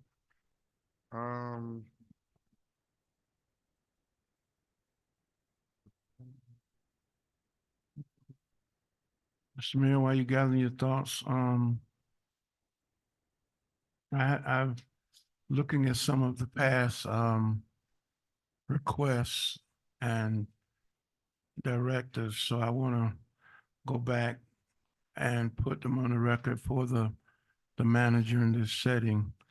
I mentioned about the Ingham Park sprinkler system that I still did not get a further update on. Also, you mentioned about the bonuses, so I won't mention that. We received several emails and or letters, not letters, emails from businesses with concerns about being able to get assistance in some of the departments. That is kind of concerning to me. And also things that I'll deal with that in the liens amount under my report. But I know I've been concerned about liens and how we're dealing with those liens that we have, and what are we doing to address that. So I don't need the answer tonight. You can get it to me or to us. But those I wanted to put just back on the record, because we get these emails from various businesses and or folks. And so I want to get a clarity on where we are on them. And when we got recently about a lien, and supposedly trying to do something and they can't. So where we are on that, I have it under my report as well. So, Mr. Mayor, I'll go into that when you get to that point. Thank you. Through the mayor to Commissioner Kelly. Sir, could you forward that email to me so I may address it if you haven't done so already? Yeah, I'll go back through and find it. Thank you, sir. All right, so the attorney said that we would need to do an inquiry resolution. Regarding you were making several requests that had to do with employment matters, and my advice to you all is that you put it in the form of an inquiry, a resolution that we can bring back to you for approval. Okay, I don't remember all of the inquiries, but I guess it can be a commission future agenda item. And I guess we would have to require the manager to go back and listen to the tape. How does that work? You could do that, make that a resolution, things that were for items mentioned, inquiries mentioned in Citizen forum. during the commission meeting on, this date. What I'm trying to guard against is any future statements that you all were trying to meddle or interfere into the manager's purview of things that he has control of. You can do that, but you have to do it through an inquiry that comes as a resolution. You can inquire into the conduct of any office, department of the city. You can make investigation as to any, municipal affair. You can, so Okay. you have some wide authority. So we'll say this, so it'll be sponsored by the entire commission that the manager will respond to all inquiries made during this meeting. Is that? That's good? broad, but you could do that. All right. Mhm.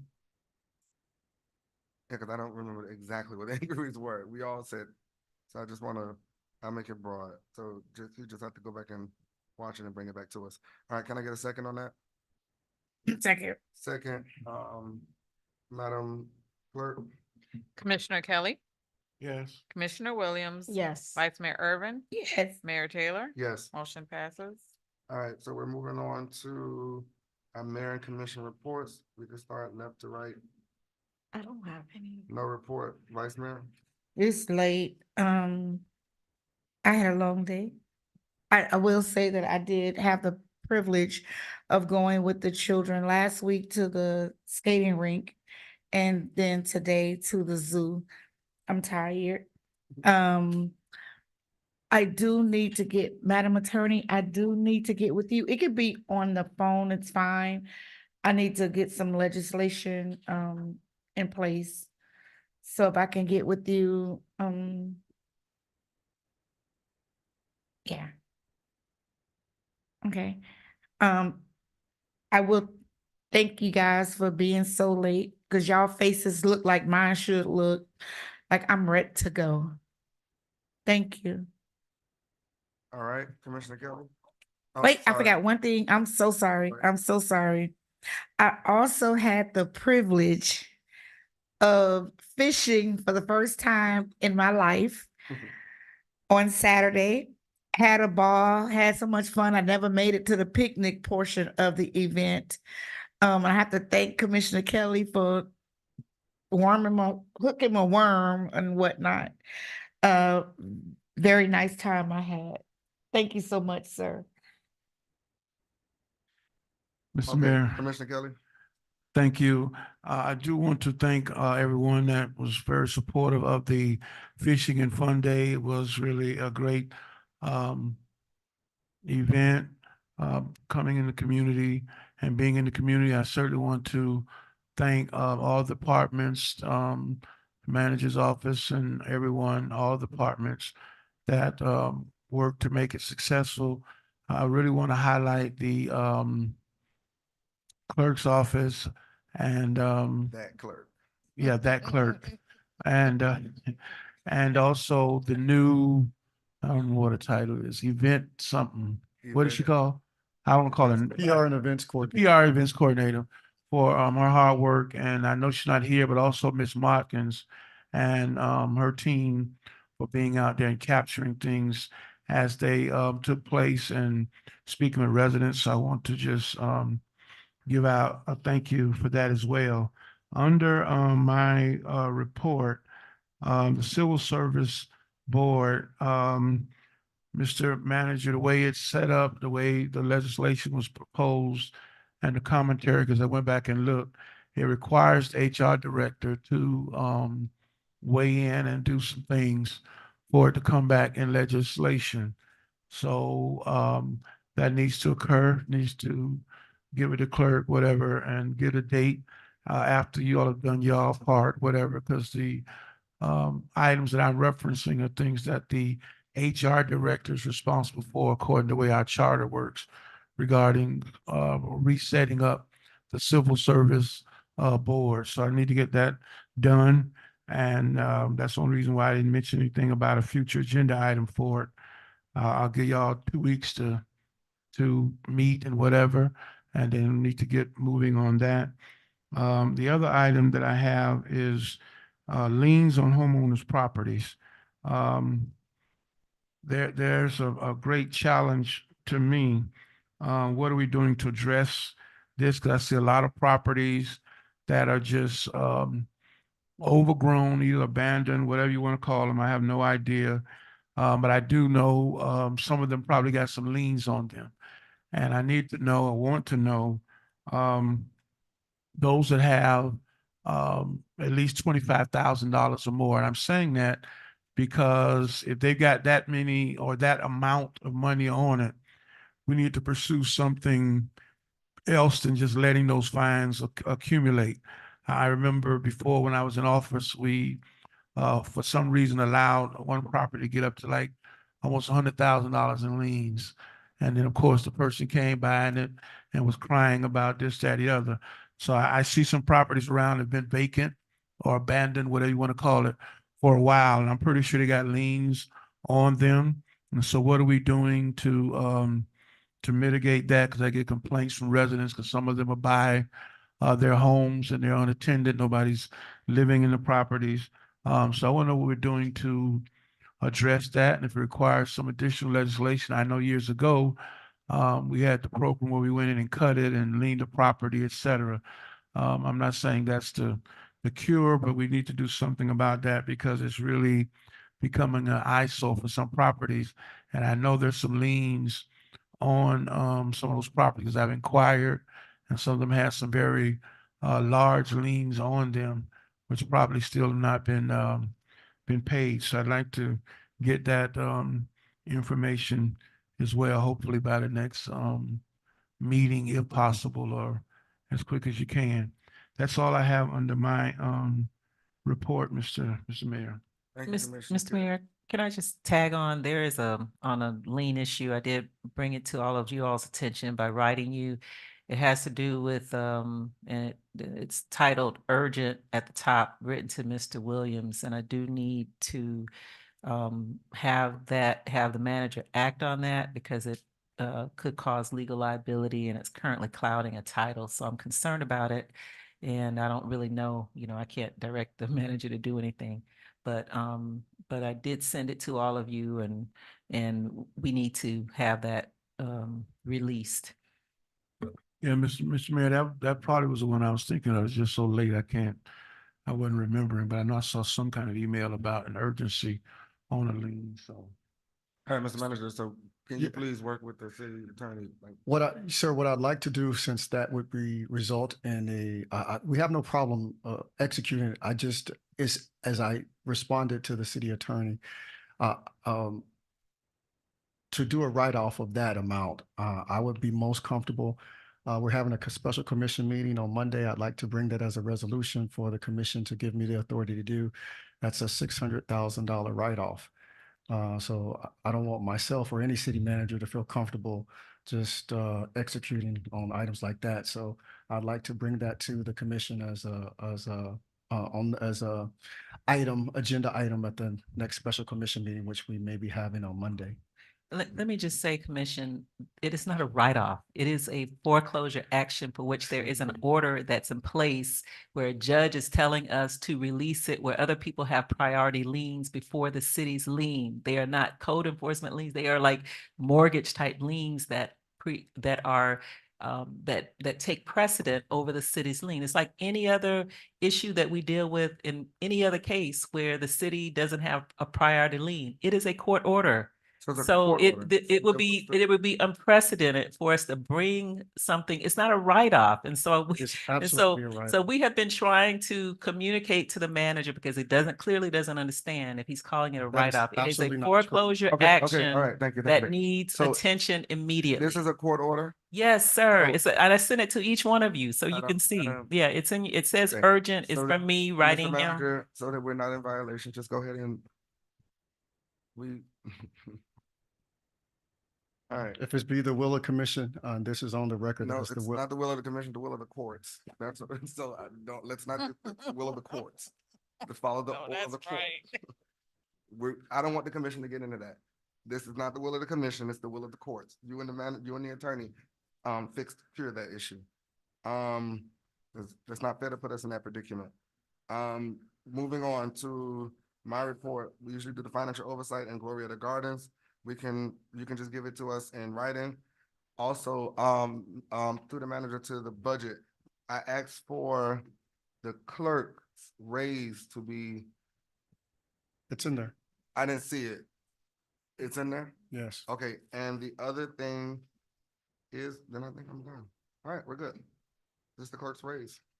All right, so the only thing I'm asking you all to do is to keep Commissioner Bass in your prayers. Keep her in your prayers. And do we have any board appointments? I'm sorry, before we leave, can we please celebrate Stephen in his 90 day, because he keeps because as of yesterday, it's been 90. So Oh. is that okay, Steve? We're done? He made it. We're good now. Jesus Christ. You saw him? He was like. I want to give a shout out to the HR director for the great job that she's doing with the summer youth internship yeah. program and all the kids. Clap it up for her. She's doing an amazing job. I see the growth. And and then of course I got to shout out to the clerk's office. Good job.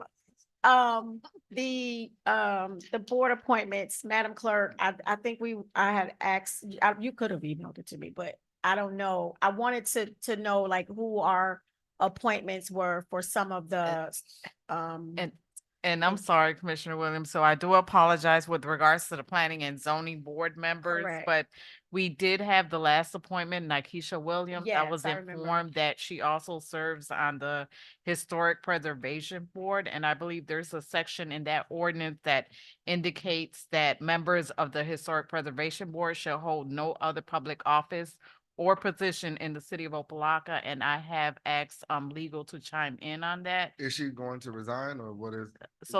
So I'm not sure, but I'm trying to find out if she can serve on both If not, I think at this point. let's reach out to her and have that conversation, and then you can have it with legal. okay, yeah, Okay. I just wanted to know what, because if, like the other, like here, I've seen my name, like, and I know why, but I've seen my name a few times. And I know I need to put, a person there, and that's with all of us. But I do not recall planning and zoning. Like, is there, and I know you told me, like, there's a At-large thing. appointment. No. Yeah, I want to know who my appointment is so I can just, So fix this. can you provide a report of all of the boards and who appointed them and email it to the commission? Yes, Yeah, will for do. sure, do it. And in addition to that, in terms of the Teen and Young Adult Advisory Board, your appointment, Commissioner Williams has resigned. She know. did go away for college. Correct. And then also your appointment, Mr. Mayor, has also Yeah, resigned. Germany. Yeah, he's gonna do a fellowship in Germany, Yeah, so nice. he is also Okay. away from the state of Florida. So also So- just send us the report. I will. We'll be ready. I will. Alright, I'll so- send it in the morning. All right, one last thing. I want to make a motion to cancel all meetings in Move August. it. Second. However, I do know we have to have one meeting for the benefits.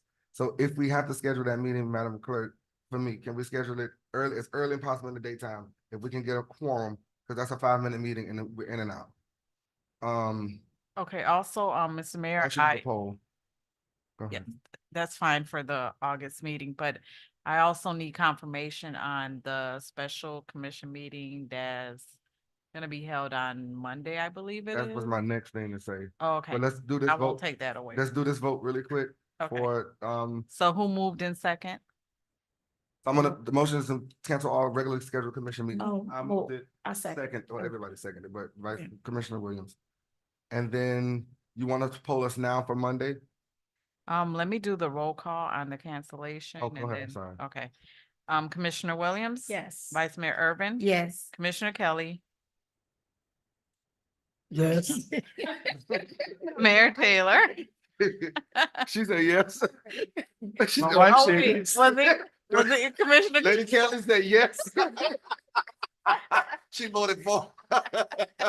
Yes. All right, so Monday, it should be a short meeting because we just have to show vote on the millage as well as the budget, right?